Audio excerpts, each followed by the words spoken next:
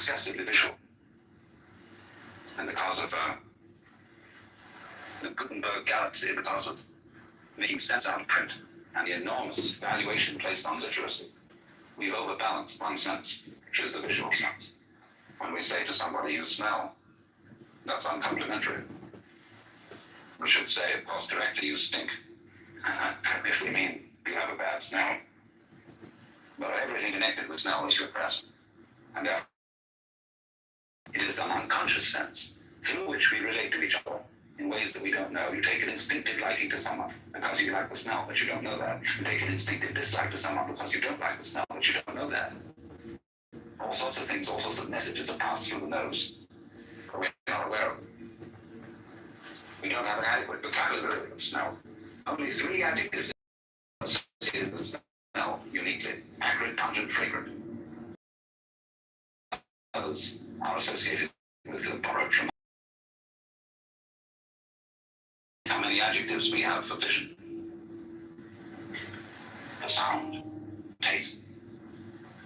Although taste, of course, is inseparable from smell.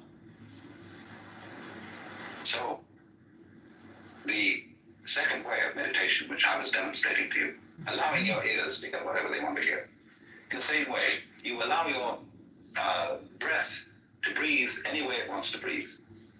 You allow your muscle, skin tone of feeling, the sense of touch, to feel any way it wants to feel. You allow your eyes to see anything they want to see. And finally, you allow your mind to think anything it wants to think. Let it go. This is the relaxed way. The other way is the tense way.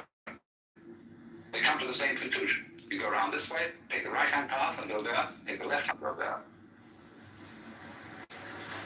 Now, I'm not going to evaluate between one and the other. It's up to the individual. But the way Charlotte and I have been interested in for a long time is the way which is natural, which doesn't force things, and which lets the organism, with its own inner sense of what is.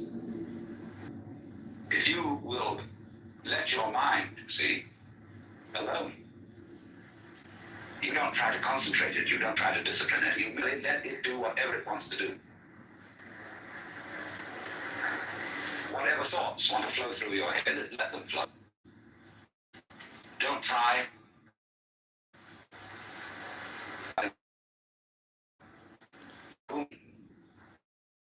You do otherwise. The control agent who has and who directs all these things, there's the root of our trouble. Because we are confusing ourselves with an image of ourselves. And under those circumstances, we find the living organism as a material object. The body, which corrupts, and which is somehow antithetical to spirit. Not realizing that the idea of the body as something antithetical to spirit is purely a conception.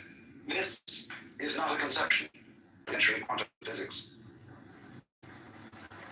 It's a shimmering. This isn't what we used to think of as physical at all. Block, chunky stuff. It's a fizzing dance. It's like fire.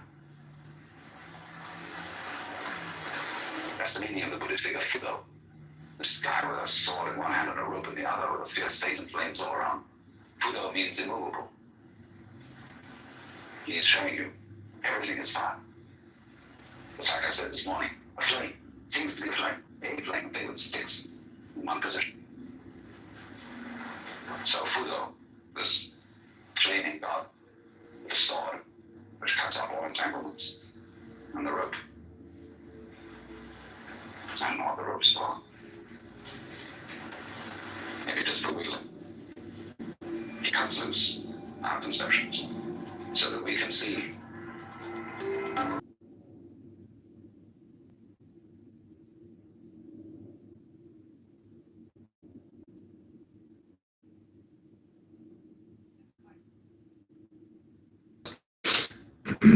Understanding something about the nature of networks.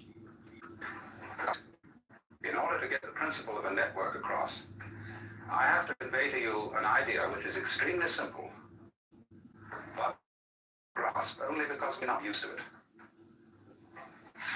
We are used to thinking as Westerners, as having a certain kind of language, to some of the atomic theories that like among pretty crack others. So we may as well a little bit about the history of the idea of atom. But one way of finding out is to take a knife and chop something in two. So you could see what's inside it. What is an apple in it? What is an apple in? Chop and chop and chop until we've got bits so small, the same width as the edge of the knife. And they can't be cut anymore unless we can find a knife. And so when we get down to that bit beyond which there is no bitter, it is called in Greek atomos, which means the first letter A means non-tomos, cuttable. And so the word atom means that smallest particle of the world which can't be cut into any smaller particle.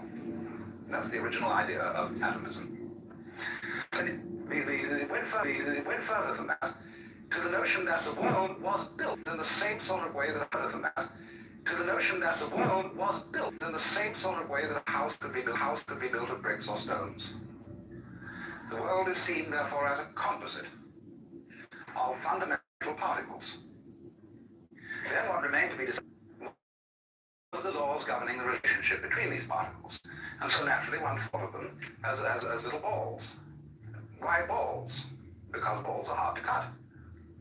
If you take a ball bearing and hit at it with a sword, it's liable to jump right off to one side. A cube will submit to being cut, but a ball is very difficult to get at. Very strong form of nature. So people have always tended to consider atoms as balls, especially atoms of liquid. There was a notion, you see, that the atoms of the element of Earth were cubes, because cubes all sit together rather firmly. Liquid, which when you put up with glue, that was balls. Remember what air was made of. You know what their atoms were shaped like. Maybe sausages, because air is pretty difficult to get at too. But they had, and so these things come into relationship very profoundly with the laws. Very profoundly into the scoped out of nothingness by the commandment of a celestial king. Now, there may be in this room who are practicing in different views, there may be Christians in this room who are practicing. I don't suppose that anybody has come to this room and to this particular place who is either a practicing or Christian Jew, who is either a practicing or Christian Jew, who has what I would say naive, powerful influence on our feelings and way we behave. For all, I was in the church when I was a small boy. And that had a very, from an emotional point of view, was distinct from a very intellectual point of view. That God stands behind the King of England. And the King of England and the Archbishop of Canterbury and the whole party of lords and noblemen and officials who descend from this point are somehow involved, at any rate this is perfectly clear to a small boy, are somehow involved with the hierarchy of heaven.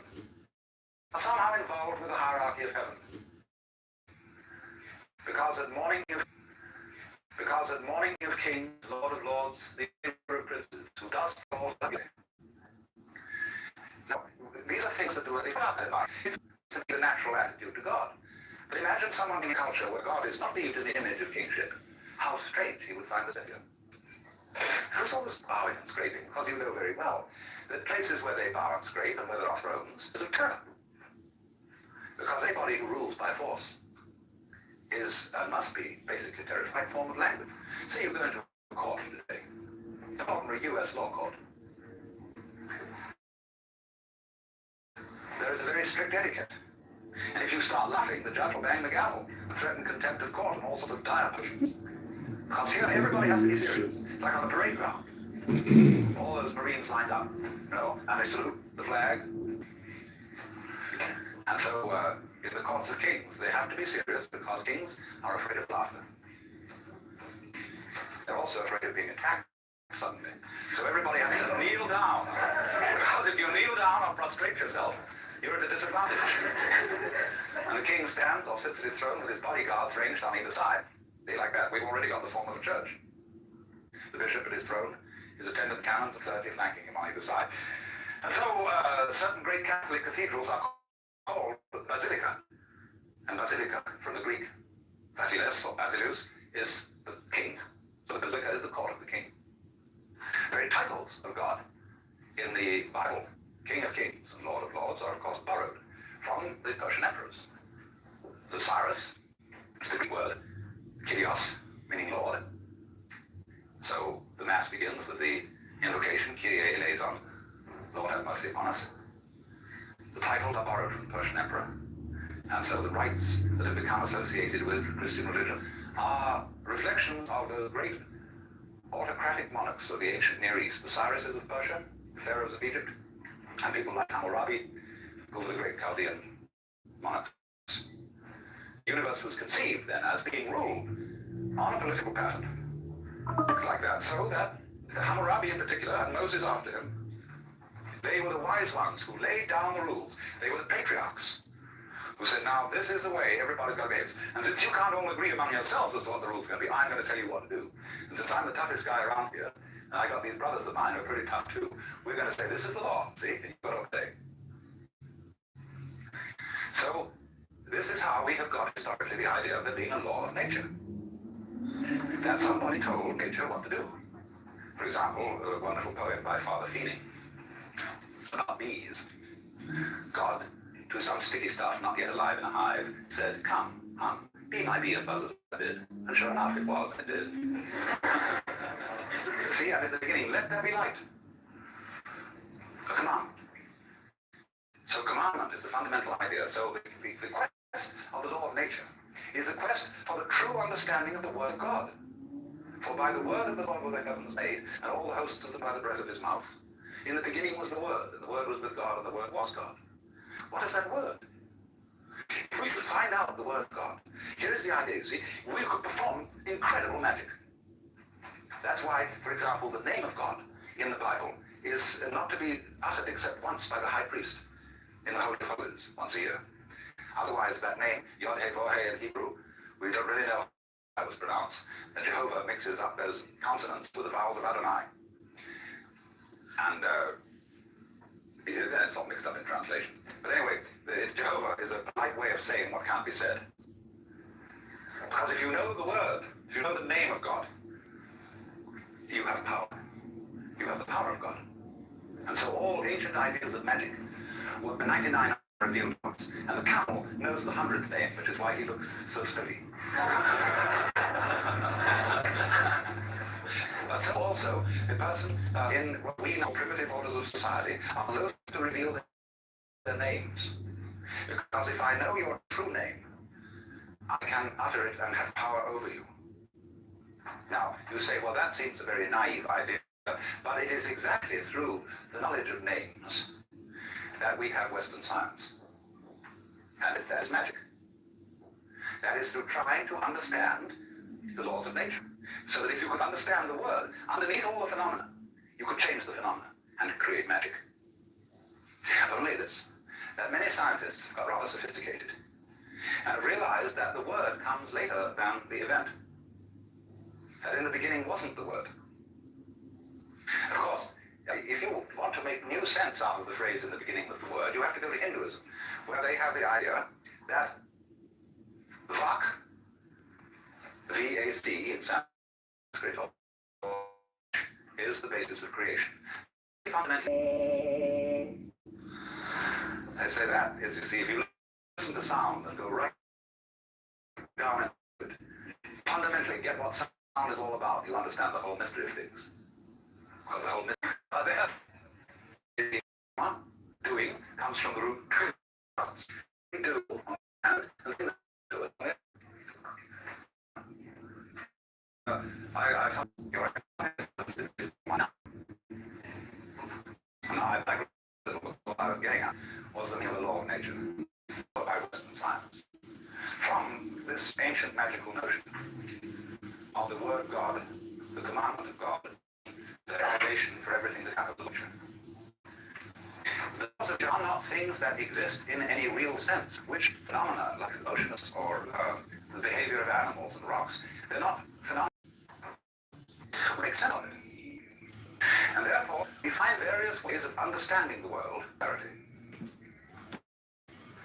what's that? Let's take a clock. A clock ticks regularly. But the world does not tick regularly.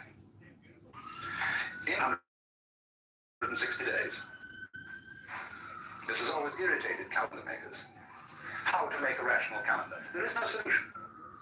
Because the rotations of the Earth upon its own axis do not neatly synchronize with its rotation around the sun. There's always something a little odd about it. So what we do is we superimpose over this rather odd elliptical path the ideal figure of a circle with its 360 degrees. Now that is also like putting a ruler along a piece of wood and saying this piece of wood can be cut to 12 inches. Now there are no inches in the wood. Inches are a method, a technique that human beings have invented for measuring things. And so we can cut out a piece of cloth or a trunk of a tree so many feet. Well, originally, it's simply comparing this comparison of man's body and nature. We measured it. Nature is exactly the same kind of thing as a ruler, or a hammer, or a saw, in a calculus, which is a process really of betting. Will it be regular next time? And the odds are that it may be. You predict eclipses of the sun. You predict the phases of the moon. You measure, you count it, how it went, how often it did it like this, how often it did it like that.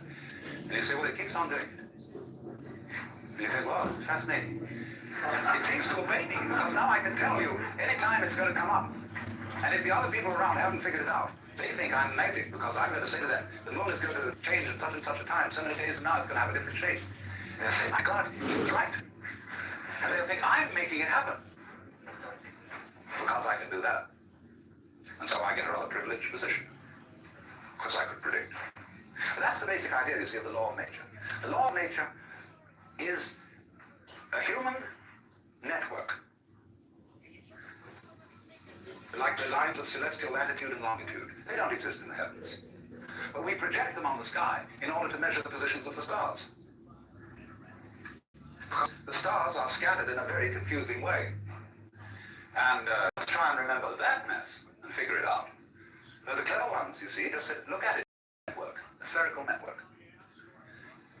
You can number all the squares of a spherical network in accordance with the principles of the circle, the 360 degrees. You throw the network on the sky. It isn't really there, see? Then to help you a little further, pick out some of the big stars and see if they make a shape. You know, this is like doing a washout test. And you see, oh, look, there's one over there that looks like a dipper. Some people call it a plow. And there's one there that looks like a cross. There's one there that, by some extreme wangling, can be made to look like a virgin. And all these lines that join the constellations together are our ways of projecting a pattern upon this great and glorious confusion, so that we can remember it and chart it. But obviously, you can very well see that if you looked at the same pattern of stars from some completely different position in space, all those constellations and their arrangements would vanish. You would have to invent a new one. Because there is nowhere where the stars really are. It depends where you're looking from. So in this sense then, man in nature with his extraordinary symmetrical brain and its amazing complications figures it out. And it's man who introduces the law into the world. He invents it. But in a way, invenire, to invent, is to discover. But what we discover, in a way, is not something that's out there. When we invent the laws of nature, we are discovering something about ourselves and our own passion for prediction, for regularity, for keeping things under control. Therefore, there has to be a law. So then, going back right now to the beginning of what I started to say, the question was then, what is the law of relationship between the atoms, between the fundamental billiard balls of which the world is composed? Well, you watch the game of billiards, and there's a cue, and it hits that ball, and then it moves over, and it hits that one, and then it hits that one, and then that hits that one. And so the final ball, which moves into the pocket, has its behavior contact with the other billiard balls and the final contact with the cue. That's why it did it. And so this view of the world as something that happens by the mechanical processes of the law of cause and effect is one that is really basic to most people's common sense today, to most educated people. To figure it all out because the whole thing is so complicated, but if you could know all the details involved in, say, the behavior or a single act of a human being, you would find that it was the in and out of a series of bouncing balls against each other, fundamental atoms that predisposed the great final event to be just like that. So that theory of the relationship between the atoms is called in technical language catenary. C-A-T-E-N-A-R-Y, catenary. The catenary effect, or a relationship between events, is like, for example, to use another illustration, where you stand a row of bricks up, end up, no? And you knock over the first one, and they all go and fall down. That is a catenary sequence. But it becomes increasingly obvious today to the physicist and to the biologist that that will not do as a sufficient of how various events affect each other. And so there's another type of causal relationship altogether, which is called, instead of catenary, reticulate. R-E-T-I-C-U-L-A. Reticulate, from the Latin rete, meaning a net relationship. Wherein, in other words, any given event is not simply ascribed to one or more previous events, but that the relationship between the past and the present, and between the present and the future, is all to be taken into consideration in understanding any one event. In other words, let's take one event. I drop a ball and it bounces. Let's say it's an event. I don't know how many events it really is, but we'll just say for the sake of argument, it's an event. Now, is it enough in describing this event to say, I let the ball go, it obeyed the law of gravity and hit the floor, but because it was made of rubber and decided it bounced, and sort of slightly disobeyed gravity because it had an energy in it. But that's not enough. Because that the ball dropped, that I let it go, that it bounced, depended not merely upon a historical sequence of events that you can lay out in a string along a line of time. It depends also upon a present context. There must be a certain density of air. All kinds of things have to coexist with this in order for me to be there to drop the ball.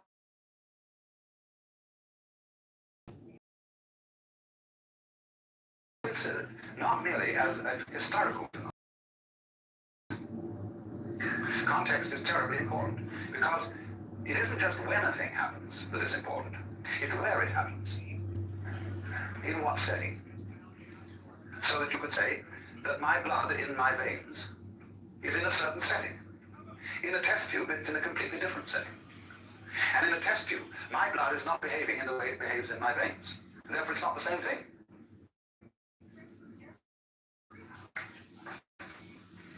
So, an individual person in one setting will behave in one way, in another setting in a completely different way. I remember when I was a child.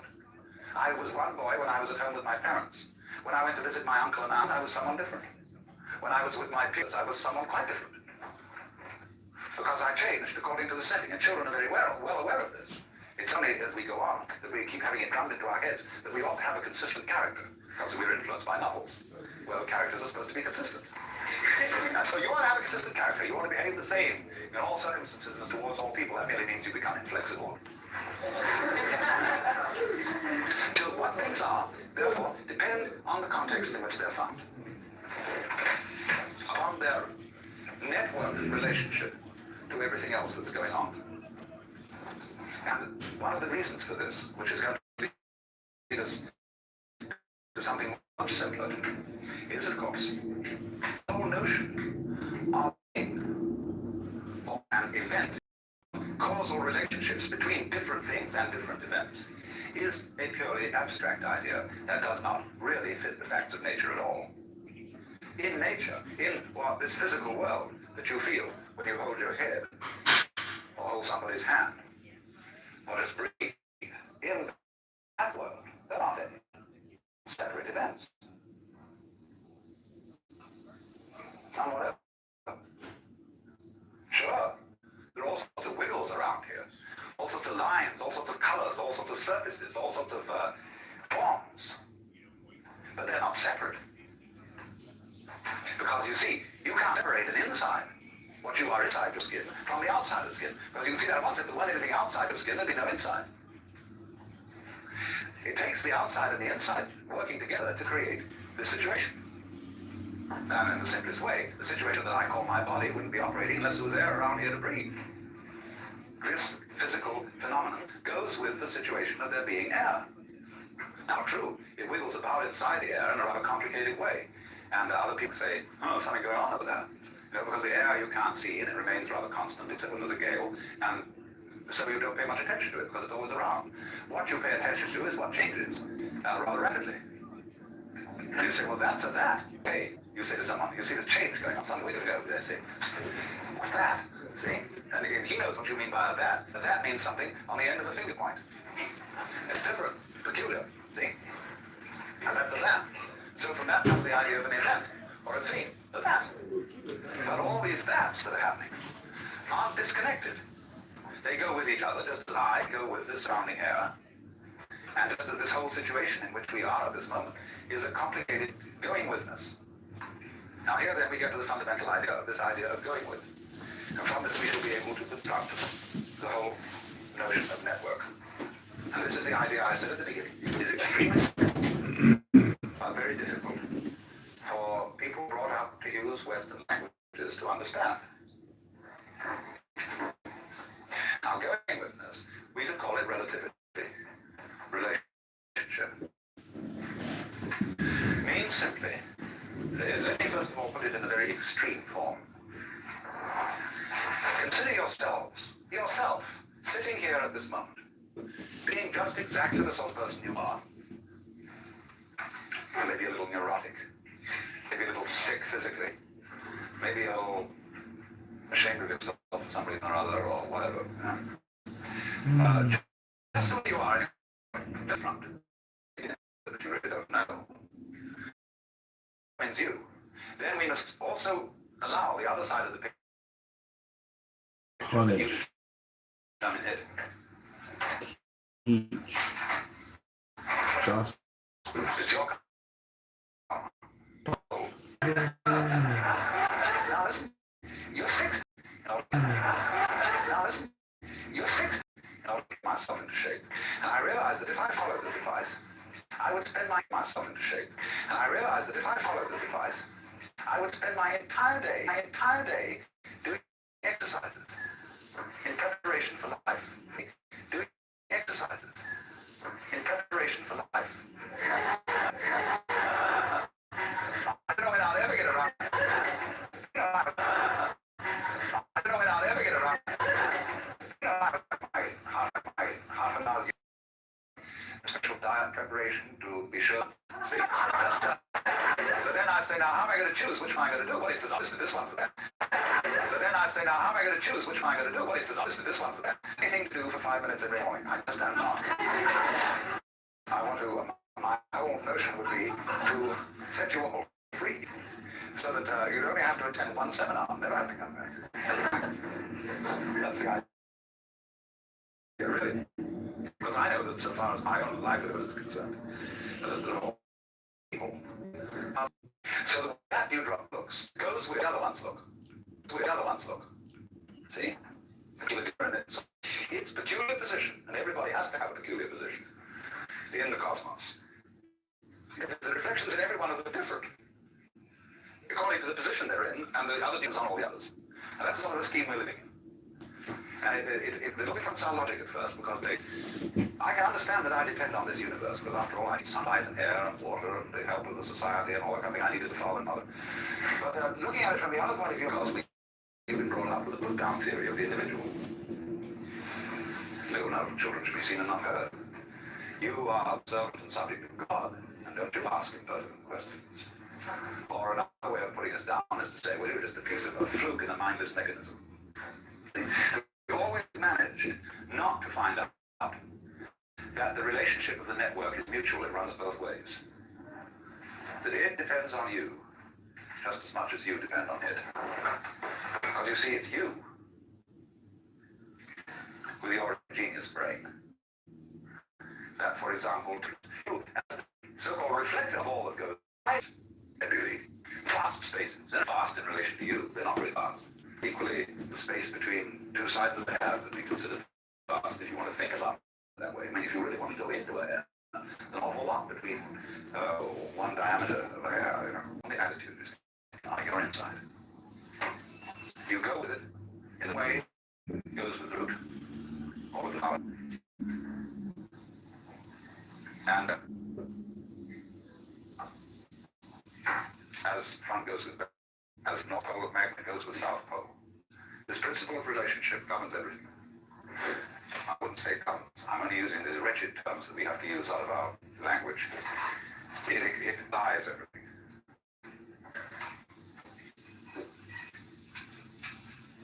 And it's important to realize, and let me repeat this, that the great universe does not control the small individual. It's of one event. Then you see it happening and you don't see anything making it happen. Forcing that whole idea of things being meant to happen. Forcing that whole idea of things being meant to happen. In other words, goes back to the idea of a universe that is based on a monarchical image, where the boss says, damn it, you do that. And the thing can't help it. And so it's made to happen. I'd say in Chinese Taoist philosophy, the universe is just not seen in that way. Therefore, there is a pattern to it. There is an order to it. The order of net.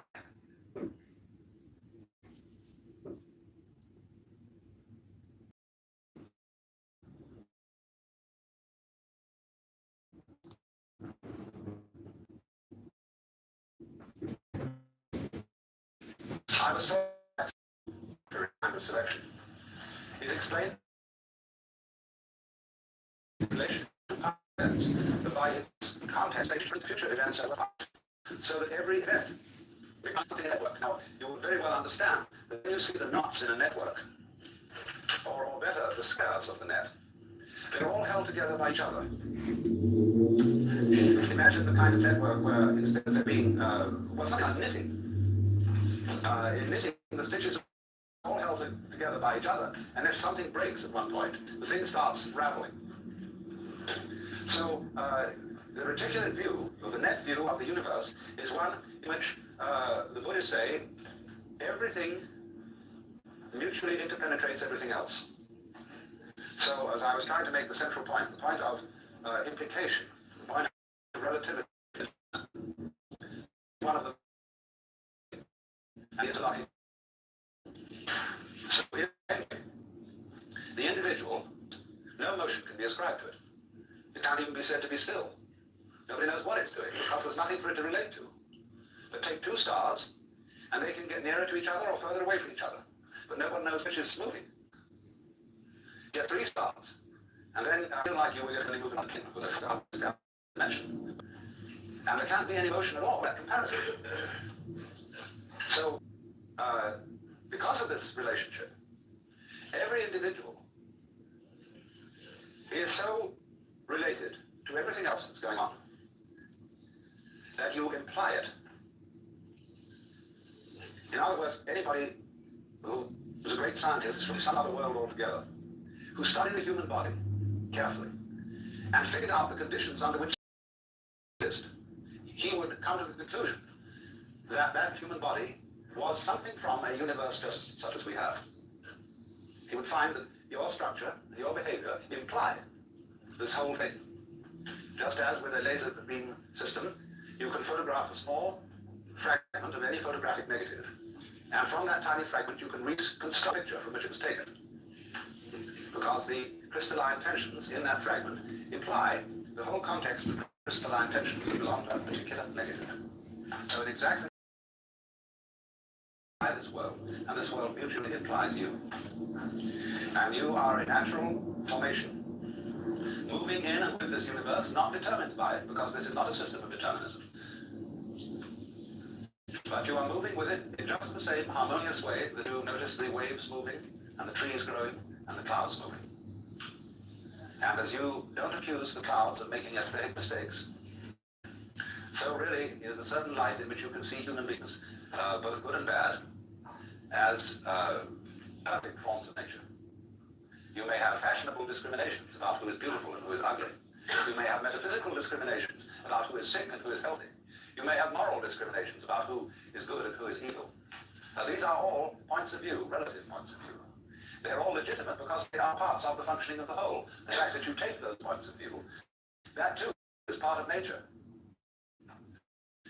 But a skillful person lives on two levels at once. You live basically on the level where you know there are no mistakes. There can't be. Everything moves in accordance with what the Chinese call the Tao, the way of nature. And if you have that basic feeling, you will always be sane. But you are able to comprehend within that feeling a more restricted point of view, whereby things are good and bad. Just as in the confines of this room and this area, it's perfectly clear that there's a difference between the up direction and the down direction. But we know that this area is situated in interstellar space, and there is no up and no down. Now the second situation doesn't contradict the first.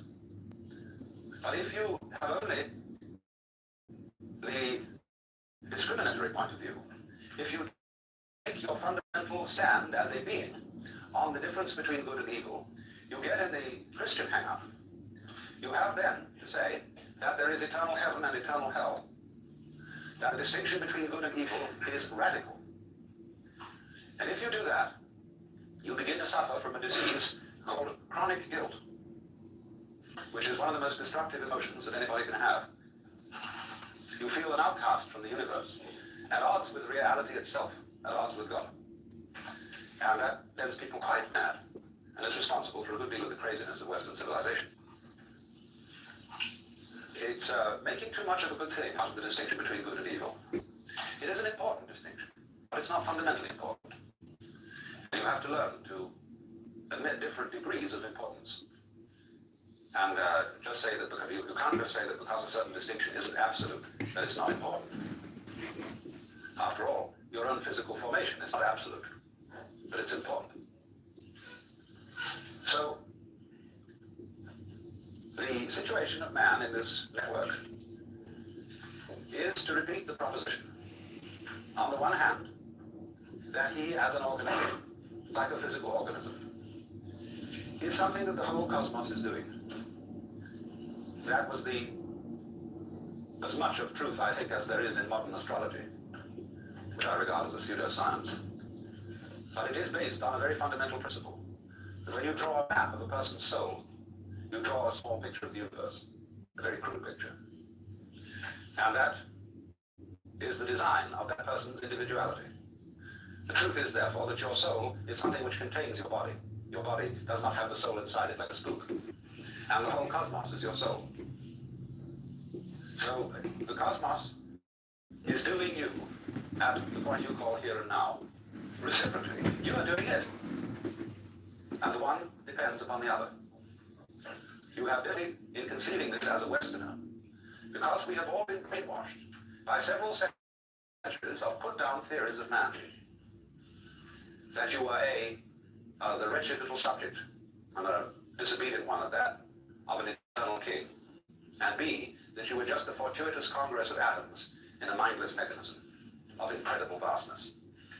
Having entertained those two theories of man and of existence for so many centuries, we are very much mutually causative, or to use the Chinese expression, mutually arising. Now then, a second difficulty arises in this, which requires that I bring in some ideas first. Who don't know this name, Buckminster Fuller, is what I would call a philosophical engineer. A man who is one of the most creative minds in the modern world. He invented the geodesic dome, which is his main claim to economic fame. But beyond that, he's done a great deal of extremely fascinating thinking about the future of technology and the situation of man in the universe. And he has devised this important term, synergy, coming from the Greek, syn, with, ergos, work. But what he means by synergy is this,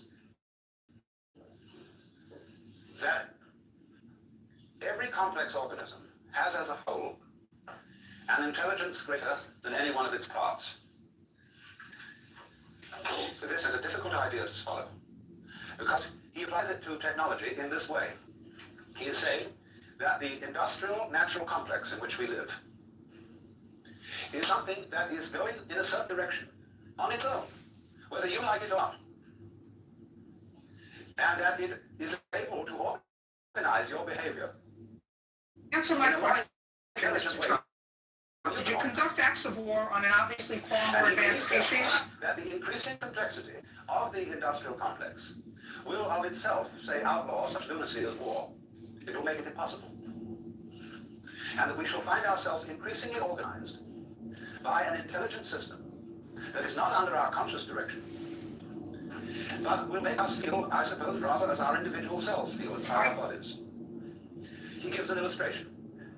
The transportation communications network, aircraft, radio, television, telephone, these taken together are constituted as the idea of the Noah's. I hope you all read Teilhard de Chardin, the famous Jesuit theologian who wrote the best of his books as The Phenomenon of Man. The Earth, which is the geosphere from the Greek geos, geese Earth, then the Earth, as a geosphere, is covered with a biosphere, that is, living organisms. The biosphere, in turn, generates the noosphere, which is the communication network that we call the mind. Through literature, through speech, through radio and television communication, the noosphere is slowly realized. So, Buckminster Fuller is really talking about the same thing. The noosphere is the network of communication set up by technology. And so, for example, let's just take air transportation. As a result of jet plane. Yo, what up, Archus? I'm listening to this Alan Watts life-changing. Are you, Of course, I Their beautiful beach is tremendous. are you, How about this? Talk about yourself, I guess. what? Why wouldn't you want to write about your discussion right after? Possibly. But it's almost my second time going through it. The end of it is very interesting. Just experience it. And one of the interesting things in this is he says, don't even think about it. Just let your mind respond naturally in a way. So this whole thing is just like a meditation. But you can go to ChicagoMayorElection.com to see all of my political campaigns. This is really So this is like, you're actually running for the Chicago mayor. Yeah. Right? Yeah. You, Yeah.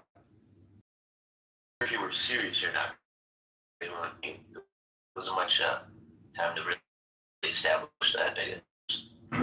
Yeah, well, the whole thing is I just come into these rooms to basically sound control. They're just wasting. They're not doing any kind of like education or research. They're just like doing hyperbolic political speech, or politics per se. They're part of a vulgar society that can't communicate with actual voters or families. They are rated NC-17. Well, yeah, they don't plan on working in the labs, and they establish their militias. Yeah, it's never going to happen. The federal government, though scaling in size, is not going to collapse. So that is just it's just an opinion.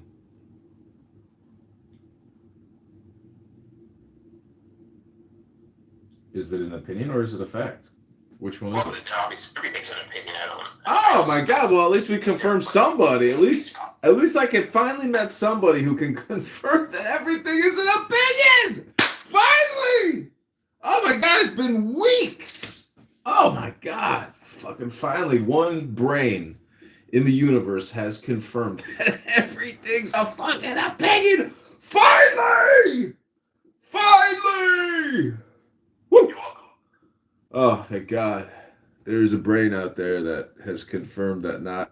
Well, what's the difference between an opinion and a fact? I don't know, honestly. You know? Yeah, I wouldn't know the answer to that. I mean, I'm sure there's like some sensible answer to that. I don't think I can give you one. I mean, I guess like, because you're talking about like on a deep philosophical level, so I don't know if I'm gonna go in like some direction I don't mean to go in. Well, what's interesting is the word fact and faked are, like a similar, like connection. So I'm just saying that a lot of people on these apps, they're never doing meditation. Some people, a lot of the religious people who run these Christian rooms, they just want to be moderator control freaks in like their universe. And it's kind of funny because it kind of is like a genie in a bottle system with these cell phones where you can pop in and out of rooms, and you're like in a 3D simulator. You can say or create any kind of sound you want, I mean, you will get kicked from the room or kicked to to the listening area, but it's like a game. It's like a video game in a way. People don't like the way I use my cell phones, and I'm like, okay, well, do you go to the casino and play the slot machines? Because you must like paying to play for video games. Kind of what I'm trying to show people is, you aren't what you say you are what you do, basically. It's more important what you do. And so your communication should, align with what you're doing. And that's what I'm doing right now. Ding! Or do you have congruence?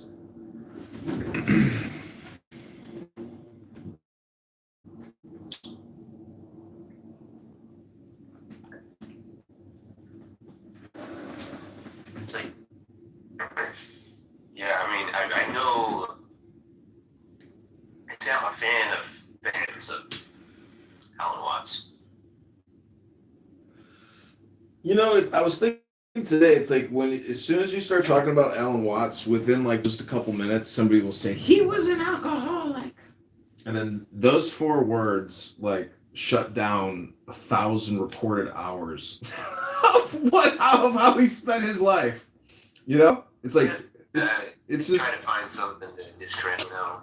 well, I mean, if you are just gonna let the conversation shut down like that, like it's still something to bring up, but it's just so stupid because the guy was a recording artist. He was a publisher, and the Alan Watts Foundation is a multi-million dollar, nonprofit organization. So he created a significant library and recording industry, but it's also the intelligence about what he's talking about.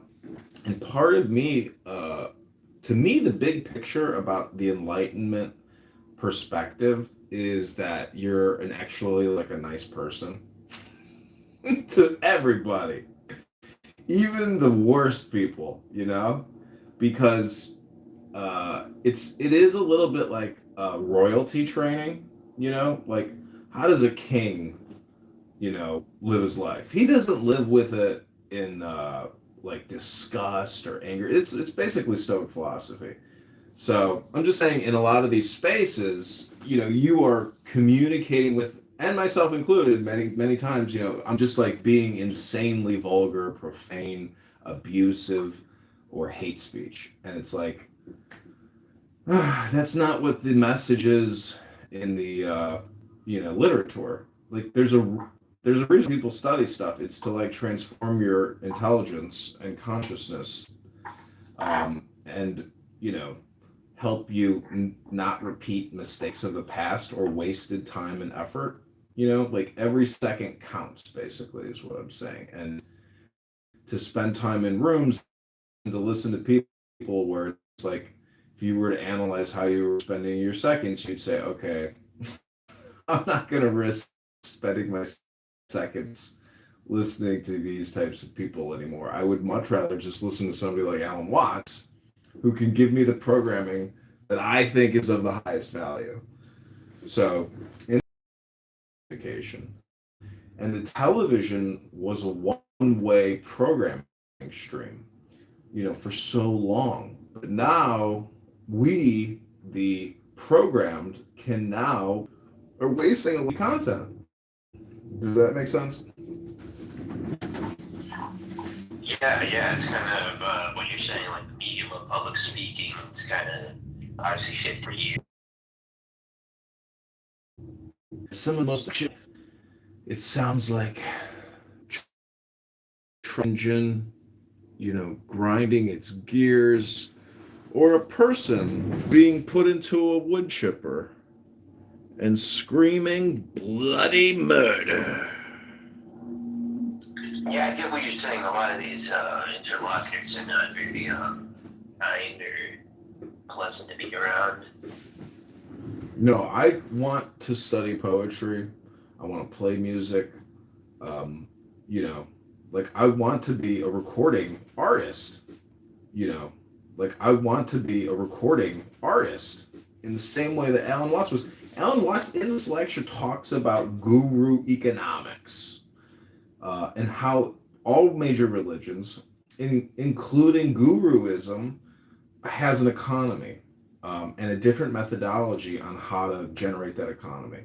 But he also talks about a lot of different things. But anyways, do you want to say anything else? Because I'm going to playing Alan Watts. What do you mean, like, there's like a specific way to develop that economy? Is it necessary? Is it like good for the economy? There's a guru economy, or like? He was talking about the law of abundance or prosperity or growth. Like, how do you create economic activity and growth? And a lot of it is like cloning and filling up capacity. And we have so much capacity in this country. It's unbelievable how much capacity we have. I can't believe they're building data centers. We have so much commercial real estate that is being sold for 80 cents on the dollar. It's like, why are we building these data centers and like fucking up probably important water when we could just put these data centers in major commercial office space in major cities? Company like these data centers, they'll never go out of business. Like they'll be here for 100 years. They'll be running when everybody's gone. It's just a joke. So, like, I mean, when you say, like, are you kind of talking about the law of attraction with this abundance?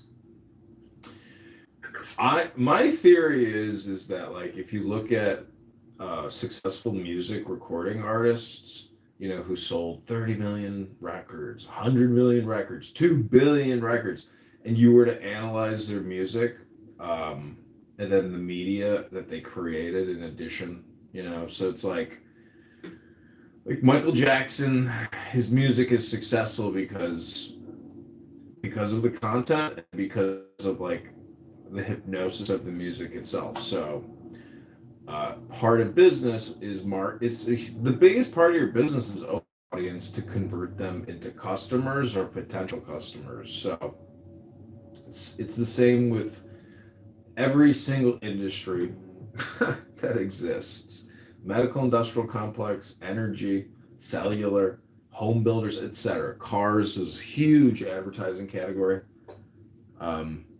Fringe publishing is a very small part of the category. Look at Disney. All this shit revolves around family programming. That's the biggest business out there in terms of content. And but that's not how I spend my life. I mean, I'm like studying philosophy mostly like 8 hours a day, basically, I'd say, or doing political communication on various social forms. So in terms of like your like money, like you're just like retired basically. Can I say that? You don't need to dox yourself or anything. No, I mean, I'm. Everyone is looking for. No one is ever retired, and retirement is a scam because the whole thing is a hypnosis to get to turn over your assets to a manager so he can charge you, 1 to 3% a year to control your wealth. And when you want a check, you got to call up and get a check issued. It's just ridiculous. But I do believe in the stock market. The stock market is like the best gambling opportunity that you'll ever have in your life. Like the casino is just a video game, but the stock market is like, the real opportunity of your lifetime is Wall Street. That's where all of Elon Musk's wealth comes from, because all that decentralized investment money from all the pension funds and everybody around the whole fucking planet is concentrated in Wall Street. You can have these huge multiples where your price to earnings ratio is 1,000 or 10,000 or completely non-existent, and you lose billions every quarter. You see what I'm saying? Like Wall Street allows companies to exist like zombies because it's that big. So that's the biggest opportunity for every American is either banking, technology, or medical industrial complex. This fraud that they're uncovering, these child daycares, anything that the government is tied to, you're talking about $1 trillion a year in fraud. So it's a lot of fraud out there. A lot of people driving Lamborghini SUVs. Would you like to drive a Lamborghini SUV in Miami Arches and have a $1.3 million condo and a portfolio with $13 million? What do you say, Arches? Yes. Yeah. Well, obviously. The thing is, if you can, reverse engineer that, wouldn't that be a miracle? Yeah, I would say so. Yeah. Well, not everybody can inherit $450 million like our president. Yeah. Yeah. He never had to do a single thing in his life. He could have just stuck it in the stock market and he would be worth 10x what he's worth right now. That's true. Yeah. Yeah. Made some bad decisions too, I think, right?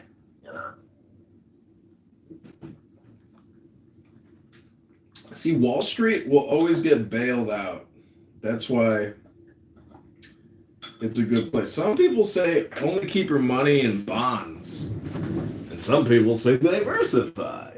But, if you look at Jeffrey Epstein's track record and what he said at that interview with Bannon, he's like, no. Yeah, that was weird. I don't know, that was really weird when he did that. Well, he was saying you got to pick your trades, and he says he gambles on big events. So I think if you're saying that he's saying he created those big events, I don't think so. It's he knew about them, like his Bear Stearns activities. I don't know. There's so many things that they say he did at Bear Stearns with arms trafficking and shit. But I've never seen any actual evidence other than content created about the files or something. But no real evidence of arms trafficking and shit like that. Are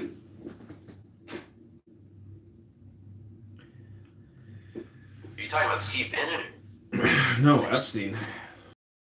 They were saying because CIA and Wall Street are probably there's people that are former CIA that work in BlackRock, right? And so Of course.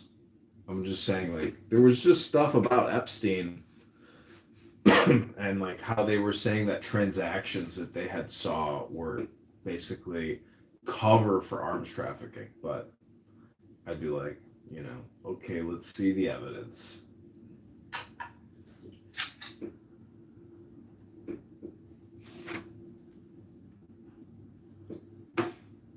Okay, Archis.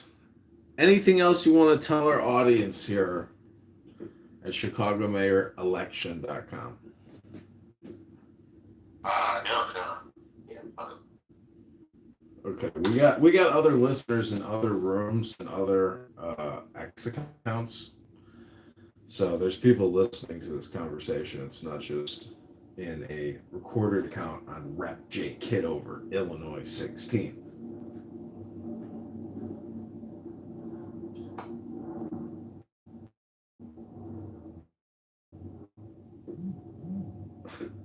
All right, well, I'm going to play more Alan Watts. Great chatting with you, Art. Just hope you have a great new week. This is Alan Watts. All centers that are in communication with each other by jet aircraft are becoming increasingly the same place. When you wake up in Tokyo, having come from Los Angeles or San Francisco, you are slightly in doubt as to where you are. Because Tokyo is an immense muddle. It's a mixture of Paris with Los Angeles, of people. I was just in far out in an area of South Dakota. It takes longer to reach than to get to Tokyo, so it's further away. It takes longer to reach than to get to Tokyo, so it's further away. Well, and drops, you feel that you're stuck on the fourth floor, and it's taking the rest of you down to the first. So it happens to your psyche in London and Britain, and it takes some time to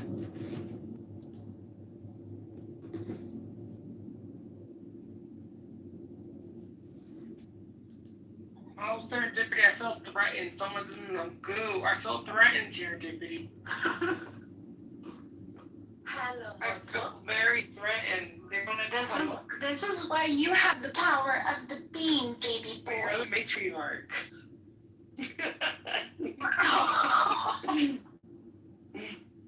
You're supposed to protect us. Poor baby. Wait a minute. Who are you? Afraid of Alistair? Alistair. He's like that crazy cowboy.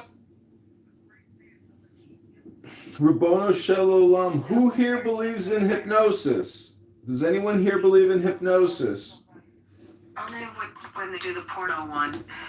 The guy is the show it. Hypnosis app. Hypnosis? You never saw him? Anthony Cools. Porno hypnosis Anthony Cools. Google Anthony Cools. He does a hypnosis show.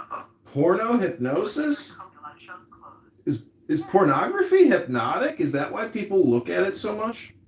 I don't know. He would get people to do stuff on stage that they would not do in public normally. God, can you imagine all the millions of hours? Think about how much time people spend here on Clubhouse. Could you imagine how much time people here on Clubhouse spend probably looking at pornography? Oh, you could say pornography is hypnotic, just like Clubhouse. Do you believe in hypnosis? I know it when I see it. Do you only believe in pornography He hypnosis? doesn't get that, Marshall. Did you get that joke? Do you only believe Did in you get that joke? porno hypnosis? Abby, do you only believe in... I'm shocked that you did not get that joke. I'm sitting here trying to find out if you believe only in porno hypnosis. Communication, Abby. Because you're an attorney. And when you're in court, if you stop talking, you lose the power of the hypnosis. Am I right? Google Anthony Cools. He was last at the Paris Hotel. His last show. I don't think he. Porno hypnosis. Thank you, Abby. The magician? He's not a magician. No. He would do like everyone would come in and like the room would kind of go dark and he'd say whatever hypnosis stuff he says and he'd get volunteers, so he'd have like 10 like people. like a mentalist. Yeah, he'd have like 10 people on the stage. But what would undoubtedly happen is he would do whatever the hypnosis spell is that he does, and people in the audience would go under when he was doing it, even though they didn't volunteer. You're following this. Yeah. Okay? So now the people on the stage, he tells them to do different things, and they do things, and some things are very risque. But the problem, you could see a little liability here, is that someone that didn't volunteer went under when he did went through his spiel, and then they end up coming up on stage. but they're coming up on stage under the trans. Wait, what was this guy's name? Anthony. Abby, I just took all my clothing off. You hypnotized me. You should go to one of his shows, John. That's hardly sanitary. Oh, no, I thought that was a hypnosis to make everybody in Clubhouse get undressed and go live on YouTube. Hello? Wait. Anyway, there's a bunch of famous ones. There's like other what would you call them? Just hypnotists, right? So, Like my family, we're friends with a mentalist, and he would do. We would fly him for like company events, and he would like. but do he's like. different. He's not putting people under the mentalist. Yeah, he's not putting anybody under. No. He's just doing like mind tricks, basically. Yeah, that's true. Line. Anthony, Abby, was everything legal that? So it's so. I'm glad you asked that because it made me crazy when I went to some of his shows, and you would see people that did not volunteer. So one of them I was at, and someone who worked for my ex went up on stage. It was the answer I got to my question. There's signage when you go in the room, as well as your ticket. In those days, it was a physical ticket, and there was a disclaimer and a release, both on the signage and on the ticket, that released the liability and that you accepted you released the liability going to the show. Right. That was how it was explained to me. I don't know if he ever got sued. Interesting question. But definitely people went under were not volunteers. Abby, do you know what the greatest pig of all time is? I know it when I see it. No, you just come up to your victim, I mean the girl that you like, and you say, "Do you believe in hypnosis?"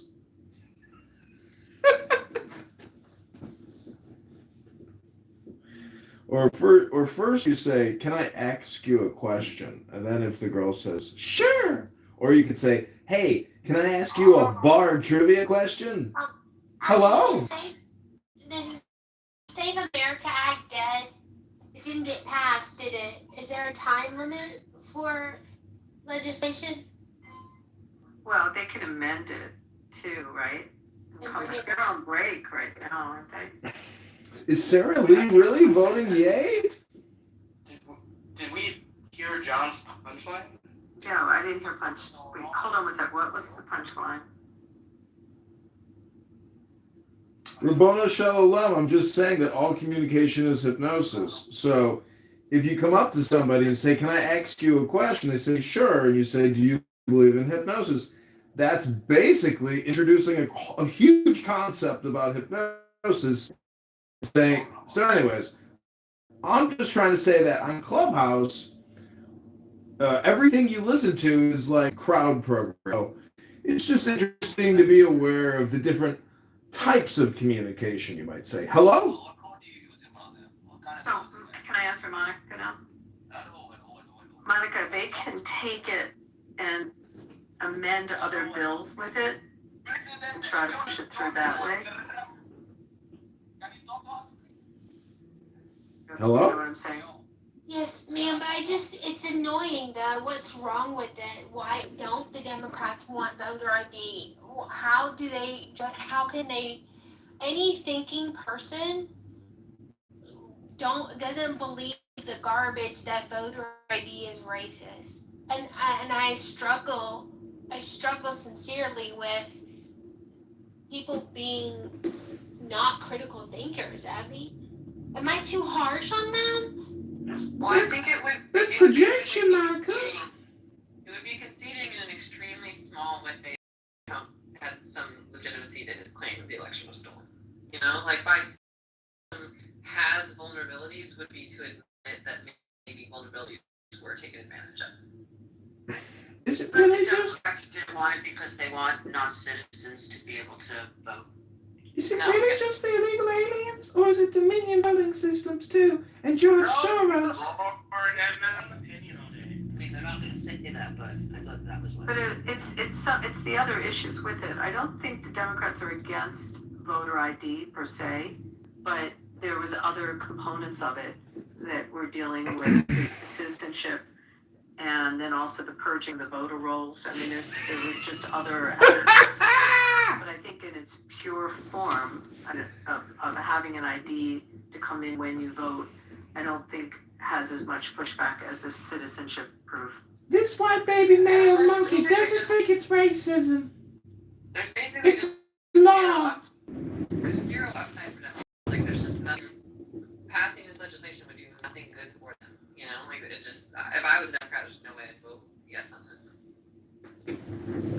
That's why I have a whole problem with it. They shouldn't be voting for their interests. They should be voting for the interests of the people they represent because they represent us. They work for us and they've forgotten.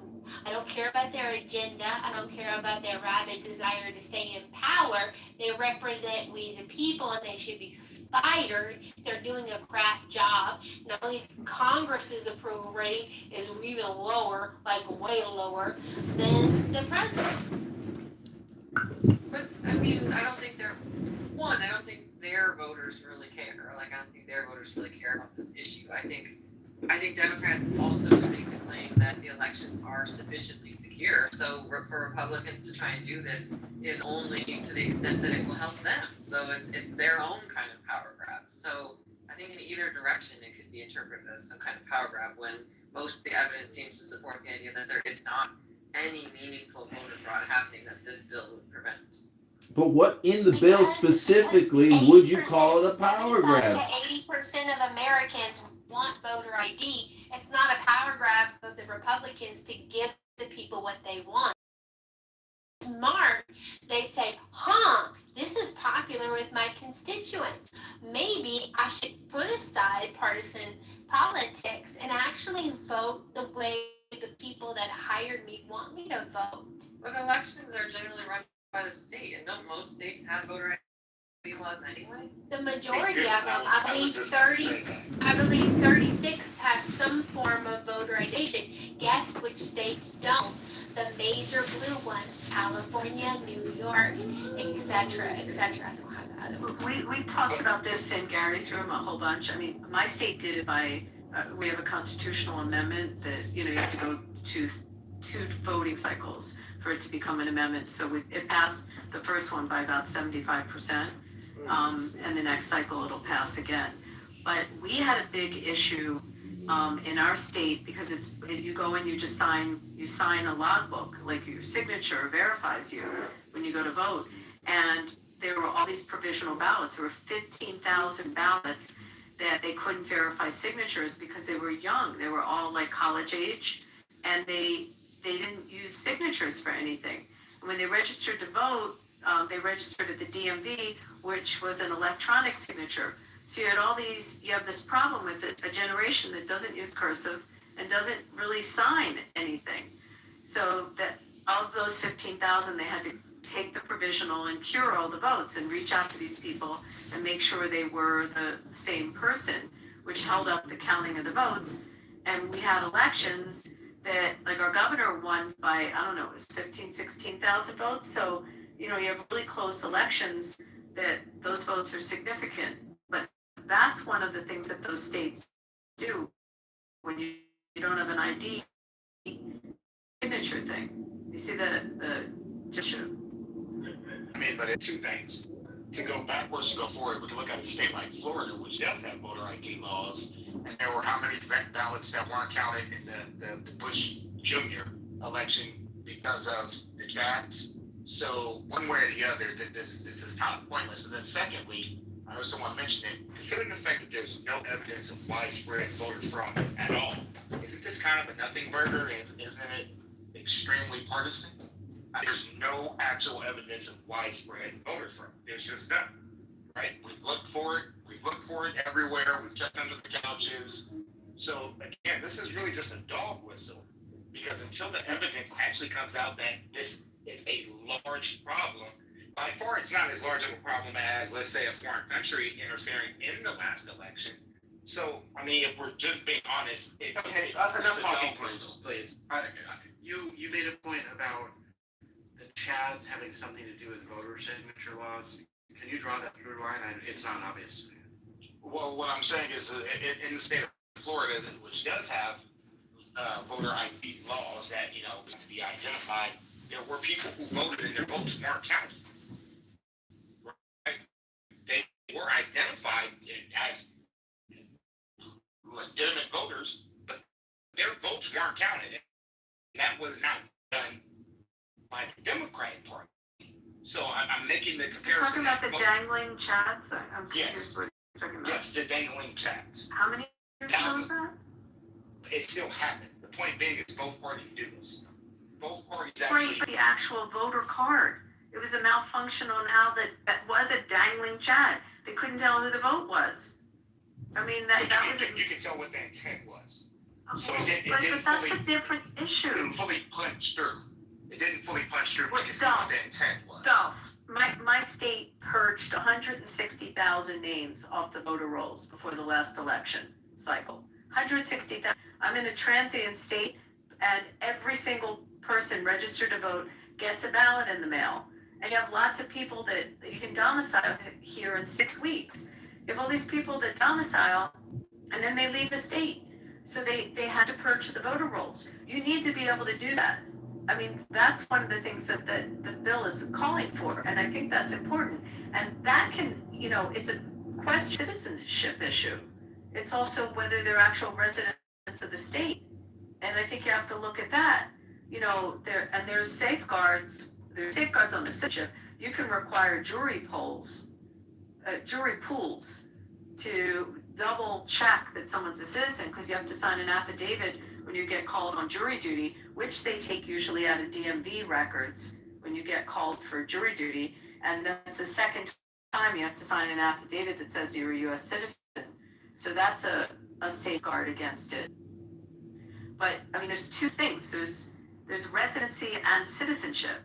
And I think you have to agree, you have to clean up voter rolls. Especially in states where people move in and out. I feel like we should invest in upgrading the machines that we use for voting, because when I voted, the machine that I was in line for was constantly breaking down, and I'm not even sure if my vote was counted. They seem very archaic to me.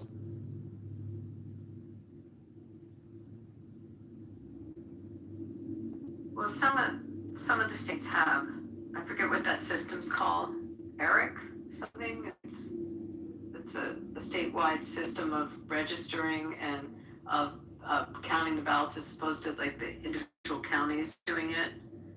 It's an acronym that they have in some states that's supposed to make it a tighter system. But we also have the postmark issue. I mean, we haven't even talked about that, where you have these mail-ins and people mail it in the day of the election. So how's that going to work? But that's probably going to be resolved via Supreme Court, right? I think so. No. I think that's a big. I mean, we have that issue. We've had lawsuits here because we can't count anything. You have to wait till all the votes come in the mail. Yeah. And then I think the Supreme Court seemed like probably pretty likely that they were going to favor against the mail-in ballots postmarking. I think that's one where it's like we have to be able to have our elections in like a reasonable amount of time, and that's just not in the modern to be able to solve that issue. I mean, you stick it in a mailbox, right? And you live in a rural area. It may not get through the county and then state system. It can take after the election date. Yeah, wasn't there something about the postmark too, is when the post office marks it so you can mail it on the day it's due, but if it's not postmarked till the next day, it's late. Right, but they've been accepting them here. Also, what if the postmark isn't clear and you can't read it? They've accepted those also. We had non-citizens that received these automatic mail-in ballots. And, they know that it's a felony if they fill it out and mail it in. So the TV station's doing stories on it, showing the non-citizens. Because you go to register for the DMV to get your driver's license, and there's a box you check off to register to vote. Now, you're supposed to also check off a box whether you're a US citizen or not. But There was, I forgot who the journalist was, like a YouTuber type journalist, in New York City, the guy at the, voter registration, I forgot which office it was, but he's saying, I'm not a citizen, I have a green card, can I fill this out? He's like, well, you're not supposed to, but we don't check it. If you submit it, we take it, basically, it was really wild. So, but it seems that, as somebody else was saying, there's just not evidence of a widespread problem, and evidence only shows it minuscule amounts, which wouldn't sway the election. what do you think about the signature issue that I raised? Of people not That signing their name people anymore? don't have signatures. Yeah. Well, that's a problem. I mean, if you're requiring a signature match and the younger people don't, that could be a significant portion of people. So I don't know. I don't know how. That's significant. Could be a significant amount of people. So I think that's an issue. And I agree that's an issue as well. I'm not calling the system perfect by far. I do believe that there are a lot of holes in the existing system. I heard somebody talk about the voting machines. Yeah, a lot of them are crap. I was surprised to see the counties in California have to go back to just write-in ballots. So I do agree that the technology seems antiquated and it should be a much simpler process. But I just don't think that it is like a critical issue for us to focus on. Isn't it true though that a signature doesn't necessarily have to be written in cursive? Like, isn't it just a matter of like seeing the mark of his name so they could? Yeah, I thought a signature was just a mark person. Yeah, you could make an X, right? Some people don't know how to write. Yeah. Yeah, it just has to match. I think that's the problem, that it doesn't always match, and the scanning. I think a digital signature is much different than a paper, right? So you're gonna have that variance, which it seems like the software isn't smart enough to differentiate at the moment. Right, and I'm saying it was 15,000 ballots in a state that an election turns on 15,000. Yeah, that's the problem. A local election, that could be a landslide, so that's definitely problematic. And the SAVE Act would have addressed this issue? Well, voter ID would address the issue, right? Because when you go to vote, You would have to have your ID. yeah, as opposed to just you're making an X or trying to match a signature that you sign. You guys have all signed digitally something, right? It's hard. Oh yeah, it doesn't look anything like my actual signature. So, but okay, let's say so we consider a world where we do and we don't allow this sort of signature thing to happen. Like, are we saying that these signatures, these electronic signatures, whatever, are we saying that they are a vulnerability for fraud, or are we saying that they just kind of complicate the election process? Because I think those are two very different things. Yeah, that's a good point, and I would think not fraud, but as an issue. Right. So this is where I feel like Dolph is saying, and I agree, that I don't think this SAVE Act passing or not passing is like any meaningful, existentially important thing to our country. Like, it just seems like such a nothing burger, I think is the term meaningless. Like, What about residency? What about residency? Like what I was saying. I don't know. I just think to handle this kind of stuff on their own. Residency seems probably a state by state sort of complicated thing. Like whether a state is a transient state or not, or what sort of business economy they have. Like, just seems relevant that each state might want to make their own decision about residency. Can I add a point for us to consider? So the states, the major blue ones that don't have voter ID, they haven't had voter ID for quite some time. And while it hasn't been established that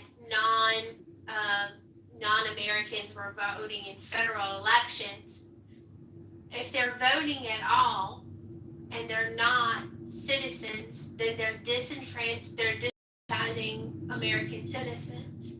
So getting resolutions and having state laws passed locally or state level when the citizens' will is not being honored because non-citizens are voting, having federal ID requirements might be of value.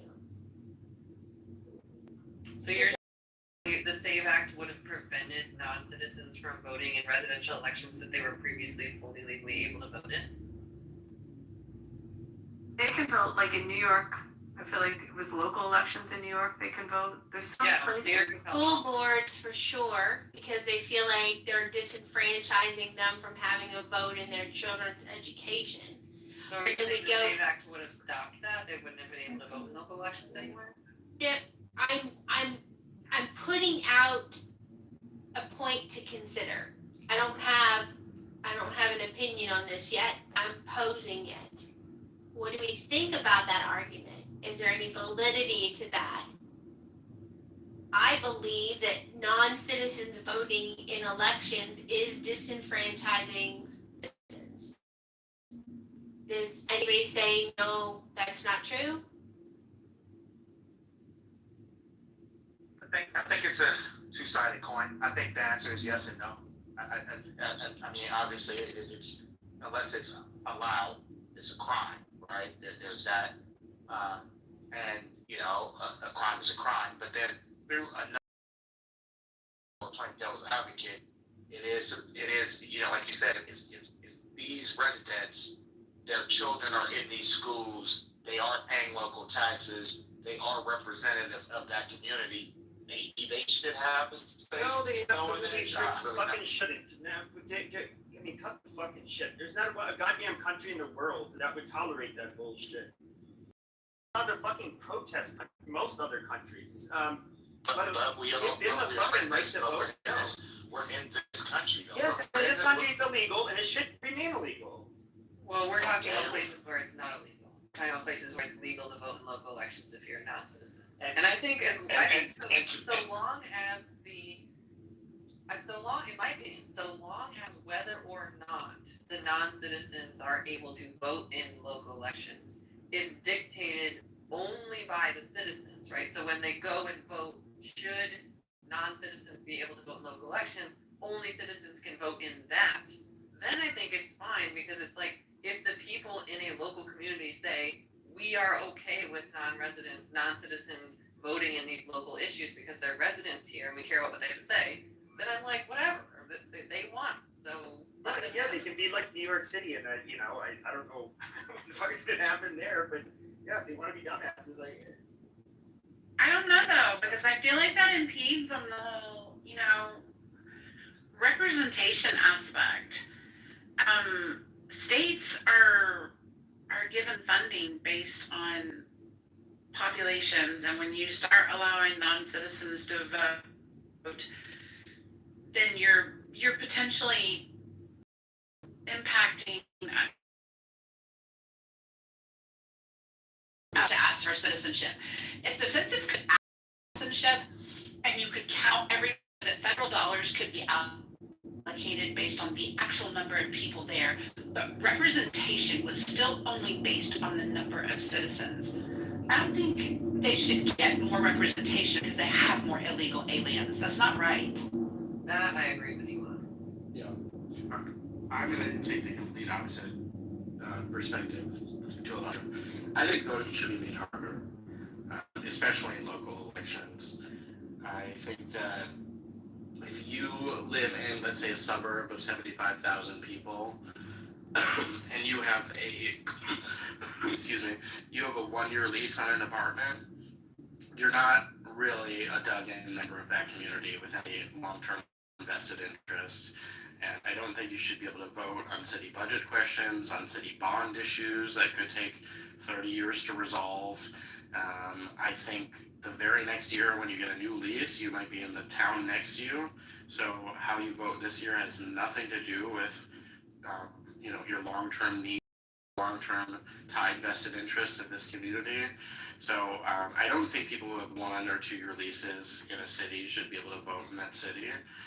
They're long-term, that's different. If they own property, that's different. And I would be okay with making it harder to also to prove that you have some very basic understanding of the way the civics system works in this country. If not, the retarded people in this country just go and they vote for either one, oh, I made it to the ballot box, I don't know who half of these people are, I'm still going to vote in these contests rather than leave them blank because maybe I don't even know that's an option. So I'll choose someone whose last name sounds maybe ethnically similar to mine, or just randomly guess and just pick a box out of nowhere. There are a lot of people who have absolutely no idea how this country works, how our representation works, and people should be able to prove it to be able to vote.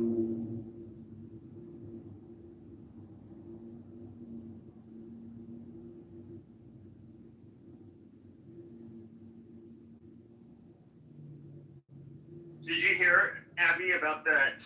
I think this was the first time there's a joint operation overseas about the Israelis.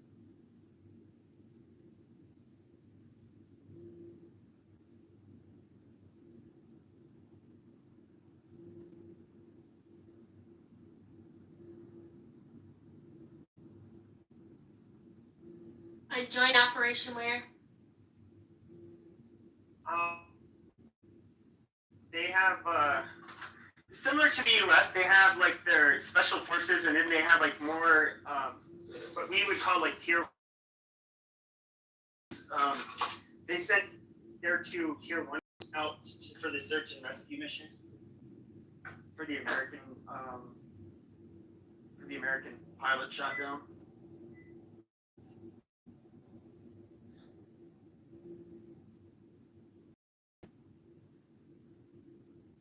Yeah, one of the things that I actually read earlier, remember how there was like all of this weird media information? He was found, articles were written kind of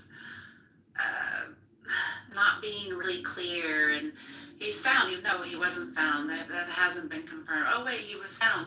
Apparently, I read in our article earlier that the CIA intentionally send kinds of like false news leaks and stuff, as well as sent in false quote unquote rescue resources to areas that were not near where the soldier was to mislead the Iranian force. Yeah, this story of this extraction so fascinating. Like I already read one article about it, and I have another article that I'm gonna read tomorrow morning about more details about it. It is wild. I mean, like the extent, the like fake convoy to like throw off the Iranians is wild. The fact that it sounds like it's likely that this guy received a lot of assistance from locals because they hate the RGC there, and that he was like scaling this like 7,000 foot ridgeline despite being injured. And then when they freaking got the guy out of there, the planes wouldn't start, so they had to fly in 3 new planes and then old planes as they were leaving. Like, it's wild. So crazy. Like, complex military extraction in modern American history. So it's like, I'll watch the movie of this when it comes out. I was just gonna say, it sounds like they make a great movie.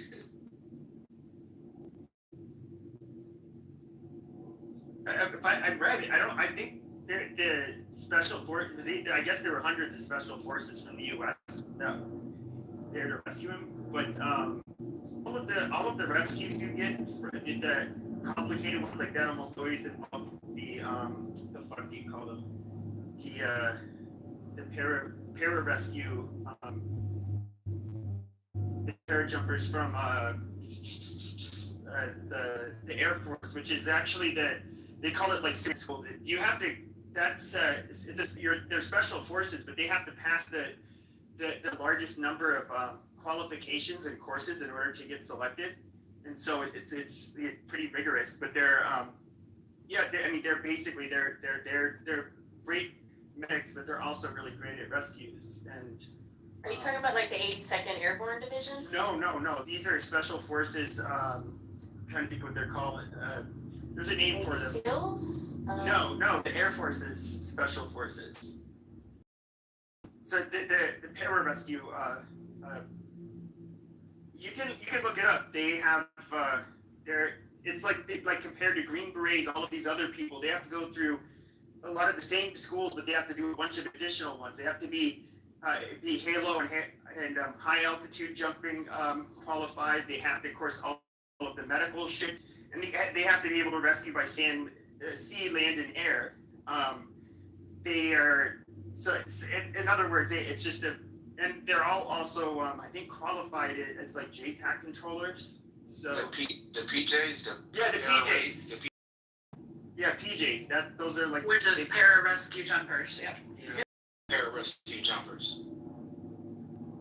I mean, there's some of the best rescuers in the military, or not.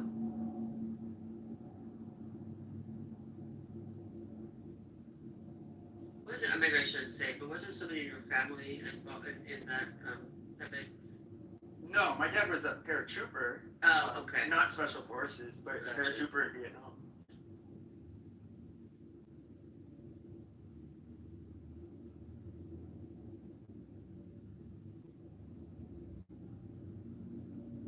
But apparently they didn't really have to shoot. There was some gunfire to keep the Taliban, or not Taliban, excuse me, IRGC away. But for the most part, their air support ended up like stopping, the IRGC or any of the militias from getting close to them.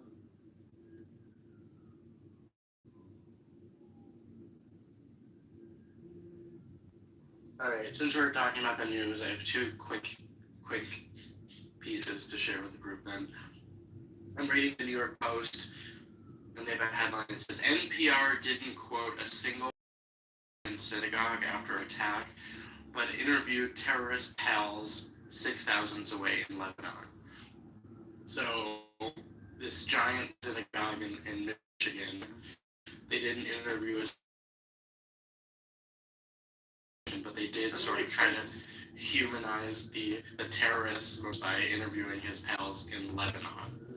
And the NPR has a public editor, which is sort of like what they used to call an ombudsman at a newspaper, which is a person who looks critically at their own news organization, like to try to defend from the public's interests against that news organization. And she was criticizing it, saying, well, we dropped the ball here, and they should have tried to give a more complete version of the story rather than humanizing this terrorist solely.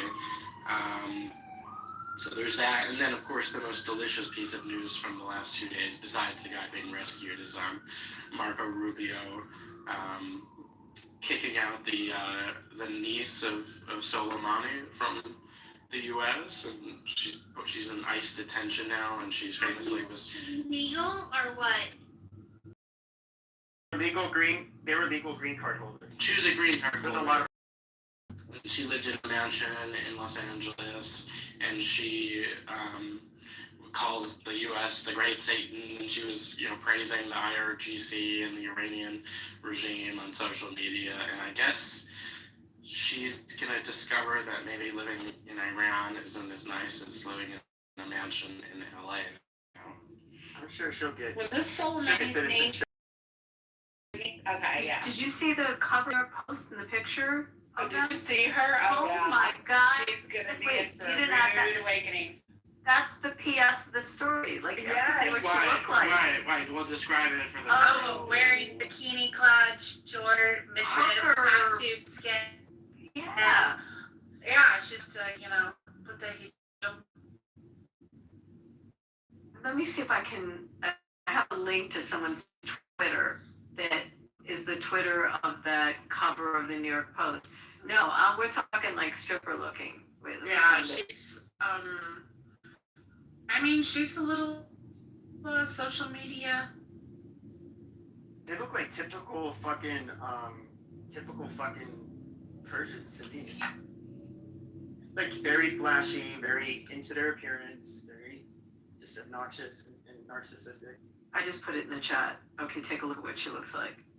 She's pretty good. The daughter was pretty good looking. Yeah, I knew Oh, you were she's going there, beautiful. Peppy. I She's knew. beautiful. I mean, Oh, that's yeah, pretty she's wild. a pretty I mean, the face. mom's probably close to my age, but I don't. She's They look so. 47. Yeah, so she's close to my age. No, but that must be the daughter, right? Because that woman's not 47. That's her daughter. She's 28.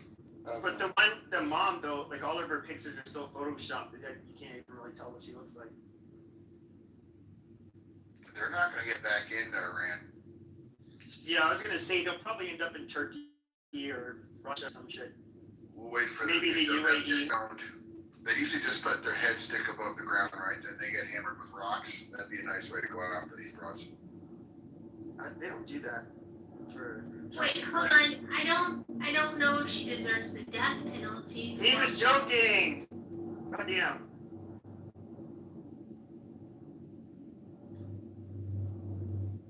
I'm sorry, Pepe. Are you unhappy with my contributions in the room again?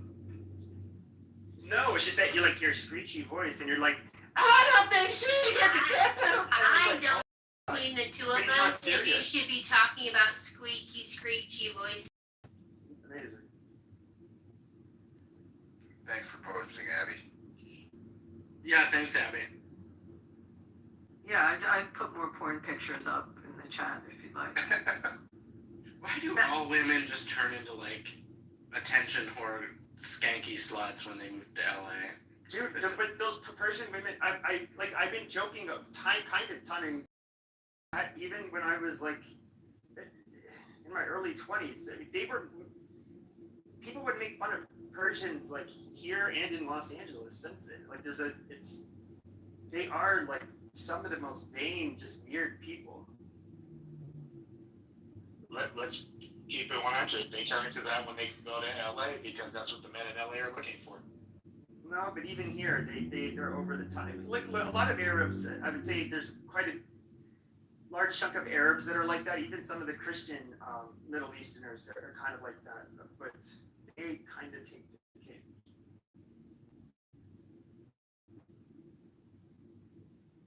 I don't want to say they take. Absolutely. In LA, I see a lot of black and white and women all look like it's too much in general. Same thing in other places like You go to Miami or Detroit, New you York. see the same fucking thing with the Arabs. I mean, they've always been known to kind of like flaunt their money, but to me it makes them actually look cheap and like they're tryhards. It's just like which makes it even like it's just annoying. I wonder how she navigated the upper class Persians in LA, being that the vast majority of them, from my understanding, are very anti-Iranian regime there. I guess just fine. Her ex was interviewed by the news. He had what sounded like a Persian last name, first name. But I guess he got approved like a 4-year restraining order against the mom. He was dating her, so I mean.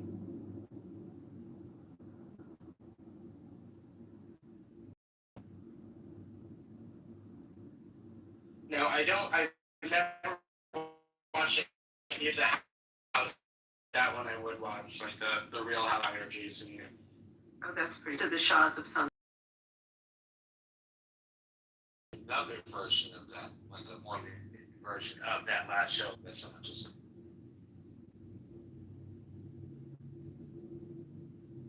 Shahs of Sun.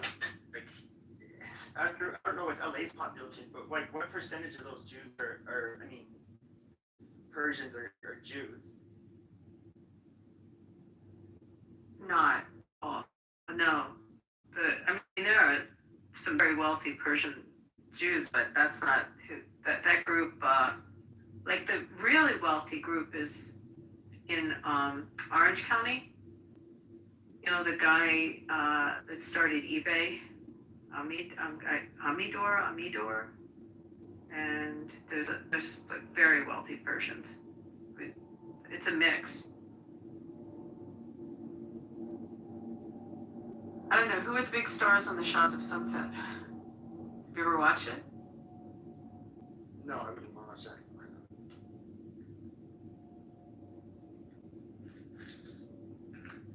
So that's interesting, the question of whether they can be removed. I mean, should we be removing them? Well, so we look at the students on student visas, and they had some that were removed because of the conflict, because they were protesting, and their student visas said, you probably shouldn't be doing that. I think So- these people definitely far more deserve it. The students, it was kind of pissing me off because it was more they were protesting a foreign off of our soil, which I'm obviously not fond of that, but They were doing a little more than protesting too. They were violent. They had one of them, the guy I remember, had barricaded himself and took over a building on campus. It's a little more than waving a flag or holding a sign. Yeah, that's a little more than marching. And I mean, morally, I feel like the answer is no, you shouldn't be removed. But I'm inclined to agree with, I think it was Monica. If that's in the paperwork you signed, if it says you can and you do, it should be simple. You gotta go. I don't think I mean, you weren't really sent at home for that kind of stuff before. It's like we want to set that line. What? I'm sorry. For commandeering and taking over a building and occupying it? Yeah, that's At universities, yeah, generally generally that flies because universities have such large foreign student populations where they make a lot of money, by the way, from these kids. If you commandeer a building, you should get in trouble. Even if you're an American, you might should go to jail. But that's up for the school to decide. The school to decide. The school has to press charges. Not technically. Technically, yeah, why wouldn't they? Because a citizen or a private organization doesn't have the right to inflict and not or to implement and not implement the law. That's the state. No, they absolutely can. No, if somebody breaks into my house and I say, do not press charges, I do not want that man arrested. Get your fucking hands off him. Do not arrest him. I refuse to press charges. Like they can't just arrest him. Yeah, they can. I mean, they happens all the time. Domestic violence is a whole different story. Couldn't a state prosecutor still bring a case against them even if you I just don't know. Not if the other person declines to press charges. That's only if the state picks up charges whenever there's suspected abuse of children, of elders, of domestic violence, that kind of stuff. But that's way different. Here in California, a private citizen doesn't have the right to press charges or not press charges. That's the state's job. You can be this, you can help make their case or prove their case, but you can't press charges. Anything that happens in that instance is civil, right? The state presses charges. Correct. But the individual does not. So, Where do you say if it's a criminal matter, it has to be the state. An individual can't, it doesn't, it's the state versus the defendant. Sure, so what I'm saying is that at NYU, for example, when they took over the school. That's Columbia. Columbia, excuse me. At Columbia, if the school declines to press charges, is the state just gonna go ahead and charge them? I think you're rewriting history a little bit because the school asked them to leave a number of times, gave them multiple deadlines, and then I'm not rewriting history, I'm talking about a hypothetical. So a hypothetical, if they said, we're taking over your building, and they said, actually, yes, you can have it, it's yours now. No, they told them they can't, but after it was done and over with, they declined to press charges. Wait a minute, are we talking about the hypothetical or are we talking about what actually happened? Because what actually happened to me is more functional than the hypothetical. What actually happened? Well, the school eventually was he arrested? NYPD. understand, like if the school said, we just want to let these students go on with their lives, we don't really care, we're upset that it happened, we don't want any charges pressed. Is it or is it not true that state or the Department of Justice could bring a case against them They regardless. could bring a case against them because a violation of the law occurred. They would have a shitty witness, or a shitty victim because the victim would not bode well in a courtroom situation, but they would still press charges. I mean, they would still proceed with a criminal, whether they do it through a grand jury or some kind of indictment, because they still broke the law. They still broke and entered into a property of someone else with the intent to commit a felony therein.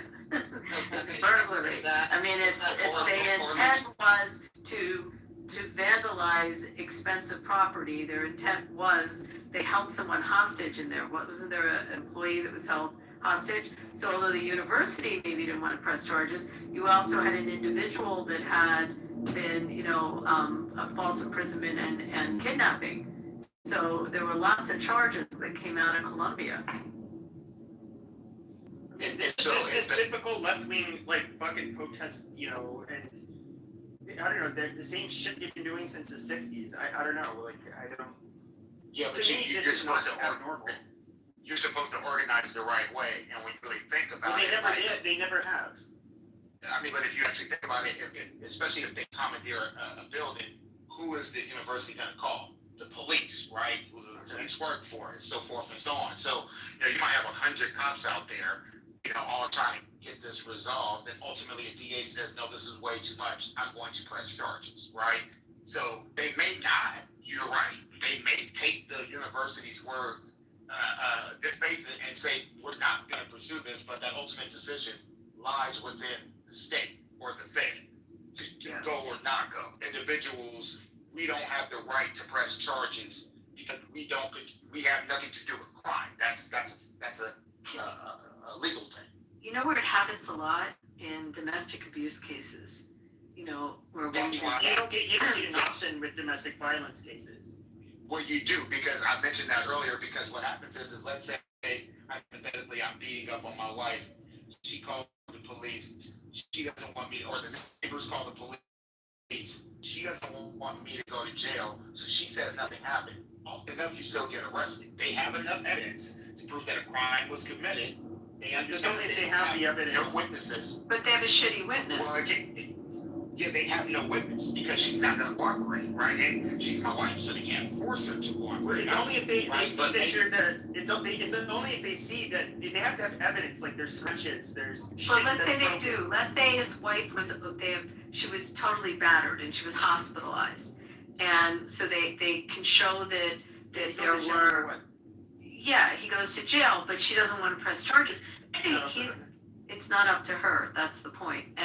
But in the Columbia situation, there were other victims other than just the property that was vandalized. You also had other students on campus that had civil rights violations. There was lots of stuff. I mean, we would say it's like a law school exam. I mean, there's just so many legal issues that come out of that. But you had other victims. It wasn't just the university as a victim. But I guess what thoroughly annoys me about this, though, is that this has been happening on campuses for decades, and it's okay now. And it's the precedent that was set. It's like, okay, you're doing this, basically bitching about Israel and saying it's an apartheid state, all of that stuff, globalizing intifada. I get it. It's not, Jews don't like hearing it, but it's. To me, that also just looks really fucking bad. I mean, if anything, it looks like here are a bunch of fucking Jews being whiny and bitchy, shutting down free speech in America. And that's how it looks to us. Well, does it look that way when you're trying to walk on campus and get from your dorm to your class? Or are you trying to get from your dorm to eat in the cafeteria and they don't let you and they block you? They physically block you. And then they harass you on campus. So you're forgetting that component, which was happening at Columbia. I don't care. Well, you don't care, but to There's a reason I don't care. Who were those two brothers, Brett and Weinstein? They said no white people on campus, and he, said no, fuck this. I'm At Emory College, Brett Weinstein, Yeah, his wife Heather. He showed they're like you know, they're cussing at them. They're. But we're not talking about them. You're talking about students that you're talking about students that had their civil liberties totally violated. There's a very big lawsuit. It's settled out of Harvard. Shabbos Kestenbaum, really bright guy. I think he's gonna. Yeah, he's a fucking fat. Well, you think that? I think he's very bright. I think he's very bright. He's just a. And he had his civil liberties and his civil rights violated. No question. Yeah, but he's a professional Jew. He's not like he's. What do you mean he's a professional Jew? What are you talking? He is absolute. By the way, he was a Democrat. I know he was. That's why I said that. That's why I said that. I mean, exactly but no, he look, they settled the law. I don't know if it was a disclosed amount or not, but he's an example. They will, you have someone on campus. These kids could not walk. They had human chains blocking them.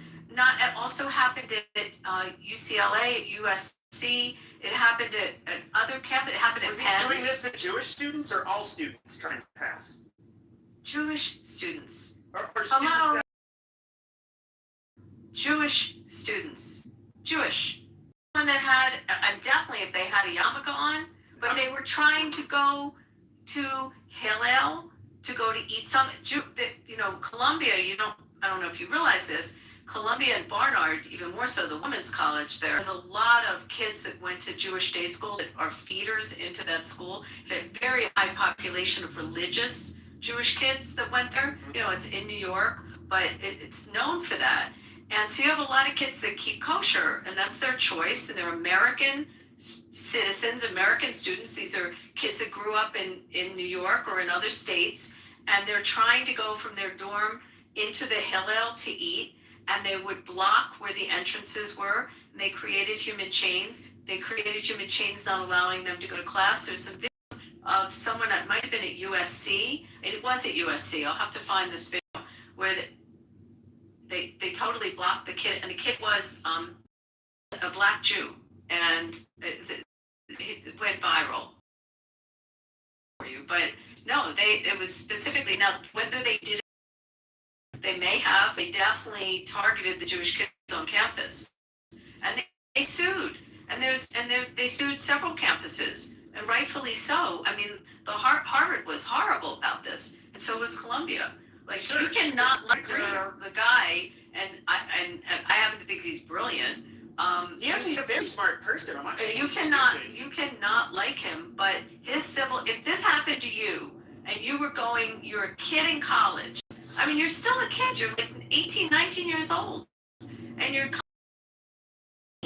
or to go to class, and they physically block you and tell you to walk. Like, what do you think that is? I would have punched one of them. Okay, so, and what about the kids that did?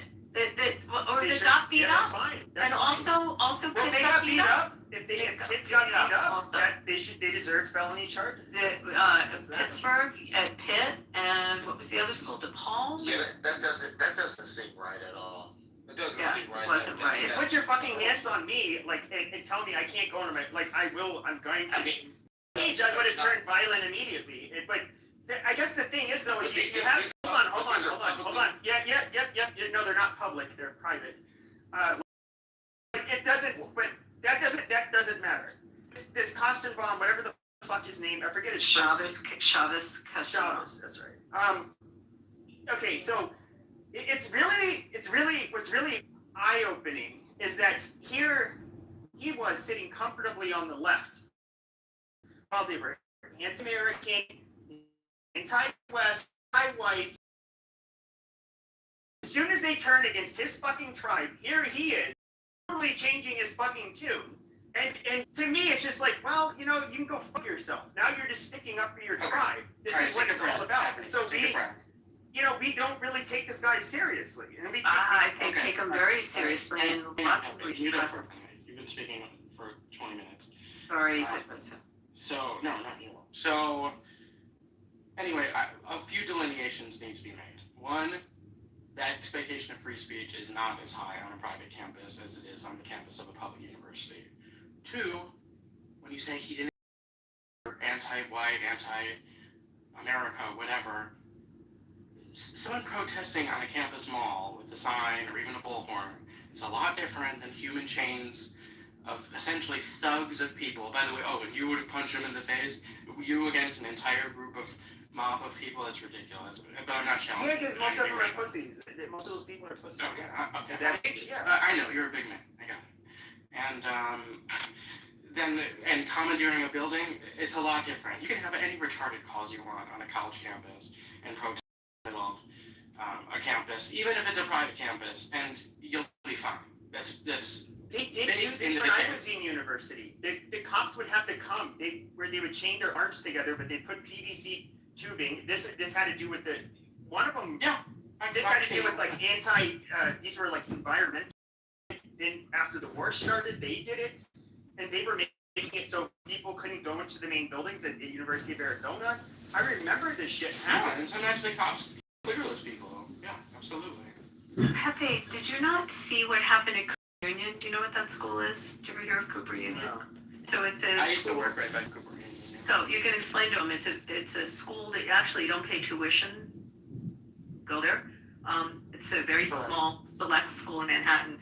They were hunting down the Jewish kids. They were trying to find them. The Jewish kids ran into the library and had to barricade themselves in the library and lock themselves in. Then they should get federal continue and had to sneak out through a separate side entrance with security to find safety because there were mobs trying to bust the doors down at the library where the Jewish kids were hiding. Can you imagine? Now they sued also. You think they had their civil rights violated? I mean, that's what was happening. These are not people that are deciding the foreign policy, the policy decisions or the military decisions of a foreign nation on the other side of the planet. They're just kids that are trying to eat mishmash soup, okay? They're just trying to, keep their whatever their religious traditions are, or they're wearing a yarmulke, or by the way, they're not either. They're just somehow their last name identifies them, and they're being attacked, or they're taking a class in Jewish studies or something, and they went after them. I mean, it was one campus. There's a Tulane. I mean, I could go through the list. Yeah, I'm against the crimes and the deliberate targeting of Jewish people. I'm 100% against that. What about Jew inclusion zones? Do you against where they would set up a zone that was a Jew exclusion zone, which they did on campuses? Yeah, I mean, you can't do that. I mean, did they do that or they do Zionist exclusion zones? What's the difference? Is it the left, say, come on. What's the difference? No, what's the difference? Because they'll let somebody like Buttercup into their fucking circle, that's why. Okay. I want to give space. It's a violation of title of. I mean, it's a violation of Title VI, but you can argue it however you want to argue it. You can't do that. Sorry, I'll stop talking. Conversation. Want to jump in at all? If not, I can go ahead. I might. You want to reserve the option. This boils down to the administrations of these schools. And when I came in, I heard Pepe say something about the left. And the left's been doing this for years. These kids should be in class. They're there to learn. I mean, that's going to college, and yet these colleges, certain administrations, encourage the students to engage in protest. And so when you're talking about these colleges being sued, how about I'm giving you my money and you're using it to encourage these students to engage in non-criminal activities that might impact the safety of my child? How about let's go from that viewpoint and the whole. Just to clarify one thing, Ellen, we were discussing whether or not the students should be sued or the students should be sent out of the country. Oh, really? Oh, they should get in trouble. I mean, well, that's a good question because, and here's the problem. Putting aside a moment the idea that our brains don't develop until what? Fully develop until 22, 23, whatever. whatever the age is. Legally, we give these kids legal adult status. That doesn't mean they're adults. And certainly, if most parents sending their kids off to school do not consider them to be adults.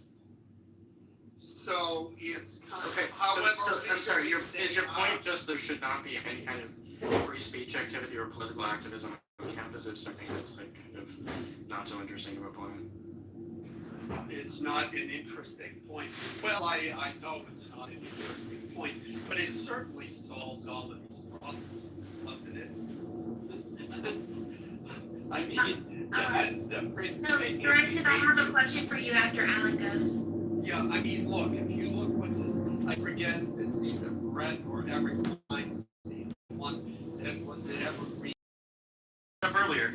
Yeah, I mean, literally, they get kicked off the campus because you have the head of the college encourages this kind of behavior in the students. And you see, I mean, there's some teacher I've seen where he's actively taking his students from his class to loudly and protest and disrupt, city council meetings or something like that. I mean, that's not what they're there for. Anyways, since we don't find this point interesting, then let me just say it's, this is, when I was in college, most of us were concerned in going to class and getting laid.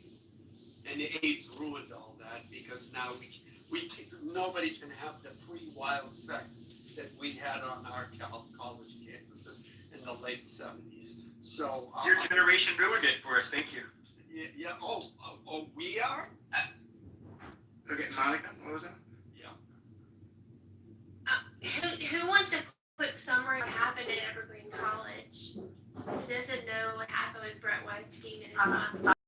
I don't know where Evergreen, I apologize, I don't know where Evergreen College It's is. an interesting story about freedom of speech, and yeah, I don't think, I think we should all agree, I think this would be a baseline for this conversation, that freedom of speech guarantees you exactly what it says, but also guarantees you the right to not speak. You shouldn't be ever compelled to speech, and if you are, that's not freedom of speech, and I think that's will be illustrated in the example that Monica is going to deliver to us. So the college. Can you say what happened? Are you going to give a recap? Yeah.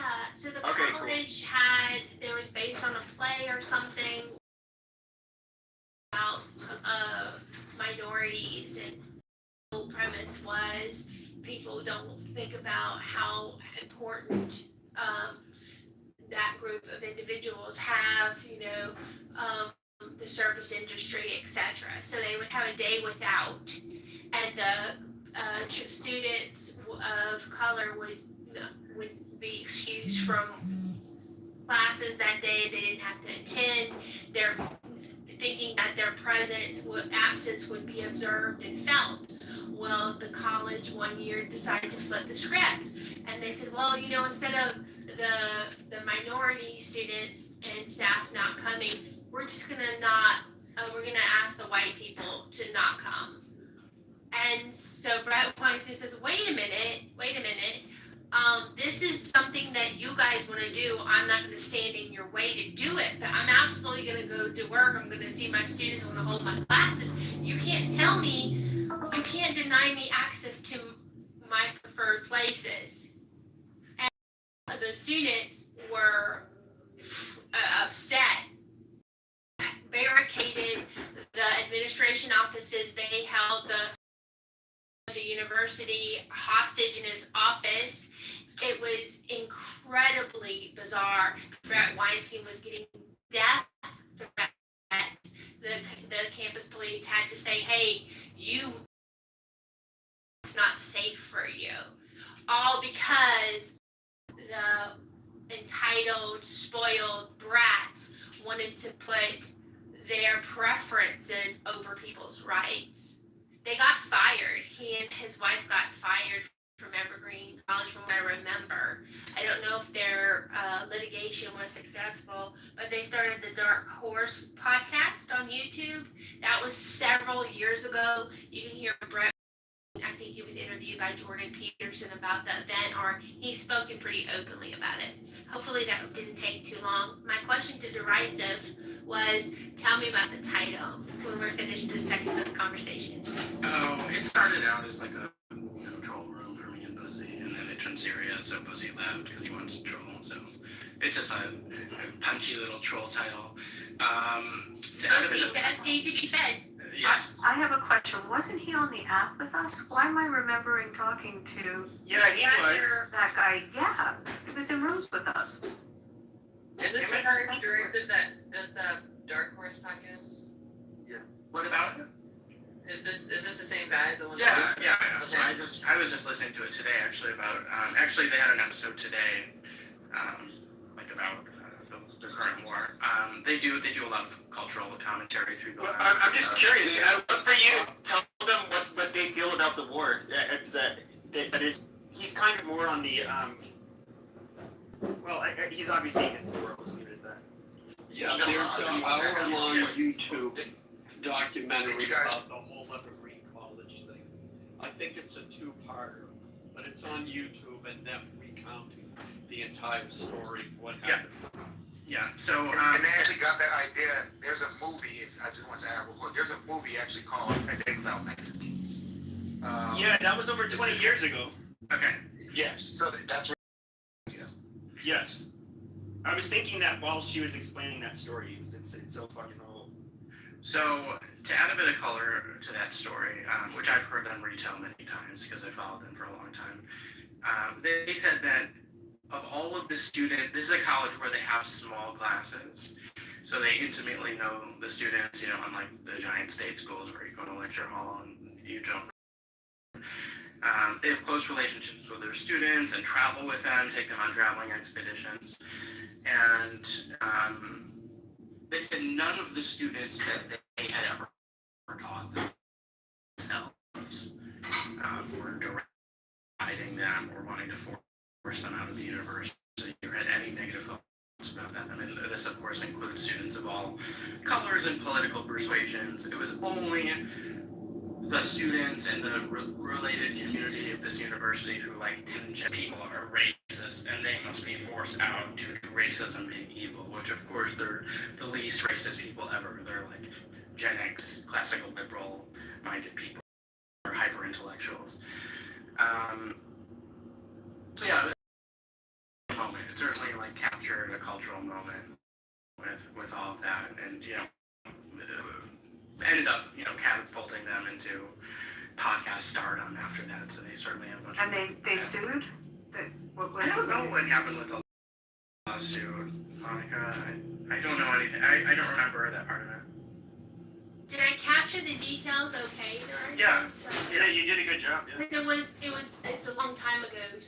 And this reminds me of a personal anecdote about activism from when I was in college, which was that I was in college when the Iraq War started under George W. And the day after the war started, there was a protest in every American city. And I was living in downtown Chicago. Chicago had the largest protest in the world that day. And pretty much everyone from the school participated in it. We weren't commandeering buildings at the school. We were out in the streets. But I remember I asked one of my good friends, who I'm still friends with to this day, and I said, "Oh, are you coming to the protest?" And she said, "No." I said, "Why not?" She says, "Because I pay to be here." I said, "Okay." Meaning I'm not going to skip class for this. It made me think of the Stanford prison experiment. Just the idea of a school trying to do this kind of experiment. Do you guys know that story? They made a movie about it. Yeah, but I think that was kind of unprecedented though. So they didn't necessarily know it was going to go that way. They let it go on for too long. They let it go on for too long, and it really did. It was very damaging. But they essentially turned the basement of the psych department into a prison, a mock prison, and they asked these kids for a summer project to sign up. It was a summer job, and then essentially half of them became prisoners and the other half became prison guards. And they didn't know, you didn't know which one you would be. And the experiment was to see what would happen to the personalities of the people. And the ones that became prison guards actually turned into monsters, yeah. And then it got like really out of hand. And I think it maybe lasted a week. I'm gonna say I had read though that Something like that. I had read that the Only if you're corrupt. I had read though that the researchers like really egged on the police, like they played a big role in like kind of what went down because they wanted the research to be more publishable. That's interesting. I mean, I saw the movie. I was at Sundance the year it showed at Sundance, so I saw it there.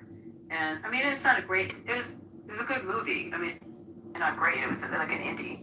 Isn't that what the Zionist entity in Israel used in Gaza Strip? This is John.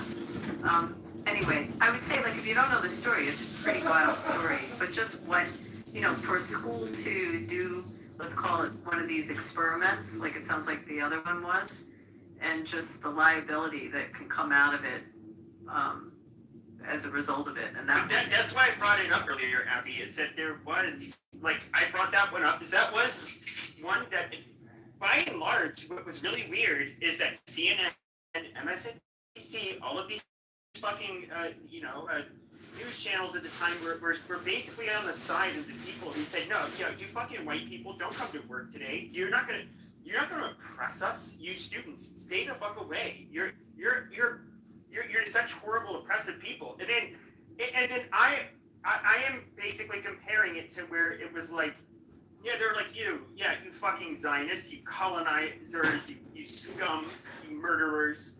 We don't want to see your fucking faces today. Okay, amazing. The left has been doing this shit to like nearly everybody. They have It's about having right intentions for people. The left they're a bunch of hateful, spiteful, fucking mutants. They're just angry, spiteful pieces of shit. Right, okay. Can I justify something? I had to go at midnight the other day, and then I had to think about it. I don't care. Well, it's not about caring. It's like, so what is it? It's like just because. Are you sober or drunk today? No, so it's like, well, okay, then I'll shut up. Amazing. Actually, can we hear from BB just for like a couple minutes? I think Yeah, she's drunk, so, it's not gonna work out. no, so, okay, so it's like I'm Middle Eastern, but I grew up in Europe. And it kind of like aches my heart, but at the same time, I cannot be responsible for it. But I feel like there is a part of the West that is imploding within itself, but it's imploding in an unfair way. And BB, you were gonna tell me about your stuff because I can't. Sorry. I'm trying to explain it. So if I was a stupid Middle Eastern, like most of the Muslims, like the regime in my country, I would benefit from it.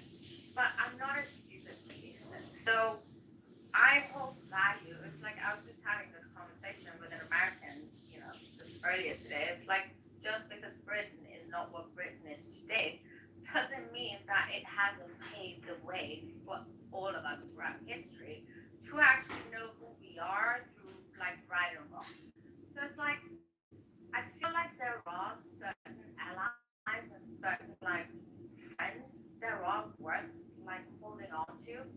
Not even because we all it's like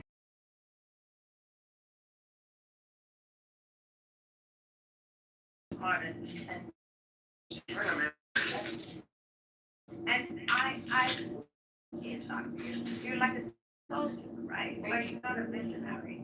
Because you think it's like you have to be the smartest person all the time. But sometimes it's also good Abby, to you're not a visionary.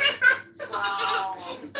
She's obviously drunk. This is funny. She sounds like my ex-husband, just saying. But No, but so I could get upset at you, and I would want to come for you and gun you down at the time who does she think she is. But at the end of the day, it's not going to benefit me. because I need you, right? Even though I think like, but then there are like people like Bibi Netanyahu, where I feel like even at the top certain culture or whatever, whether it's America or there is some level that somehow sees about this.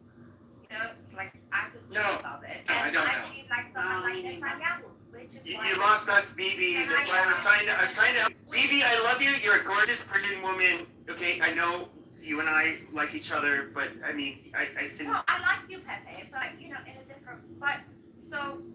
No, you love me. So. I like anyone who has some kind of, who's patriotic about, their country and values where they come from. Because, as a person, this is what we do.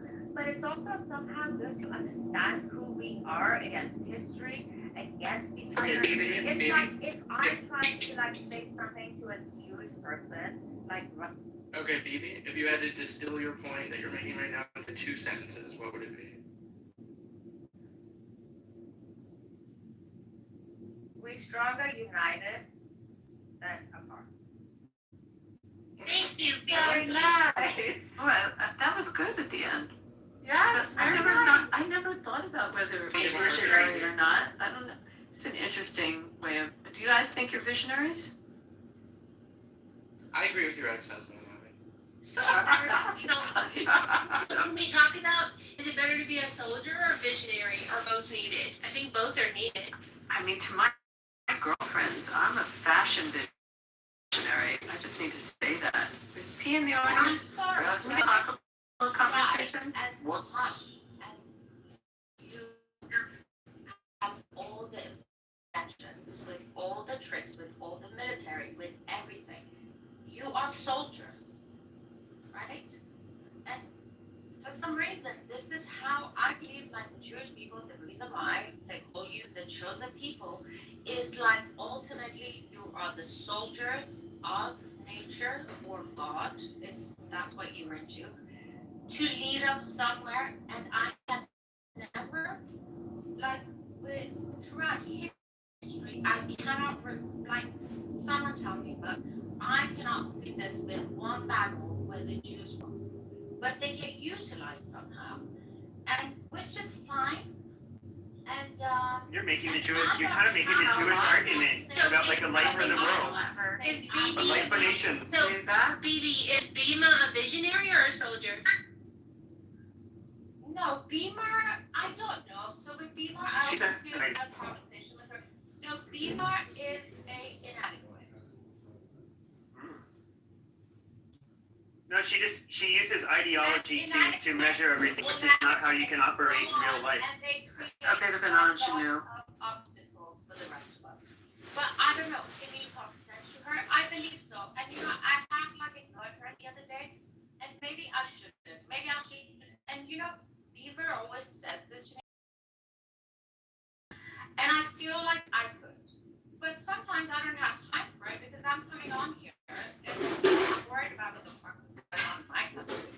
And sometimes I feel like she's hindering and she's like sabotaging because maybe she wants to have a voice, but she doesn't know how to have a voice. Bibi, it's okay, boo boo. I'll call you later. Okay, we'll talk about it.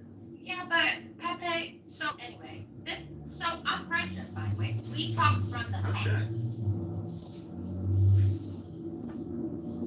I hesitate to ask, but I am kind of curious. Am I inadequate? You're gonna do it, aren't you? You're a visionary? I think serendipity is a visionary. I've always thought that. I think the image of the Jewish people as soldiers. But Jason's definitely a visionary. No, I'm a soldier. I'm a soldier. I'm sorry. That's why I like Jewish people. How did that offend anyone?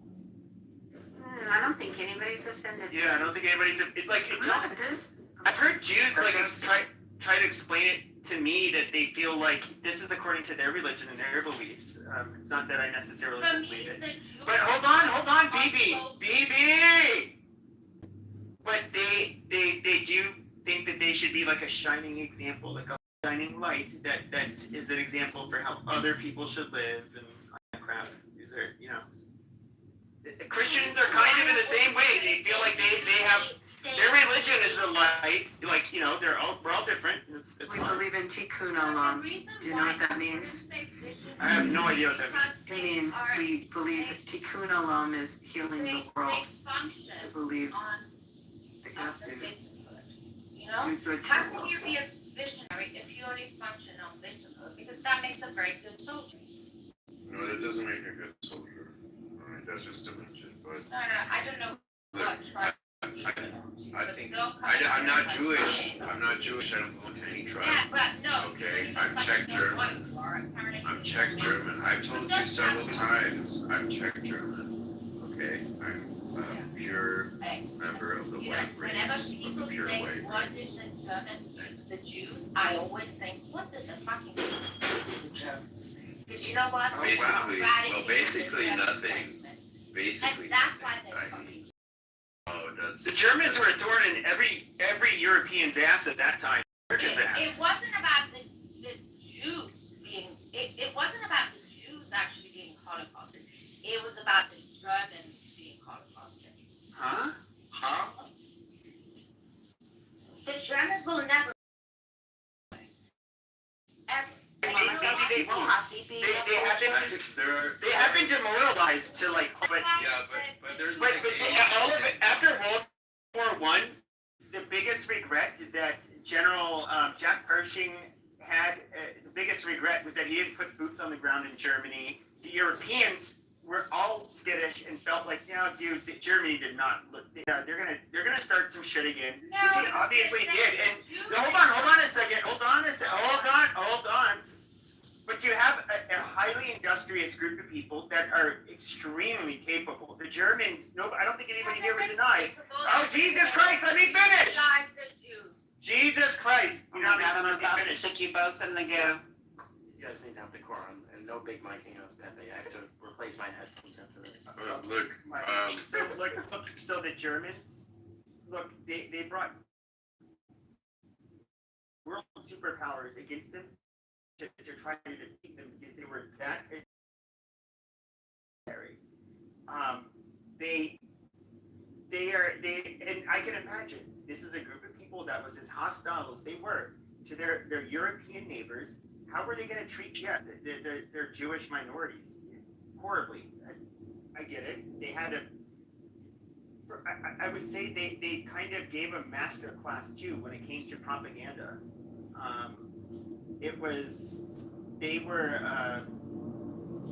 This may sound sick or morbid, but their propaganda, how they ended up radicalizing their own people, that is something that it is studied a lot of. The godfather of marketing propaganda here was in the US. Yeah, and so that is who they basically were modeling after. They did a superb job. The Germans were, I don't know. I mean, they did horrible shit at the time, but we all know that. I heard a weird thing. Jason's in here. Jason, you're gonna have to help me through this story because you know history so much better than I do, German history.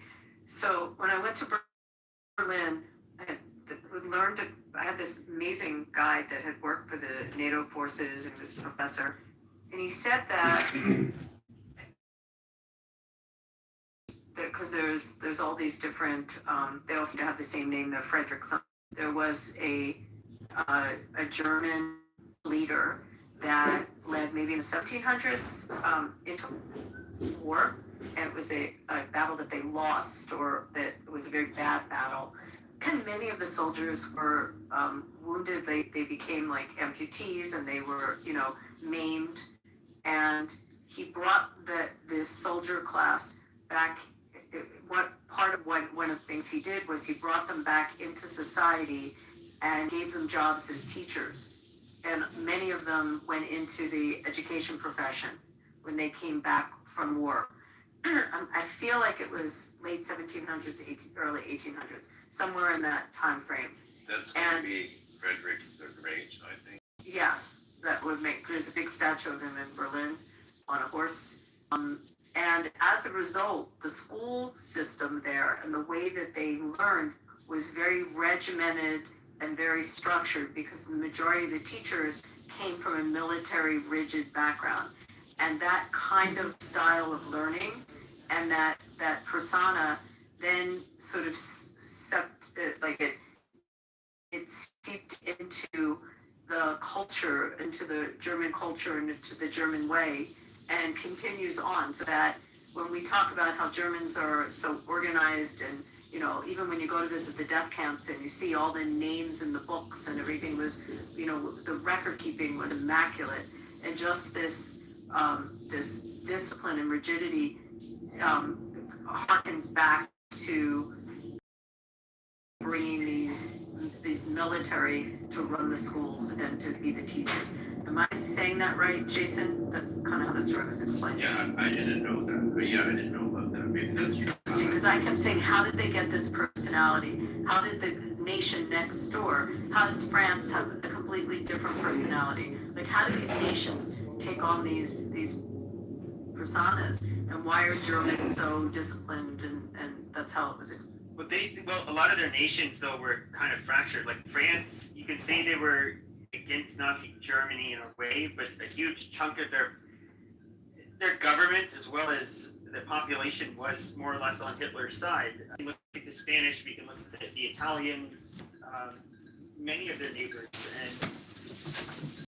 and these were such like chaotic times too. They were all fighting internally, which also involved the communists basically. So there were the right, the far right and the far left basically fighting each other, and so they I don't know. It's but when it came to them in particular, it is actually a feat to look at what the Nazi Germans were able to accomplish. How just when it comes to the well, they took over a third of the world. For sure, but no, I'm talking about just like their technological advancements.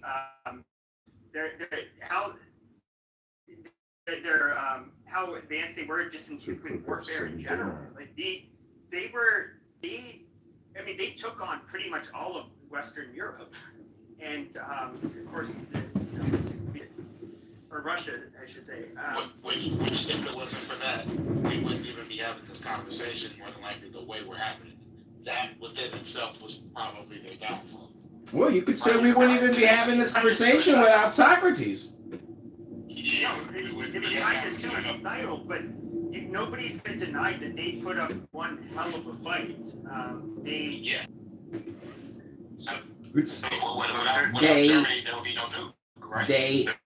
There's a lot to say there. They word correction, it's they, not they, little boy. It's they, not they. Little boy. There were a lot of interesting things that they did, but they made a lot of big mistakes. Okay, and I think it's basically it's hard to look at the way the war turned out and not ran out of gas. And they had some options to do something about that, and they didn't take them. So they made big mistakes, really big mistakes. It's like the magnitude is astounding, though, especially when you go like to a place like. To you that Germany is rebuilding its army. Abby, I got a question for Abby. Abby, are you alarmed that Germany is rebuilding its army? Just giving him. Yeah, Germany is rearming. No one should be alarmed by that. I actually felt very safe there. And they reinstituted the direct, everybody has to. Just this past week, they made it so that anybody who's, I think, from like 18 to 45 years old, they have to get permission from Germany to leave the country for more than 3 months, which is kind of weird. By their own bad intentions. And I guess one of the things I'm wondering, because I haven't looked into it, there might be like an obvious answer. It's like, why are they doing this all of a sudden? Well, they're doing it because they know they're going to have a problem in 5 or 10 years, and they need to get ahead of that problem. But they didn't hit my coffee shop. Is it ever Few hundred. There's always a protest in town. Yes, this is why they're not doing protests, because they need to be close to a shelter. In Abima, where they did the protest, there's a huge parking space, which is also a shelter. Okay, so everyone is starting during their protest, right? Yes, Okay. if they do it in a specific areas where they have shelters for a lot of people. Okay, I'm glad to hear that. That's good. Yeah, you sound glad to hear it. Yeah, obviously, why not? Obviously. They're like normal people like us. I'm from here. Are you saying Jews are normal people like? What is the black community doing with this factoid that Israel voted against this, and I don't know how many Europeans you said? They don't read more than subtitles, or they get information via like a Twitter feed. So someone that just says Israel voted no against slavery. This is how they Like it didn't happen. no, like didn't slavery is a crime or something like this.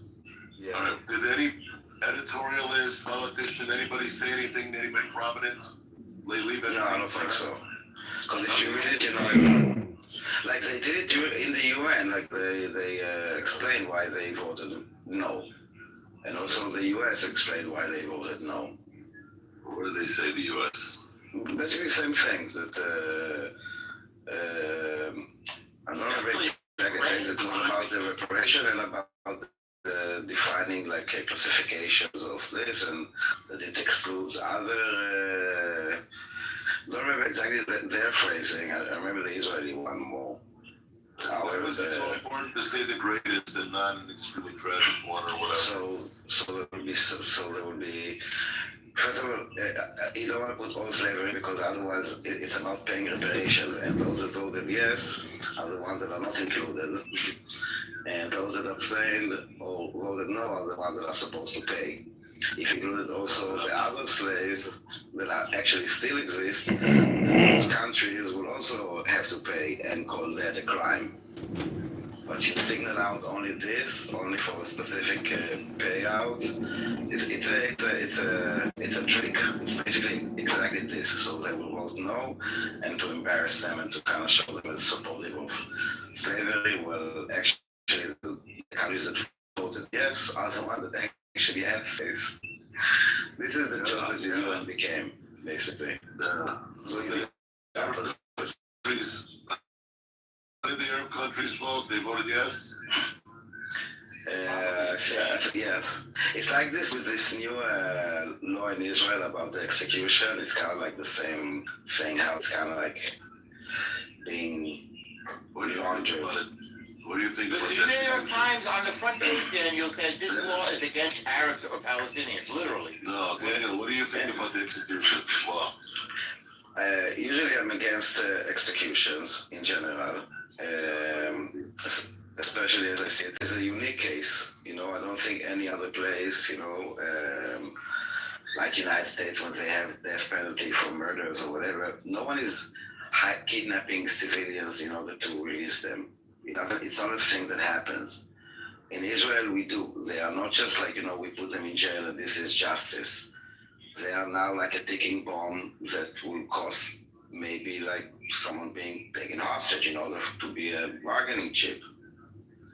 I don't think that anyone will be sentenced according to the law, the way that it's written, to be honest. I don't think that it's happening. It's more like a political, and I think it's stupid because we get all the shit for it, all the condemnation of this, like, you know, killing Palestinians. And de facto, not a single person can be executed by this. You don't get to kill anybody. Yeah, you don't get to do this. It's basically, in a way, probably I guess this is why it was passed also, because it will not be really applicable.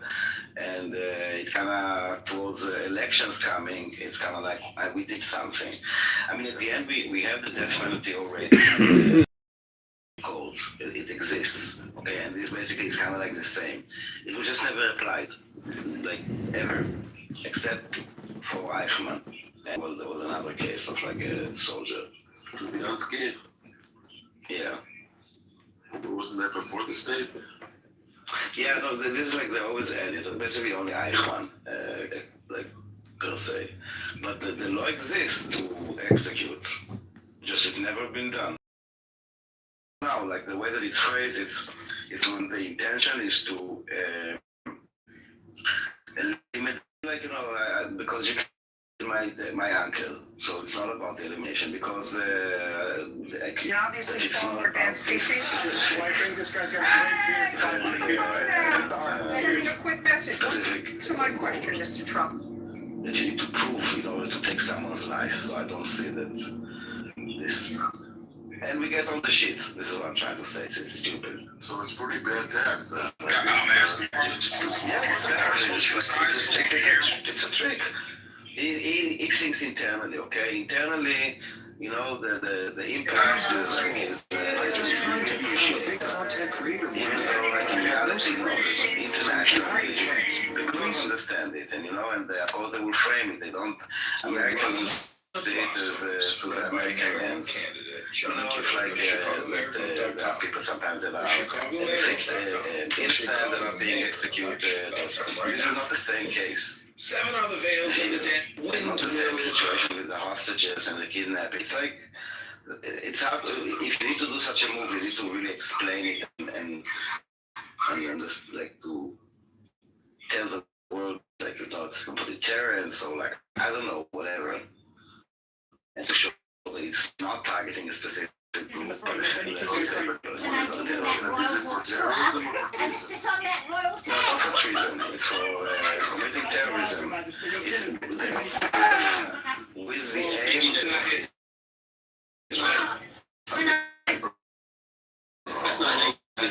Goldstein wouldn't apply. No way. To say that it's not acknowledging, they could say, no, I'm talking about 67, but like it could be any father in the Nakba are prepared to die. Revenge. It could be anything. To prove it that this is like that this specific terror attack was about the destruction of this, it's not. None of them is. That's the thing. So I don't think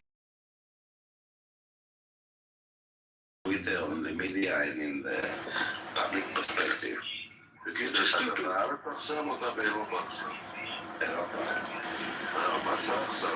חמש בבוקר? כן. זה סופר לי שעות. לא, אני באמת... I was working on something. No, I actually worked, unfortunately, for some reason, by mistake. Because I'm not supposed to. Drink a lot of coffee, eat a lot of proteins. No, What's special about tomorrow, Daniel? It's something of them. What do they do tomorrow? It's okay, Easter Monday, of course. Never heard of Easter Monday. Wait a minute. There's Good Friday and there's one Sunday, right? Only Thursday too. I'll explain it to you. There was a Good Friday and there was Holy Saturday and there's Easter Sunday. Captaincy now. And now we're rightfully mine. I shall be heard. And then there's the moon night, you go back to the Hebrew, I do both. So this is how it's really hard for me to get right. I never heard the word good and Monday be used in the same phrase. Easter Monday, I said. Turns out Sally did come Monday. Monday's supposed to be a holiday. They just forgot to tell somebody else. Yes, exactly. This is what I'm saying. One day is a holiday. I have the day off today.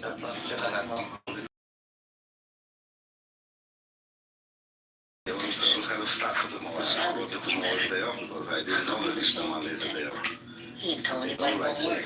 And one thing for sure, he didn't go there for fucking lunch. Fuck that shit. Sally! Maybe I will cancel some. Let's see. So. Okay, the situation in the north ended.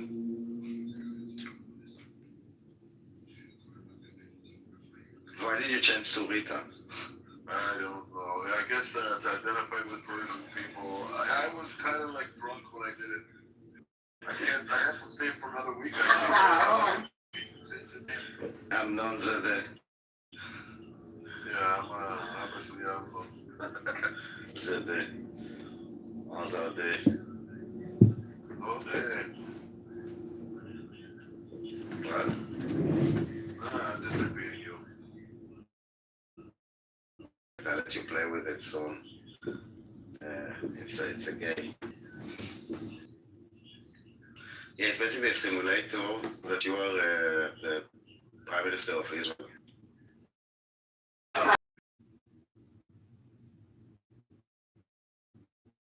Give me your argument. Why did you get it wrong? Like a week from now, my name back to what it was. You have to like have the same goofy. I was kind of goofing around people and thinking pick me up there, and I did it. And now I got to go back. It's weird, right?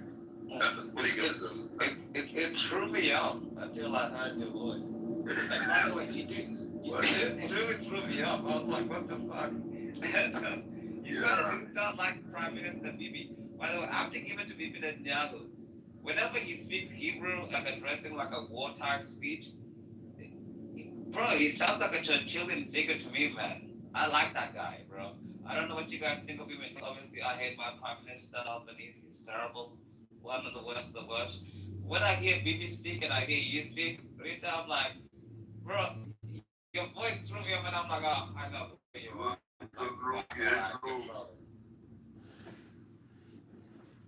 Yeah, I should be a BB impersonator, maybe. I don't know. Nah, because you got the deep voice. That's why. Yeah, plus we have a similar history. He lived in America for a while, and then he moved to go back. So yeah. Oh, it makes sense.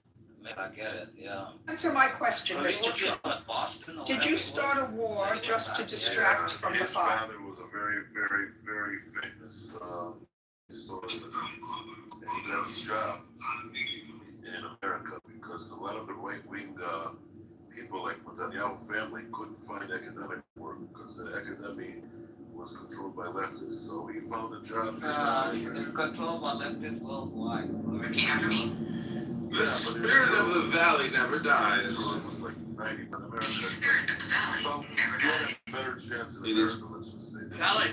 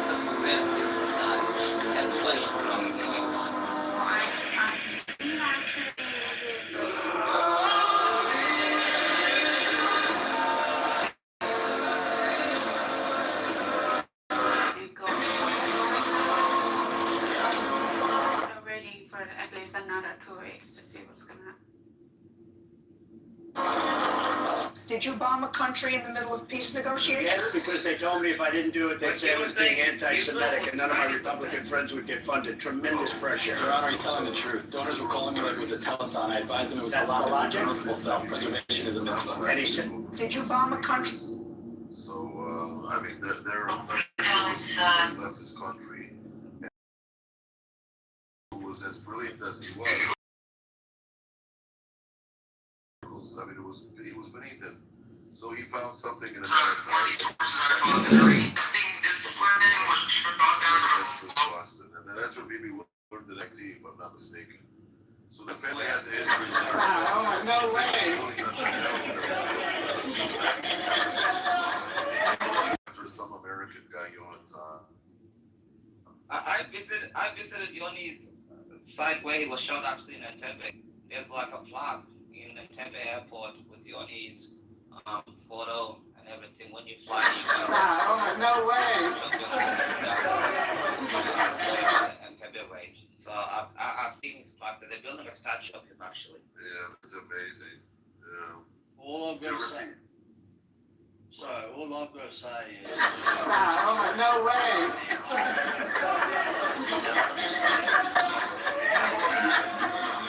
Oh, darling, it's the truth. Darling, it's the truth. I believe you.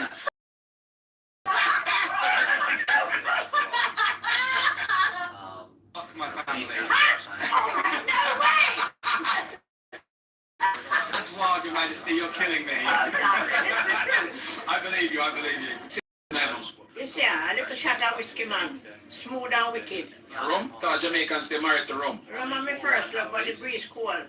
I need something for... Okay, well, I like women. You do? For real? Of course I do. Beautiful creatures. Respect your majesty.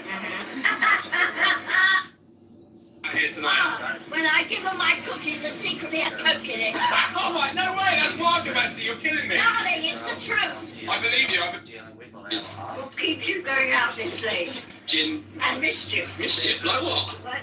No way, is that a joint? Royal prerogative, darling. You're wild, what about? Oh my way.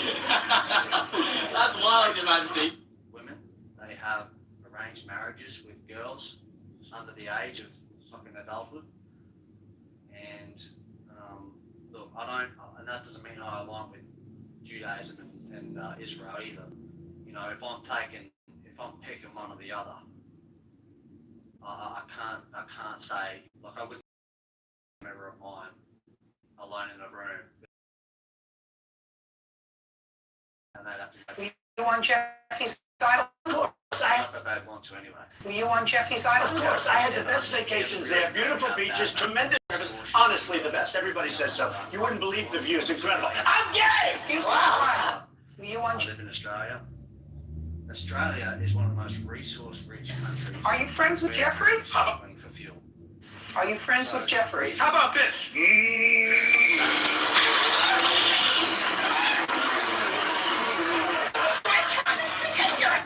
Are you friends with Jeffrey? How about this?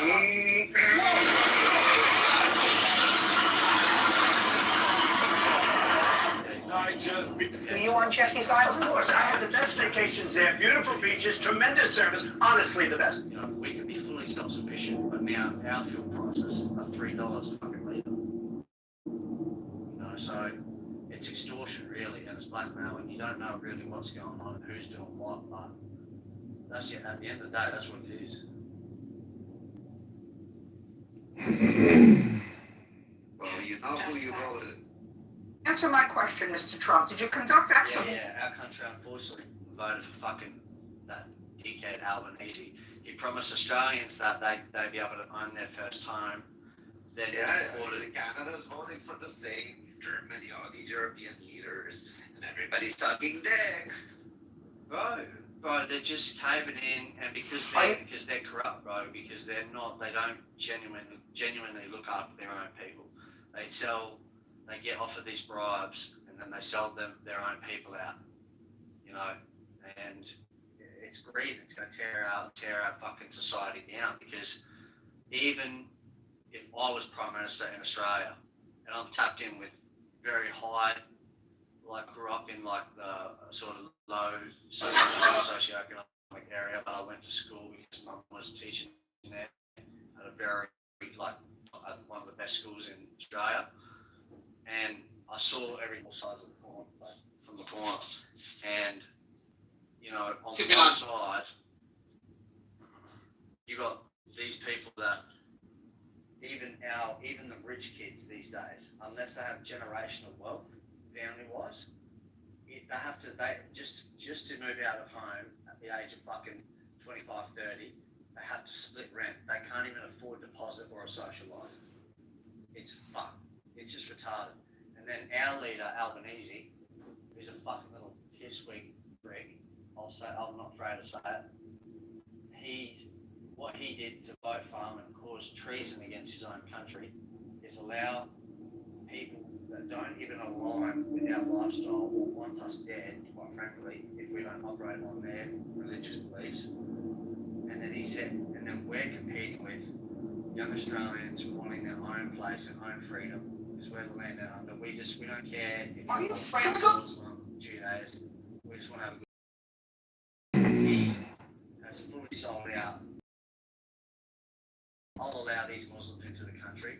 They're going to do work for Uber. He needs his votes in Western Sydney, bro. That's why he's Yeah, you're right, bro. You're right, and that's where he got him. He needs his.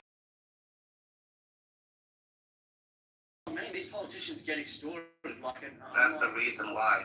These politicians get extorted, blackmailed, who knows who. Like, there's the CFMEU boss, who's like an ex-bikie, apparently got one-on-one with him in an elevator. I believe it because I know all about it, what's going on here. Bro, like, it's honestly bad. Like, you just, even if... Are you friends with Jeffrey? How about that? Outside, you don't really know how much or what they're being threatened with behind closed doors. And it's that bad. But, you know, like the point I was making is like people that were born in Australia, Australian children, kids, are trying to afford their first home and still socialise and connect with people. No way! Himself to love that dessert from just connecting with people. But at the same time, we're competing with, you know, in our circumstance, Muslims from other countries that are teaming up and piling up their collective wealth between 10 people, share it between 12. And then there's the Australians that were born here, and we're like, how the fuck do we compete with that? Look, the problem with Australia is legal immigration. Like, bringing millions of students from India and all of these other places live together, they all do Uber together, they all share houses together. The whole point is to increase the housing market and everything else like that. That's why my family member kind of staying with me because the rent is too unaffordable. They did that and they crashed their goddamn housing market in Australia because they want to retire and they're reboarding the NDIS and other things and stuff in it because when they get old, they want some foreigners to be looking after them and when they shit themselves when they're 80 years old, age of age. I fucking hate boomers. They're fucking cunts. So that's what's happened in Australia. The cost of living is fucked. It's Canada, it's the same as the United Kingdom. It's the same everywhere. It's honestly, I don't.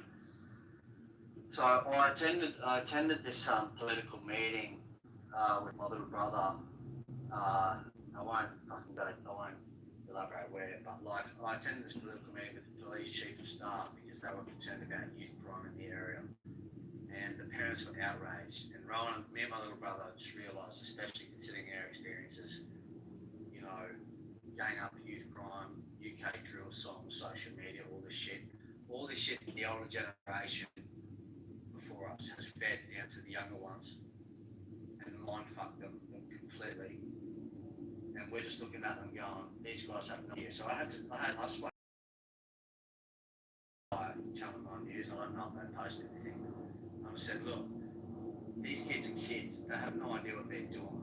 Yeah, but you know, at the end of the day, I feel terrible for what happened to your children. But some of these parents were grilling the police about legislation. The police have nothing to do with fucking making laws. They enforce them. And I like, dude, this is supposed to be one of the best areas in the best cities. This is supposed to be the best suburb, or one of the two. It's either Brisbane or Sydney. And we got people that fucking don't think like as intelligently as this. Like, I understand being emotional. Sorry? I've been king hit before on the street by some islanders. All communication. You know, they were trying to attack the girls, and then I ended up getting fucking king hit. I couldn't feel the left side of my face for half a year. You know, the way some of these people just carry on. And dude, it's a bigger picture, but this is where men need to start reading. I can't see your emojis. From their household, or strong Too much. from their household. Too much emoji. Educate themselves, develop their own mindset, read books like As a Man Thinketh, A Man's Search for Meaning, you know, Atomic Habits, you know, reshape their own mind into becoming the man they want to Yeah, but the thing is, we can do that, but we can't outvote ourselves in this situation. I mean, look at the last election. 18 to 29-year-old women, they voted like Greens and Labour like 85%. You vote yourself in 18 to 29, my voting bloc. We voted Conservative like 70%. We can't vote ourselves on this situation. These same chicks that complain about violence and stuff, they vote for this. We can't vote ourselves on this situation, Captain, bro. Yeah, bro, they don't realise. Look, I'm in Brazil, right? And talking about this, I can't, at least in Queensland, we have better government and stuff, and we're more right-wing and stuff. It's like the Florida of Australia, by the way, guys. Yeah. But Melbourne and stuff, you can't vote yourself out of that situation. You're fucked. Bro, it's and you know why they do it, yeah? Because the ladies that have like Put cat in jail, punish, teach, justice. They're fucking insane, bro. 18 to 29-year-old women, bro. Like they're voting 90% are voting for more immigrants and everything else like that. And then when they get raped, they're just like, oh, you know, we need to put stronger rape laws.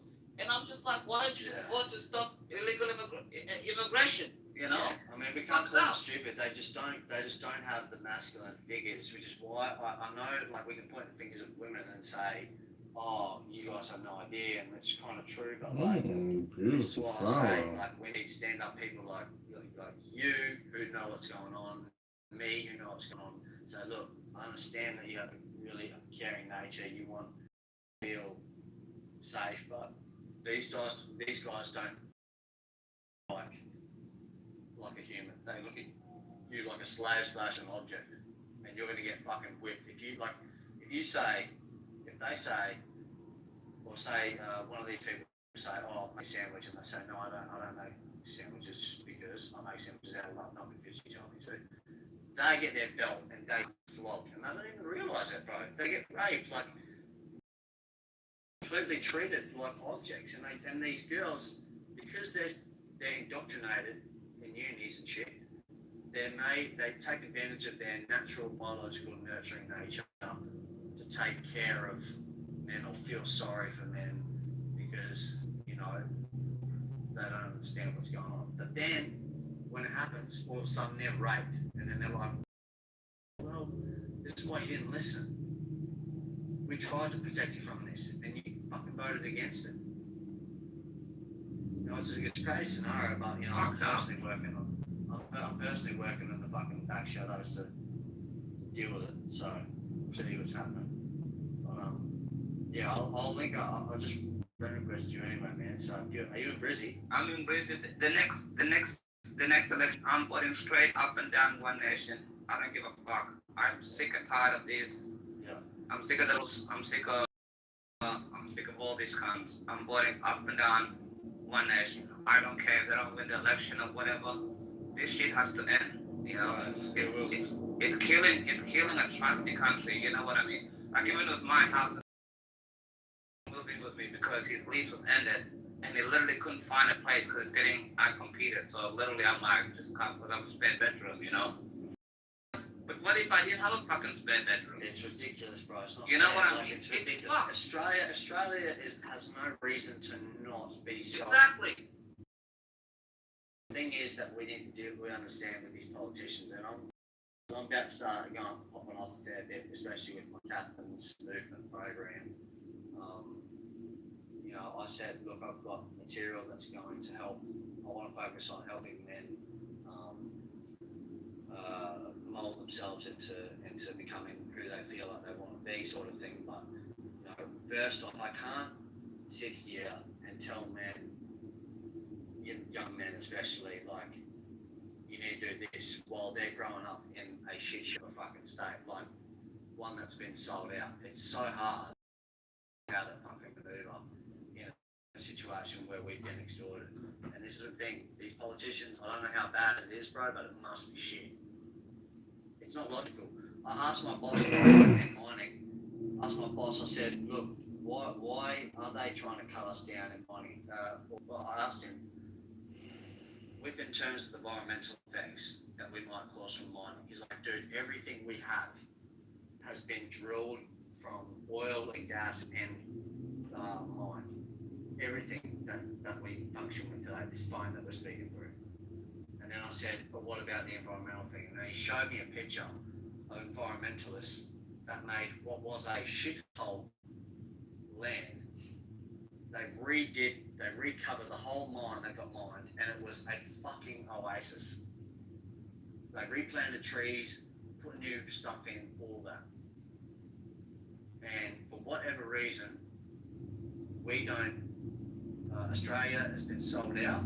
I don't know who we're controlled by, you never know really, but honestly, there's no reason that a country like ours, or even the US, I think US... You know, the Americans were one election away, you know? If Kamala Harris had won, the Americans would have been like fucked as we are, bro. They were one election away too. Dude, if that thing flying fuck, and that bullet that missed his head. Yeah. I think that would have started a civil war in America, dude. My older sister, she lives in Dallas, and she tells me we're going through the Biden era they went through. Americans were one election away from the bullshit we're going through, bro. Useless. So it's not just us. You know, the Canadians too are suffering. Can you imagine? You have Macron, biggest leader in French history. Starmer, biggest leader in British history. We have Carney, which is a stupid person that running the country too. So. Yeah. They just sold themselves to China. Yeah. Carney is. Can you imagine 4 weak bastards? And Starmer, man. And Starmer. All of US's main allies, the tightest community, All at the same time.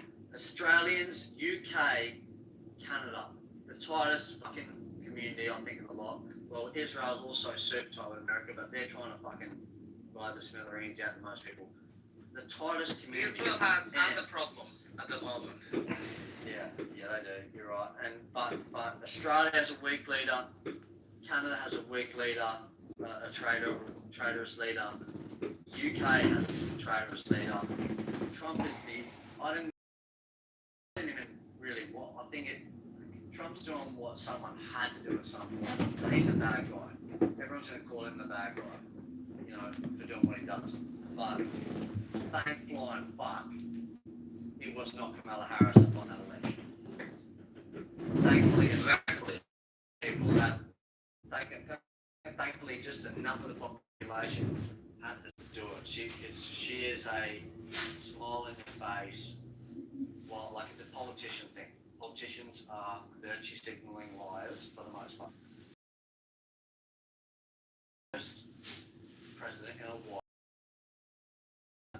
He was a businessman, like you said, earned his own money because he was wealthy from his father, so he got a hand up. But he earned his own money, was rich enough to fund himself. He didn't need donors like the Democratic Party did. And then he was the first man to be like just saying whatever the fuck he wanted. So he was a breath of fresh air.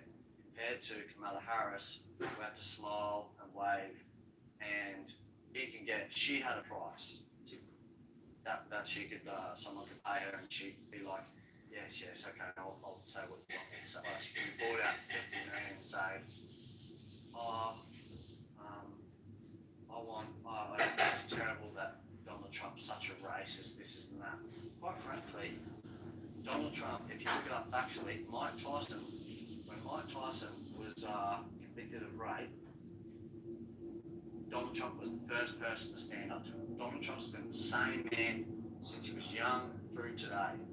Donald Trump said, I do not believe a woman or a person like Mike Tyson, who could have had any chick on the planet at the time, had to forcefully rape a woman, and Donald Trump, of all people, publicly backed him up for that. So I've seen, when I was in New York, I don't think Trump's racist, but if you told Kamala and everyone else, Trump, I'll pay you 50 million to say Trump's racist, she'd take it and smile. Like a politician does. Businessmen, they operate on their terms, especially when they run shit. When you had, for example, Barack Obama in power, and he promised all these big things, he had healthcare, which I know is a big thing in America, and everyone, and it's a big. I agree that does need to be fixed. Obama was the first black president of the United States, and nothing for the black community improved. Biggest fucking sellout of. Well, he wasn't like a shit president, but like. Instead, he gave billions of dollars to IRGC. Yeah. Like fully sold his own people out. Fully, because the thing with politicians, Trump, you can't buy Trump. Trump has his own shit. You can't buy him. He's gonna say what the fuck he wants. By the way, I want to say something real quick, Captain. Talking about like Iran, when people are like, oh yeah, it was Israel that forced them to go to it. There's a video of Trump in 1980 saying he would absolutely bomb the fuck out of the IRGC and take Hard Island. This is 1980. He's been so consistent about it. And then he said in 1985, so he's not a politician, but go on, bro, just have a dialogue, be right back. Yeah, you're right, bro. And Richard Nixon said this about when the Islamic Republic, the first Ayatollah, overtook the Shah and said, look, it was oppressive what they were going, the Shah was going through, like he didn't necessarily handle it correctly. But then the problem with the Shah, like look at how, like, can you imagine, right?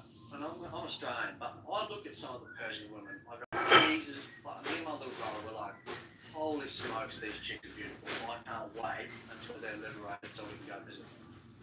They are visible right now. They get told to fucking wear a towel over their head right now. No, that is not right. Actually, we fought 4 years ago. I'm a Persian too. We fought like at least 4 years ago for the hijab, and we got it. And the government actually enforced it. Yeah, well, kinda, we got it. But in university, yes, in some places we have to follow the rules. Generally, like in the street or that is outside. Just a mask. That is just a mask that leftists. Oh, they can let me finish. search in YouTube or. The leftists are trying to convince the others that the women in Iran were successful 3 years back. They were at least, NASA. They give that credit. So Lucy, the problem is when. But Lucy, why anti-path at this critical situation? That's my opinion. Yeah, it's okay, but why a girl like you? I'm black, yeah, like you guys. It's okay.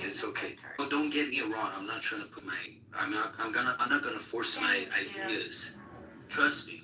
But why a girl like you would put hatred towards somebody who definitely will count you as a Persian child, as our nation's child? Why? Oh, it's He my 100% would my love you, opinion. despite whatever you think. That's my opinion. Thank you. That's it. Were you born I'm not back in hating his father's era? No, Puri, I'm not hating him. I'm just anti-Pahlavi. That's it. That doesn't mean that I'm hating him or anything. I don't have any opinion on that. That's it. Do you know the meaning of the banality of evil that you have used in your bio? What? Do you know you have written in your bio, Pahlavi equals to banality of evil, which is a term created by Hannah Arendt. Oh, I don't like him. No, I'm asking you a question. Do you know the meaning of that term that you have used? Yeah. What does it mean? Well, he's trying to actually project. What does the term mean? I'm telling you. Why you are taking this conversation like you're checking my bio? Lucy, do you know Iraq Mastali? Okay, guys, it's my opinion, and It's okay. Don't get into your defensive mode. let's just keep. Girl, nobody is fighting you. Okay, first of all, Harry's room, BB's room is just based on opinions, logic, and you're welcome to talk whatever you want to do or talk about, right? But do you know Iraj Mastali or Shirin Abadi? Do you know any of them? Yeah, any of these I names? don't like them too. Do you know they have a long reputation of following Islamic Republic's rules, and they're now backing up the reformists in Iran. And right now, they're advocating for on behalf of our crown prince. So, do you know when he counts these people as like one of the most important assets to have like all the ideas, all kinds of together? Okay, me, I'm a constitutional monarchy fan, okay, but yet I don't like some of the crown prince actions, cause he's using the people that we as, I mean, like, if we want to count ourselves as patriots, we might not approve of, but he is trying his best to actually get your idea and my idea, all of them together. But we, as Persians, Iranians, whatever you want to believe in, we don't have any other option. If you had like any good, I don't know, nominee or somebody that could step up in a situation like that, I would 100% not gonna be like blind and blindfolded kind of water for this guy. I'm not trying to be like that. I'm not trying to fucking be like 99% of the Persian diaspora. Like, recently they all suddenly started to love this person. Like, no. I was a grandchild to a guy who was Imperial Guard to Mohammad Reza Shah. So, me growing up, I've heard thousands of stories of how it was back in then. But still, I'm not trying to put my family's ideology right now and put it out in fucking discussion.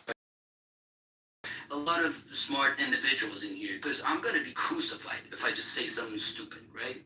But the thing is that when you're saying like you're anti-Pahlavi, can you tell me if we have another one, just single option, that what should we follow, or who should we follow? No, because I'm not in that situation to tell you what to do or what not to do. It's your choice to follow the Pahlavi or whoever you want.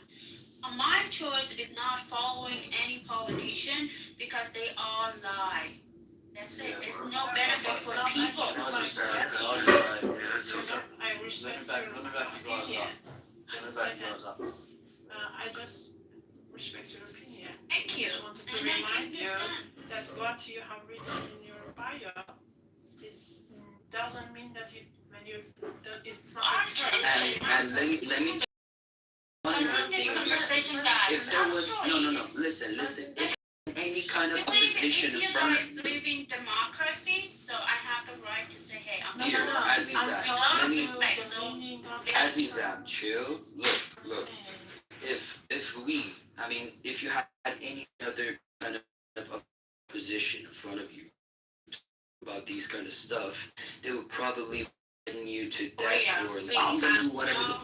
The difference, no, listen. We are just a toy for the politicians. Yes, you're right. You're so smart. I agree with everything you say.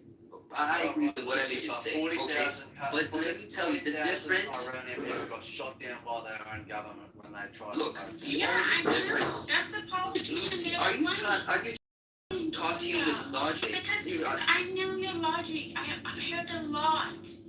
Look, I'm not gonna force something on you. I'm just trying to talk to you. You don't even want to listen. Okay, go for it. I listen to you. Okay, I'll follow you. We can talk together. Okay. Just leave it for other people. There's other people in the same. It's not just me and you. Well, you're kind of using a strategy right here to fucking, I don't know, degrade me or whatever. But these guys are my friends. These guys are my friends. I'm not gonna be degraded. Okay, let's talk. I'm fine. Can I tell you something, my friend? If I talk to a Muslim, I would have an answer in my mind. That it's not possible to talk with them with facts or, I don't know, the reality or whatever that is happening. No, listen. Oh my God, you don't even want to listen, bro. Like, if I talk to a Muslim, I have a clear path. I know I'm not trying to, I know I cannot gain anything in that conversation. But a guy like you or a girl like you, okay, you could be even worse to me that rather than a Muslim No, talking because to you me. see everything is white no- and black. There's no white and black. Okay, be colorful, be LGBTQ or whatever. Well, I respect them too. Why not? I respect Yeah, them. I respect They them are too. I'm existing. not against They them, are but I human. don't like to be one of them personally. That's democracy, right? Oh, wow. I'm ready for having Wow. people like that in my country. In Korea. Personal decision. You want a Pahlavi and you don't want Personal like the I will LGBT. support them. Wow. I would support them. I have no fucking, I was you graduated wanna in see fashion them in design. person? All of my fucking classmates that were like fucking gays and LGBTQs or whatever. Community actually. Okay, whatever. I didn't want to do it. This is a personal decision. Like, do not try to get everything.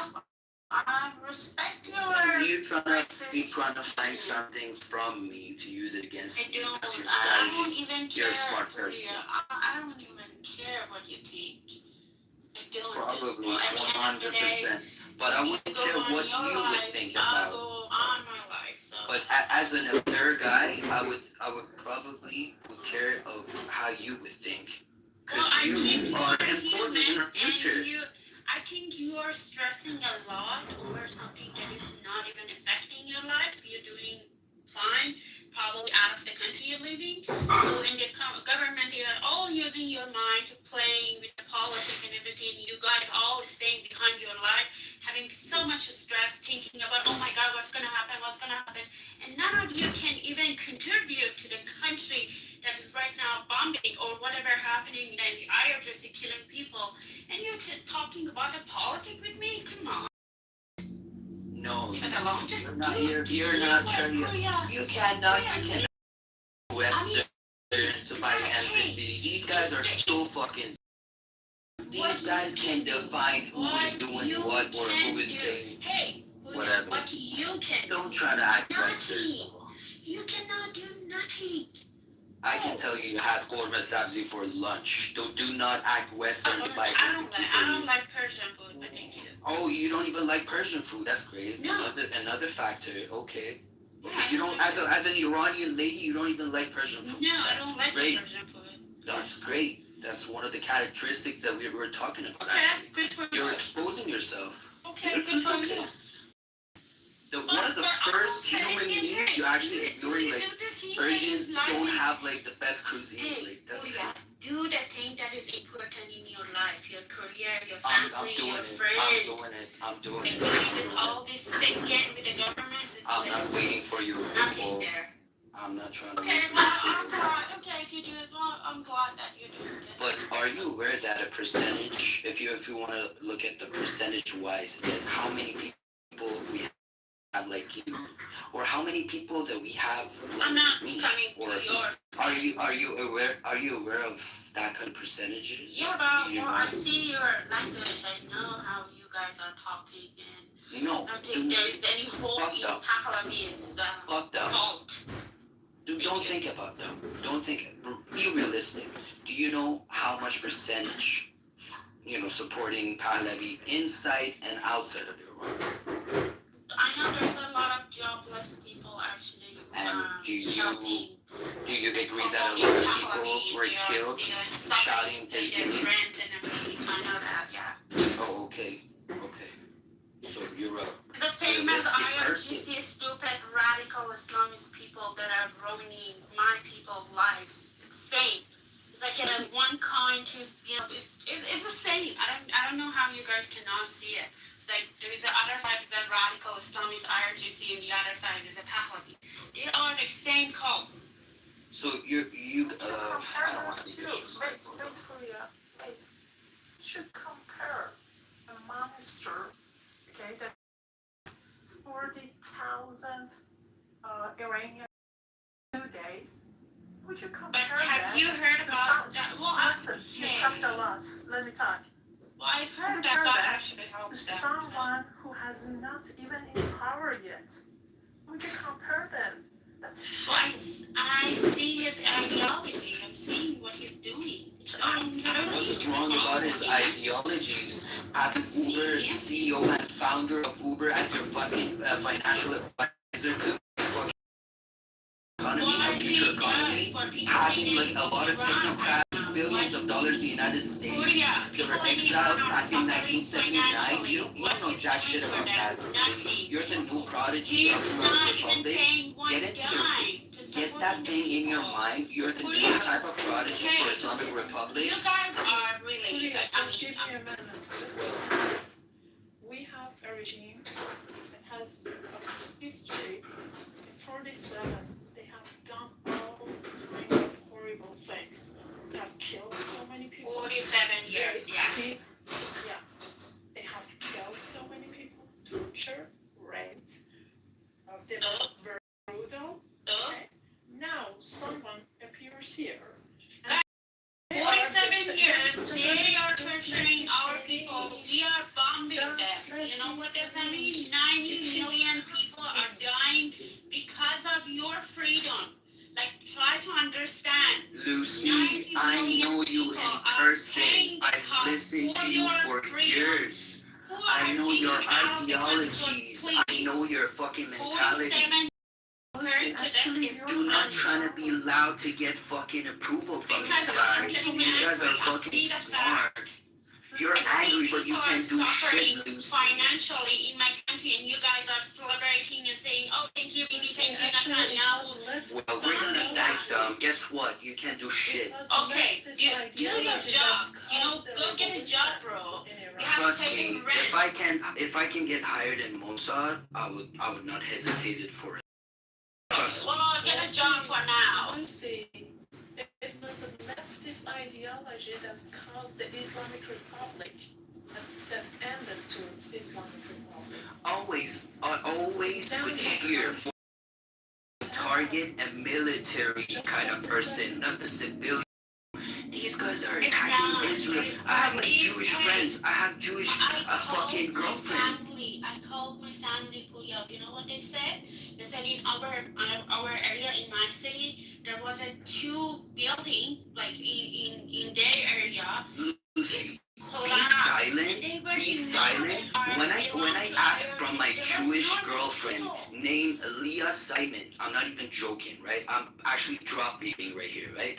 When I talk to her, she says back home in Tel Aviv, civilians are getting targeted. Yeah. Okay, that's a look.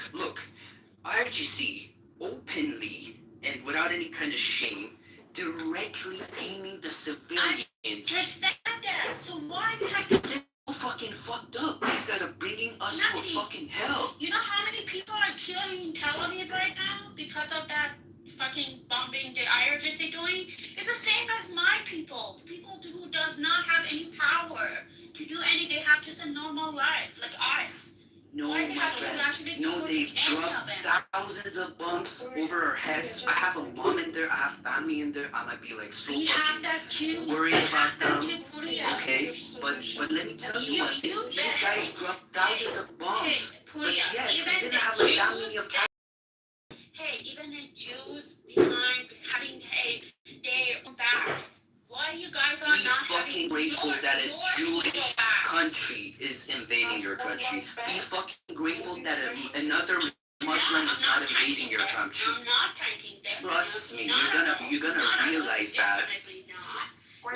They are on Mullah's side.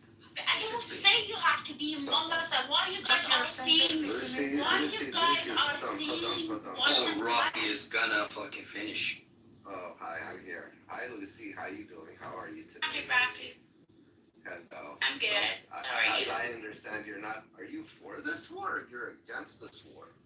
I'm gonna get I want to get to know you a bit. So I'm asking simple questions.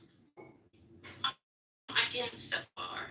You're against It's a tough situation, Rafi. It's a really tough situation. You're against the war. Okay, I understand it's a tough situation. So you're against the war. My tea's ready. Perfect. Okay. So where Yeah, go get your teas. No.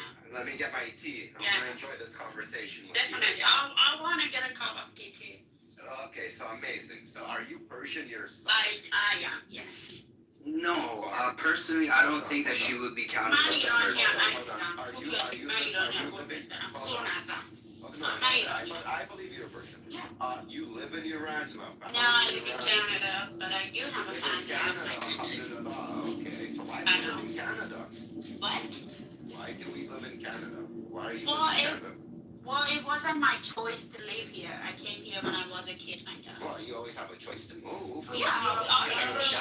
Lucy, stop lying, bro. Stop lying. Lucy, when a kid comes to Toronto, I had many fucking girlfriends in Toronto. They would not have this kind of accent. Lucy, I'm not living in Toronto, Lucy, when you said you live in Canada, I didn't even say you live around Yonge and Steeles. I'm not living in Toronto. It's a question. It's a question. It means that you have never been an adult in Iran. Yeah, I've never been an adult in Iran. You have never been in Iran as an adult. But I've been traveling there. I've been traveling for a long time. I've been living for 6 months or so. Yes. Okay, so you said you have no choice. I have lived in Iran my whole life. Don't tell me. Let's let him talk. Let him talk. Let him talk. He's your side, actually. I've had a conversation with Lucy. So you said you have no choice. So as I understand, you were brought here to Canada by your parents. Yeah. Correct? Yes. Perfect. Okay. You can write it down. So anyways, you were brought there by your parents. So why did your parents leave Iran to such a great place? Or or Iran should stay a place that your parents had left and deserted? They passed away, to Canada. They passed away. Doesn't matter. They passed away in Canada or in Iran? No, they passed away, half of them here and then the other one in Iran. Okay, so but why did your parents move you to Iran and themselves? For what reason did you end up in Canada? Well, I don't know. They passed away a long time ago. So you had nobody to ask, so you're making a judgmental call. Is that no, I do have a family over there. I have a brother, sister, and others too. You have a brother and sister in Iran, correct? Yes. And they like what's happening there? They like the mullahs, they like the... No, they don't like it. No, they don't like it. They don't like it. Okay, so now... I'm not following IRGC. I'm not supporting. You're not supporting. Okay, I'm not saying you don't. You don't have to. No, I know you're playing. I know your game actually. You are trying. Okay, You don't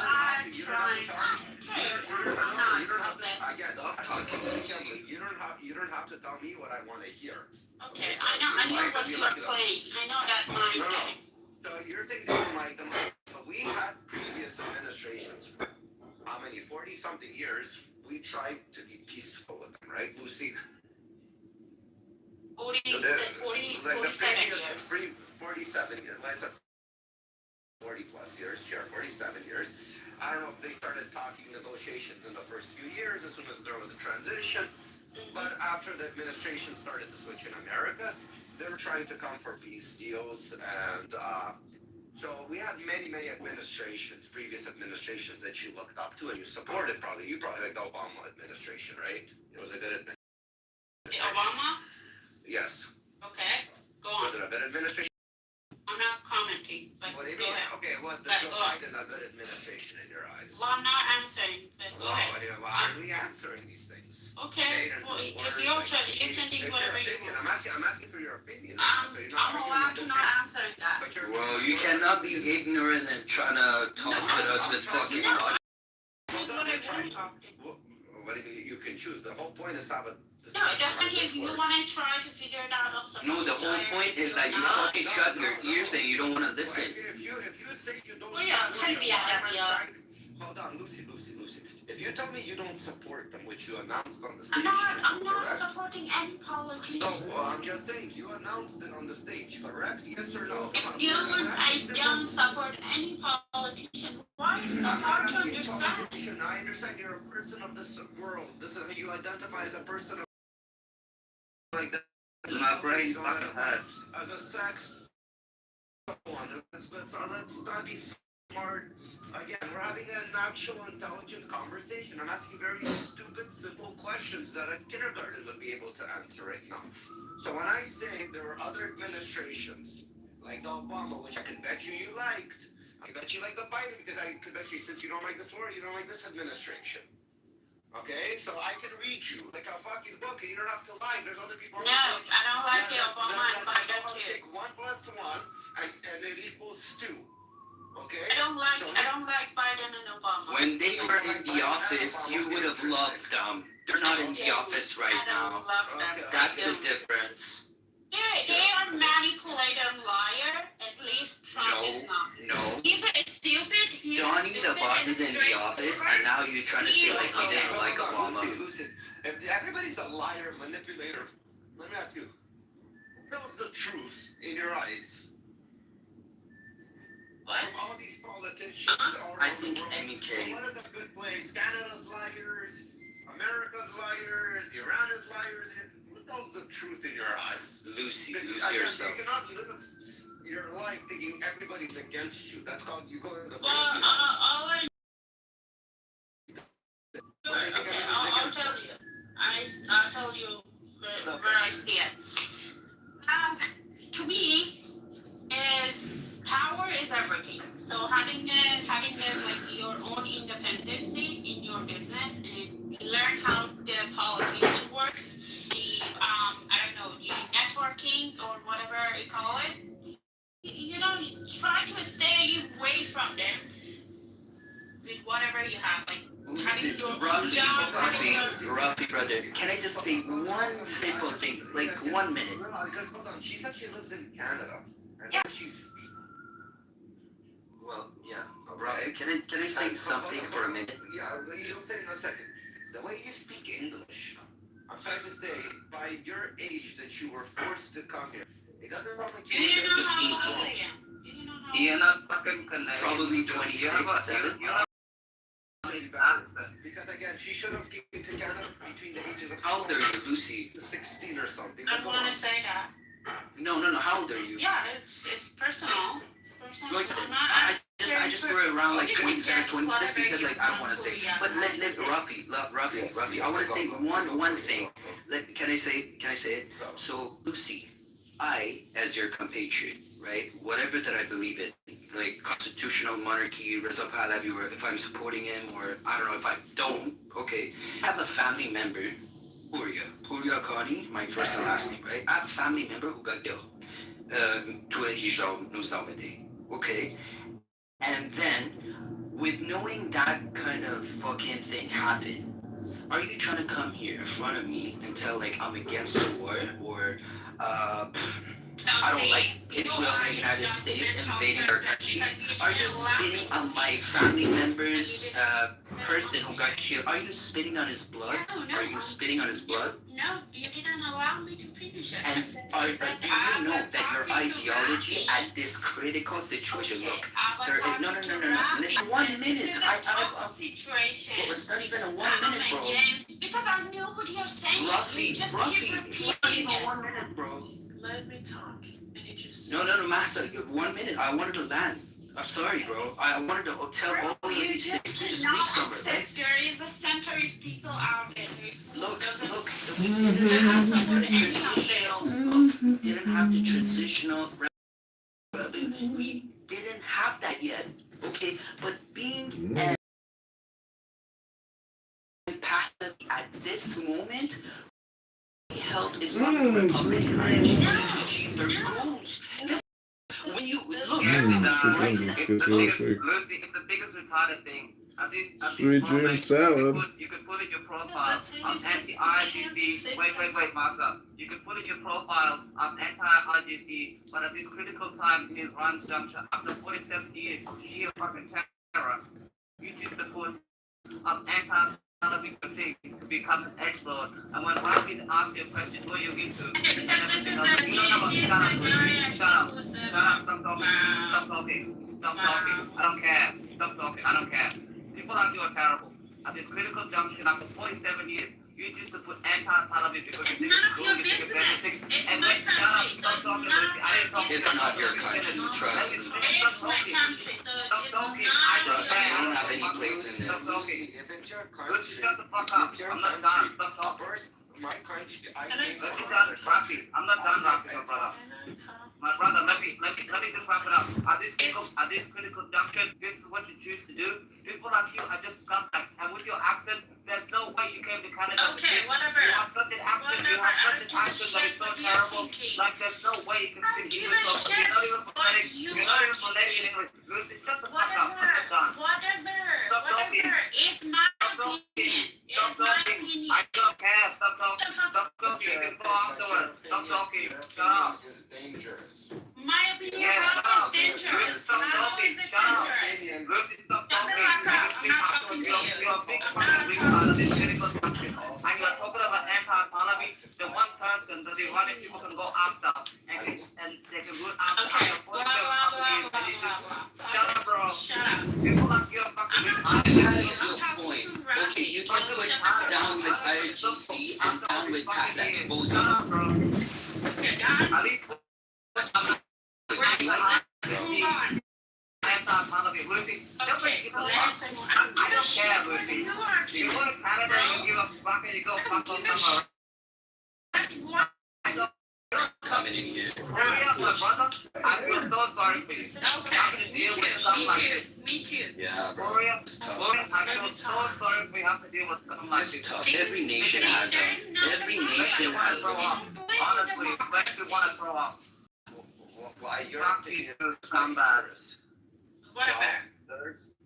I wanted to say something, but you none of you let me say something. Okay, let's respect the woman and let her talk. Yeah, buying empathy from women's rights. Okay. I don't need this time because of Hold on. I'm not a woman, Steve, but do you know? You're saying respect a woman. The leaders that you have don't respect women. So why do we have to respect your standing up? Because I don't like him to support him. He's a stupid too.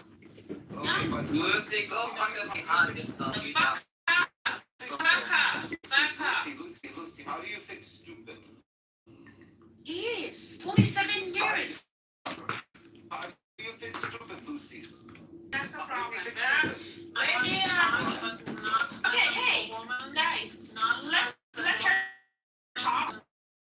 is on a stage. Doesn't matter woman or man, okay? That's it. Lucy, you know what the problem is that you're heading into your life. Okay, why people in Iran are in misery, and then you come. I don't have any solutions. I don't know anything. I want to stay away from anything. Okay, you can do that because you live in Canada. You don't have any of the problems people in Iran are dealing with. Okay? That's why you don't care. If you were living in Iran... Did I say I don't care? Did I say I don't care?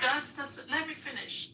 If you were living in Iran, if you were dealing with the devaluation of the currency, if you were the one that was imprisoned or had loved ones in prisons, if you had loved ones that were shot in the streets 2 months back and killed, if you yourself been ever beaten in the street, if you ever been jailed for your hijab, if any of those things happened to you, you couldn't be just sitting It and happened saying, to me, oh, I Massa. don't It like happened to any... me.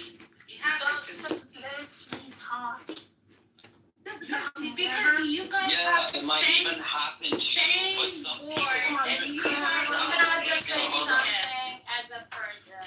Oh my I'm god. so fucking sick and tired of my people. Why are you coming around here begging? It's like, why are we begging? It's like, stop fucking begging, trying to convince fucking people of what the fuck. Yeah, Stop see? it. Hey, I'm right with her. You don't need to No, Lucy, don't you're not come right. into Shut the begging fuck for up. it. Yeah, You see? want to. No. Baby, you don't even know what the hell you're talking about. She's Lucy, evil. shut the hell up. Can I You done with something. And let Bibi I was finish. talking. Let Master finish. Bibi, you just got You just jumped in, bro. No, she's right. That's a No, Lucy, democracy. shut the fuck up. That's a Let Master democracy. finish speaking. Let me Sorry. stop you talking about That's a democracy.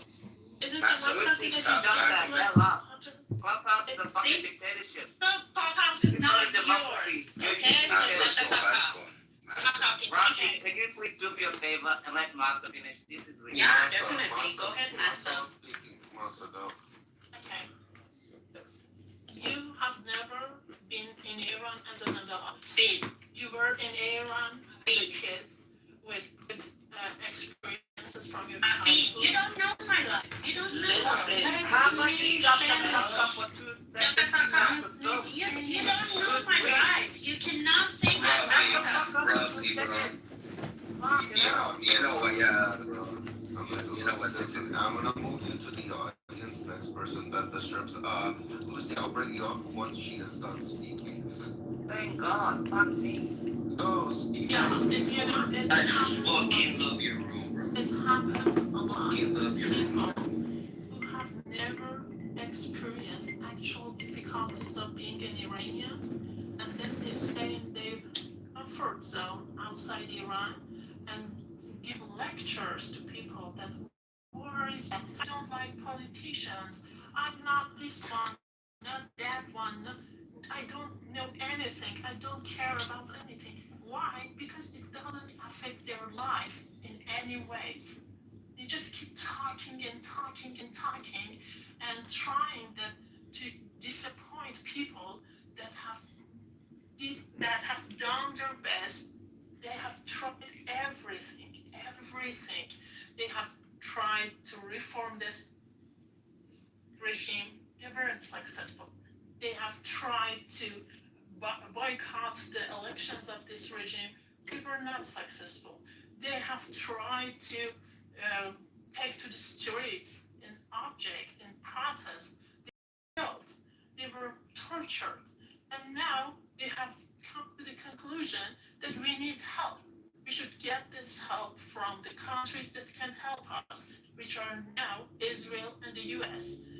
Now, all of a sudden, a lady that is sitting in Canada enjoying her life is like, oh, this person that people hope to help them is bullshit.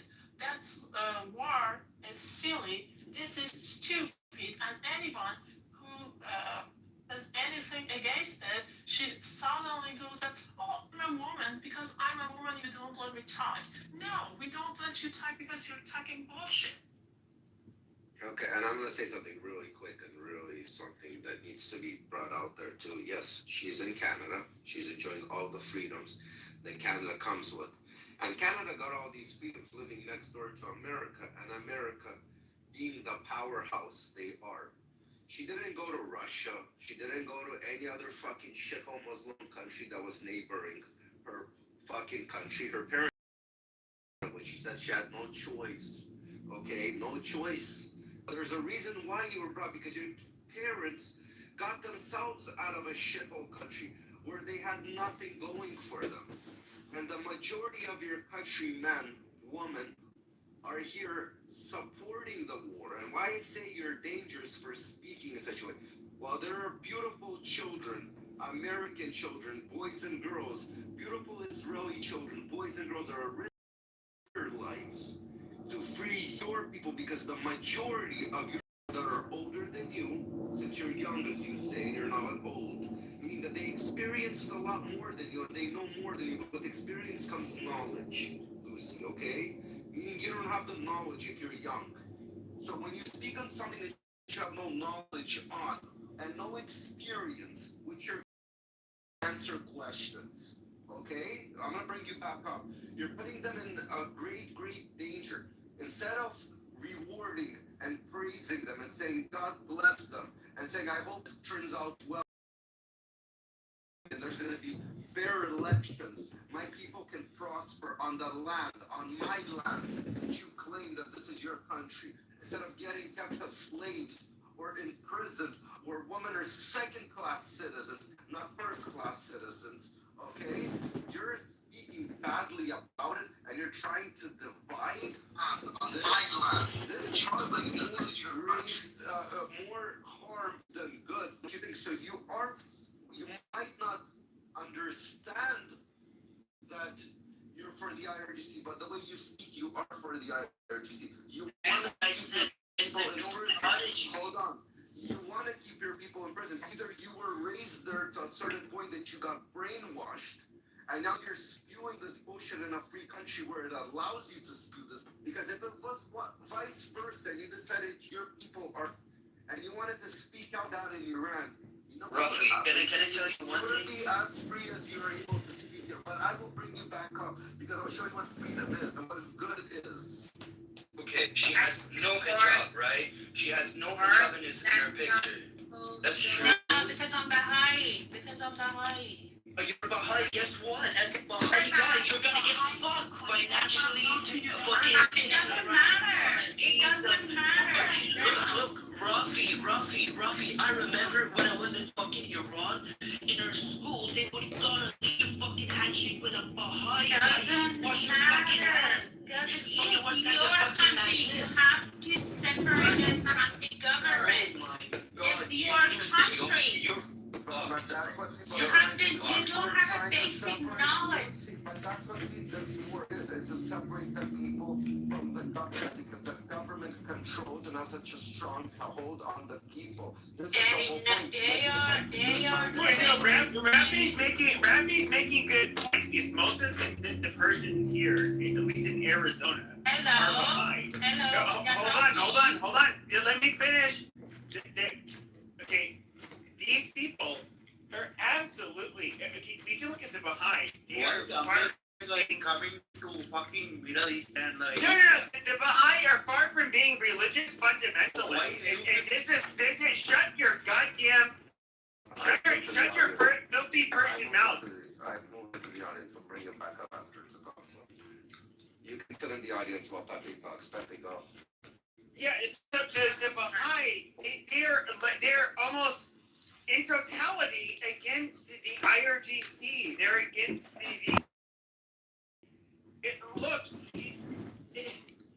we can look at the Zoroastrians, we can look at the Baha'i, we can look at and I would say there's a side, there are Jews, but there are also a very sizable Muslim population that came from Iran they're not even close to being fundamentalists. In fact, the reason that they're here and against Iran is because they think you guys are a bunch of fucking radical, clerics that basically destroy not only their country and their culture, but this is who you guys are. They're against you people. Why? That's why you live here. And guess where Persians prosper in the West. It's unfortunate, but that is absolutely true. Thank you. I think Westerners in the future will prosper very well in Iran. Actually, and what a fucking opportunity. I mean, like, why not fucking seize the moment? It's like, where are you gonna go? Like, Americans, Israelis, fucking all the Jews. It's like, as a Persian, if our country got aligned, somehow Okay, she has no hijab, right? She has no hijab in her picture. On the Americans and the Jews fucking build up like Israel in what, like 50, 70 years? It's like we're gonna need that influence. We're gonna have this is your country. So whatever it is. Okay, but that's it's like we're pretending like that influence. We're pretending like that influence. Okay, hold on, but baby, we're pretending like that influence is not a fucking eyesore to the IGRC, and that they're not absolutely trying to use every weapon at their disposal, okay, to absolutely topple Iran. This is not a secret to even those of us that are America first, that the biggest threat to Israel is Iran. They absolutely are. They will try to find Iran any way possible. They will, whether it's through deception, it doesn't matter. Nothing is off the table. These are some of the worst pieces of shit in the world. The same pieces of shit that will mow down tens of thousands of their own fucking people in protests. This is what they do. The IRGC, they are absolute pieces of fucking human filth. I do, as an American, I do not defend these people. Fuck Iran. Fuck the whole goddamn government. Fuck the Ayatollah. Fuck all of their mullahs. Hold on, Pappy, hold on. So,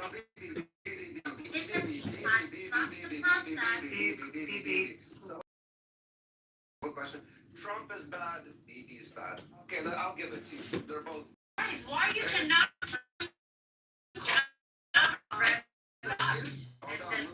Hold on, Bibi, I'm speaking to you. Trump is bad, Bibi's bad.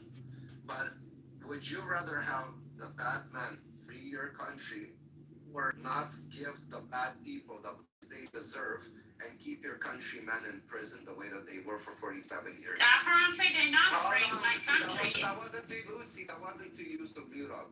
Bibi, I'm asking you a question. The bad people want to repent. The bad people, I'm asking you, the bad people want to. Okay, they're repenting. They're doing something good. Because as your people are seeing this is good, right? So this is like they're trying to repent. But now the question is, because they're bad in your eyes, and they're actually, surprisingly, if you ask your country people, the majority of them, not the minority, I'm speaking about the majority of them, they're very pro this war to overthrow the government. And you know it's true. You guys can kick and scream as much as you want, but the majority of Iranians on the ground in Iran want this government overthrown. And Lucy, how many people, Lucy, hold on, Lucy, how many people came out in Canada? Okay. It's all in Canada. 1 million. I have 90 million people in my country. Hold on,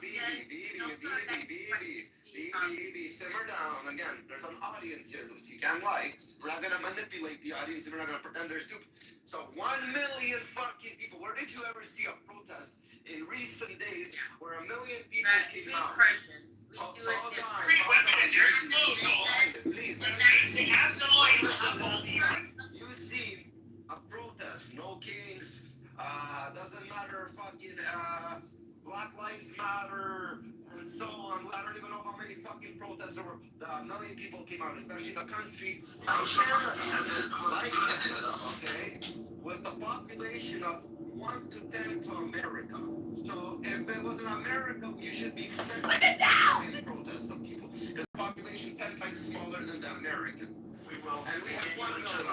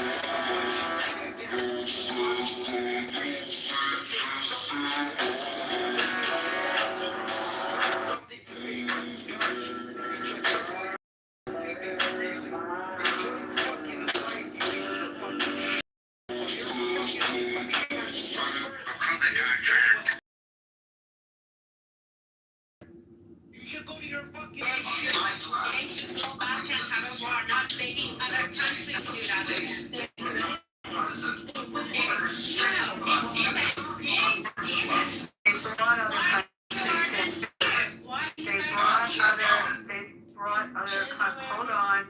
They brought other countries. There was a Hold on. Mossad plan, and there you said They brought other countries into it. The other countries didn't ask to have death threats against their countries and against their citizens. The other countries didn't ask. The other countries, Lucy, I'm talking. The other countries that they brought into it didn't ask to have their civilian populations targeted and murdered and butchered and have missiles at their civilian. The other countries didn't ask. And I have to ask this. Baby, can I just finish for a second? No, what do you mean? No. She's a fucking mug. Yes. Shut the fuck up before I put you in the audience. So to answer your question, why is it not just internal? Because they brought the world into it by being the biggest sponsor of terror in the world. The world's are of terror sponsoring. And you name spots around the globe, they sponsored the terror. So they brought everybody into it. And I mean, we can go, you name the continent. We can go to South America and we can look at what Hezbollah and what their tentacles have done in South America. I mean, we go around the world. And that's what that regime has done. And so also, yes. you're worried about those Zionists that you're saying? Your little fucking country, man. Oh, sorry, not country, man. The people that run your country that we're overthrowing and doing your people a fucking favor. But I see Jews, what they are doing to Arab people too. Yeah, I see that. I know necessary. I know what they're. What do you do? Hold on, I'm gonna put her in an audience so I can speak freely right now. I'm gonna teach her all the IRGC work. I'm gonna give her a little taste of Iran right now, since she likes it so much. I'm gonna teach her how it gets done. So first He of all, doesn't represent Iran, by the way. I do. Oh, she doesn't, but you. Interesting, but so anyways, that fucking confused the shit out of me. Anyway, so where was I going? Where the fuck was I On going? that worth for you taking into consideration the future. I remember what I was saying. Sorry, I remember. We're talking about the size of the IRGs. No, the Jews sponsoring terror around the world. You know what the Jews are doing? The Jews always protected themselves from the terror that your people sponsored with all the neighboring countries. Hezbollah, who pays them? IRGC, while they sit comfortably, imprison their people, and they fucking terrorize the Jewish people. In Syria, same thing, Hezbollah. Also, they imprison their own fucking Palestinian people there. They sponsor all the terrorism there while they fucking terrorize Israel. The Jews, they might not be doing it indirectly by sponsoring it. So you know what? Favor, you should say thank you that you're piggybacking on us, that we're freeing your fucking people. Maybe you wanna wear that fucking hijab and fucking look at the garbage bag. Okay,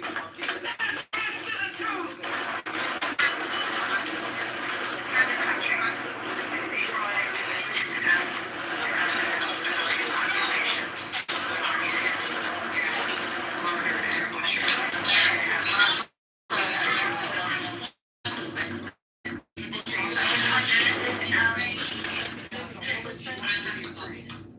It's like, hold on, baby, can I just finish for a second?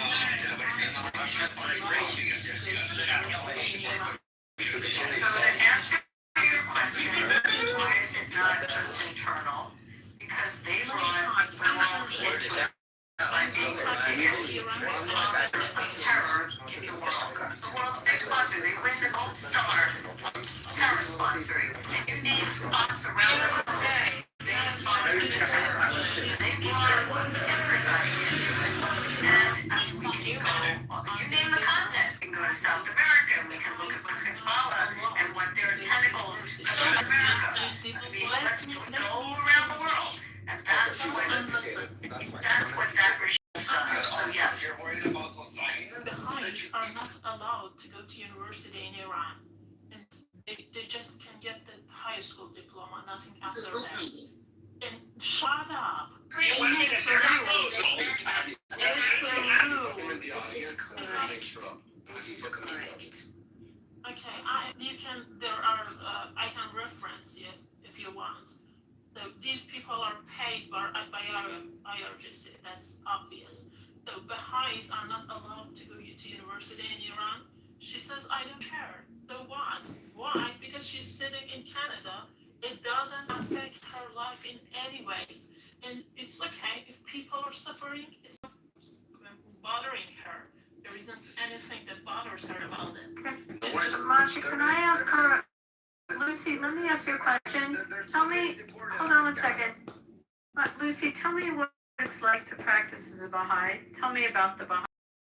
So you say you're Baha'i, so you think she's Baha'i? But I'm not one of the people that you want to put She's a fucking Shia pro-terror Palestinian supporter and Yes, I do support Palestine. Look at the chat. She's just like, get the hell out of Palestine. She's running. She's a pro-terror, pro-Palestinian supporter. Kusum kum! Kusum kum! Pro-terror. Lucy. Hold on. This is very simple to see how this all plays out. Lucy, you said you're from Baha'i, this, that. Do you follow Prophet Muhammad? No. No, so do you agree Prophet Muhammad is a pedophile?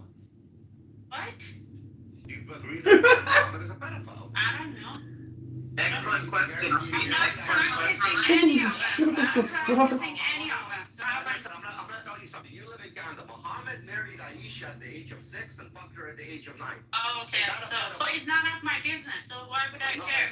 No, but I'm a question. In your opinion, you have opinion. I don't care. No, I don't have an opinion. You are not I don't care. Don't you lie. You are not behind. No way. I'm not Muslim.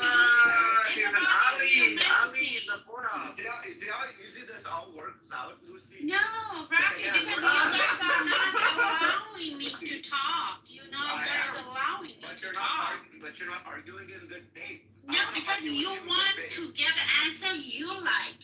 No, that's not how it works. No, because if you give me the answer I don't like, if you give me an answer. Sure, I'll give you an answer. I don't give a shit about any religion. I care about the people. I care about the people. Can we ask you a direct question, Lucy? Yes, you're. It's your opinion. I don't know if it's a pedophile, so it's your opinion. I don't care. But why would I have an opinion on what you like? Lucy, in Canada, if your next door neighbor fucks a 9-year-old, what is he? I'll call the government. I'll call the 911. They know what it is. It's not mine. Muhammad, your next door neighbor, fucked a 9-year-old. What are you gonna do? What? Are you gonna call Muhammad, your prophet Muhammad fucked a 9-year-old next door neighbor? Imagine your prophet Muhammad that lives at. I'm not Muslim, so I don't give a shit.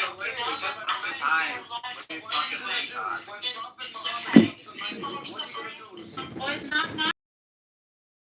I'm not nosing in people's lives. Even the representatives.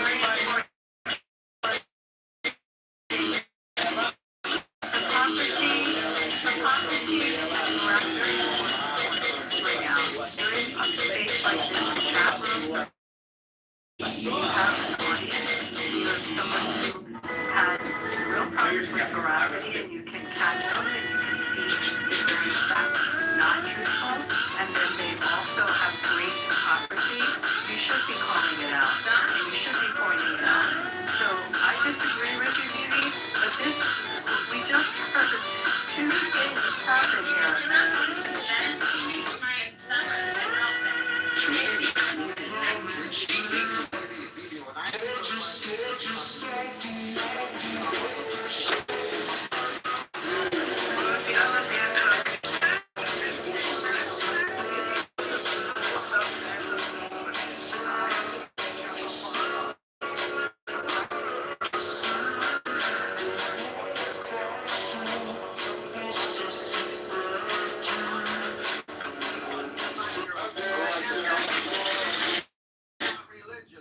you had an opinion on a fucking white I don't have it because I'm not associated with Muslims. Why do you have opinion? Where did I say about the accent? Look at my screenshot. Where is it? Photo. Let me My see. photo. In Persian, you have written. What I say? No, I asked. Hey. Okay. No. No. Finish. Go on to Lucy. They shouldn't pay you. They shouldn't pay you. I'm sorry. You're horrible. Let me translate. Stadium has written, you told Epson this wrong, they will attack you so badly. And Lucy, No, I asked. in Does they have a problem with Epstein? That's what I asked. I didn't get an answer. Did I? Did I get an answer? No. Okay, You're such a terrible You know lady. what? Whatever. Hold on. I respect women, but I don't respect women like Lucy. Thank You have you. no respect But for I herself. respect you. You should be But I supported, respect Lucy. you. You know why? Because you are stupid. So I respect you. You are stupid. I'm gonna teach you like I a guy respect. doesn't. Hey, since you're on stage, you can have fun with Lucy.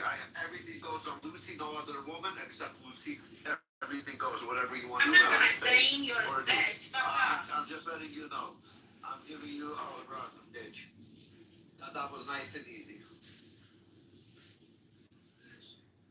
That was easy. No, these are paid. These are paid. They're not even paid or I don't know. They're maybe paid. They are paid. They paid a dumbass. I honestly feel sorry for the Iranian people. After 47 years, you have to deal with scum like this. Finally getting some freedom, you have to deal with. I remember when we had to deal with scum like this. This is sickening. This is worse than I. You remember the first thing that she said? You remember? She said women in Iran have got their freedom. Their hijab is free now in Iran. And then when I told her it's not free now, and she was trying to say, "Oh no, they are changing. It is changing. Things are changing." That's. She was not good. Like exactly what Rafi. Like, sometimes there's ones that we confront in rooms and they're pretty good at it. But I wish we had another Baha'i in the room because they could probably ask one. I mean, he asked one question to expose it, but that was pretty lame. Abby, you should have been here before Abby. It was way worse. It was so terrible, you know. Abby did a good job. This was so bad, you know. Puri, In person? Yeah, she was so bad, Abby. It was just Puri was here. I feel sorry for Puri. Puri's getting a heart attack, high blood pressure.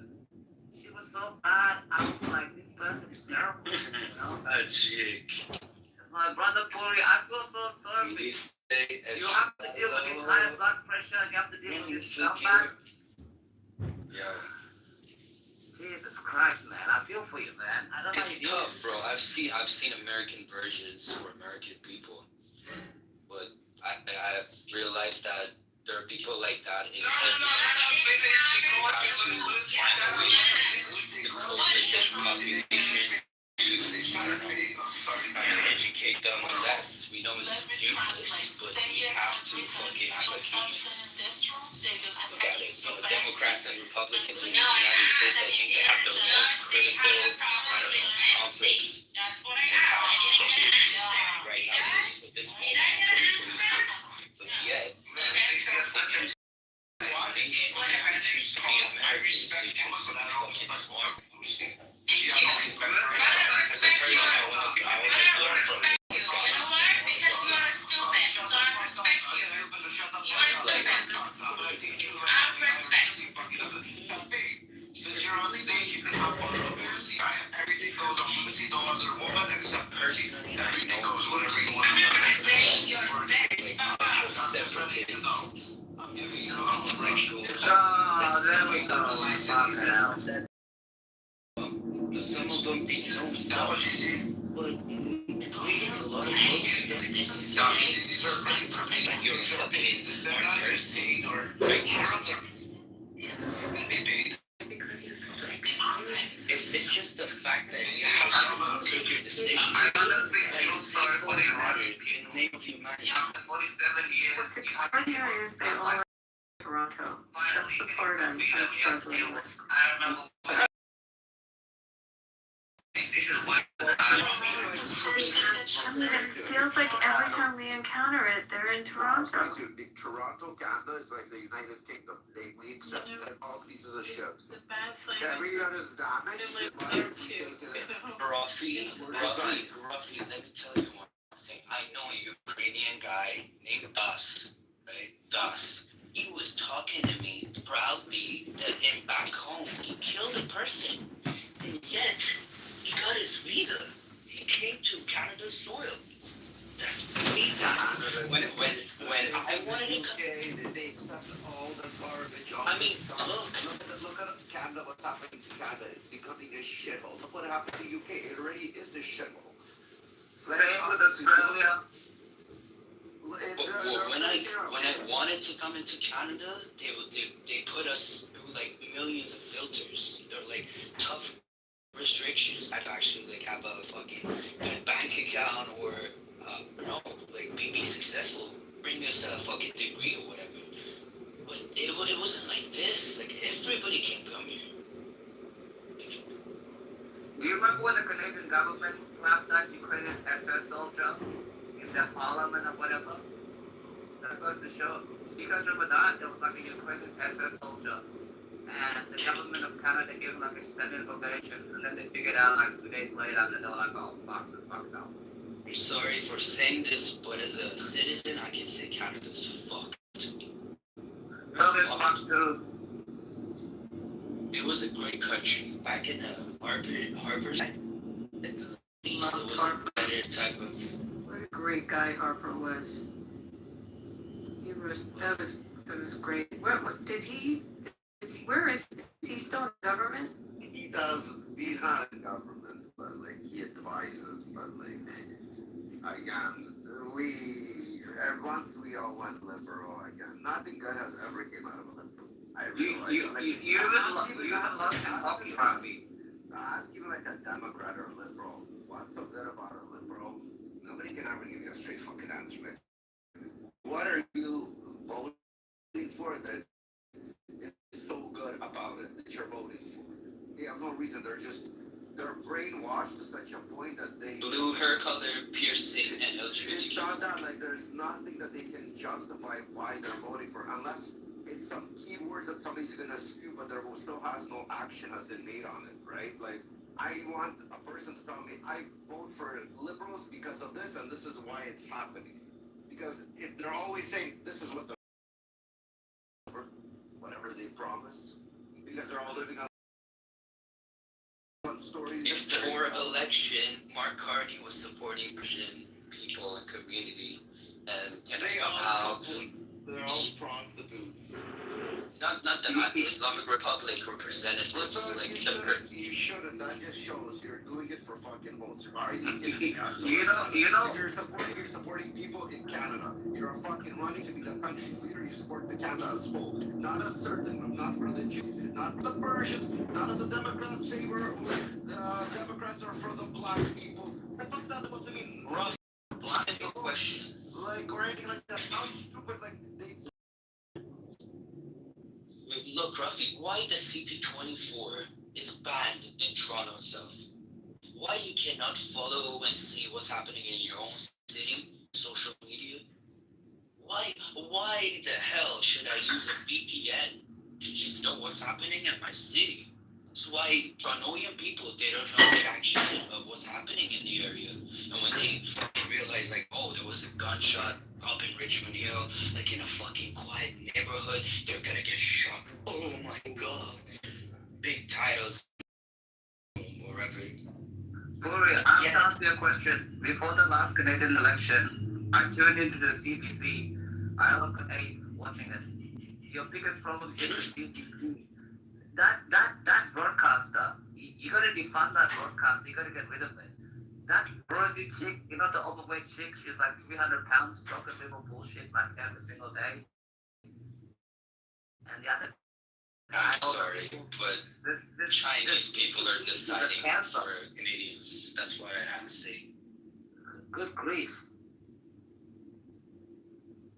Chinese took over the Canada.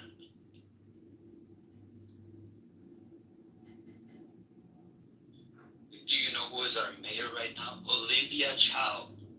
I don't know what's happening in Mississauga. I think black people walking out the one. Like, Where you're from Toronto? bro, this woman is our mayor. We have, I don't know, Mount Donny plus, bro. Where are you from Rich or you're from Young? The area I notified, because I know you're one of the other areas. It's either Richmond or it's either. Okay, fuck it, don't say it. Don't say it. Sorry, I couldn't hear it. Sorry. I'm asking you, you're from Young and Steeles or from Richmond Hill? Bedford Avenue East. Oh, of course, I got accounts there. Well, Yes. if you're around, like, come for a tea, brother. You're a legend, man. I know exactly where you are. Anytime, bro. Nice. It's a good area. It's a nice area. Rob, you bring BB up, just don't get heartburn. It's crashing out. Poor can deal with it. But he's around.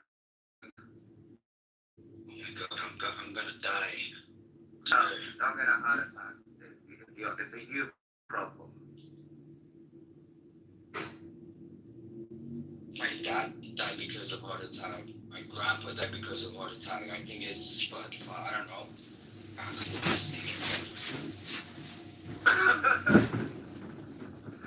Might be stroke. So I keep my eyes on I'm gonna be, a Marvel superhero. Stroke man.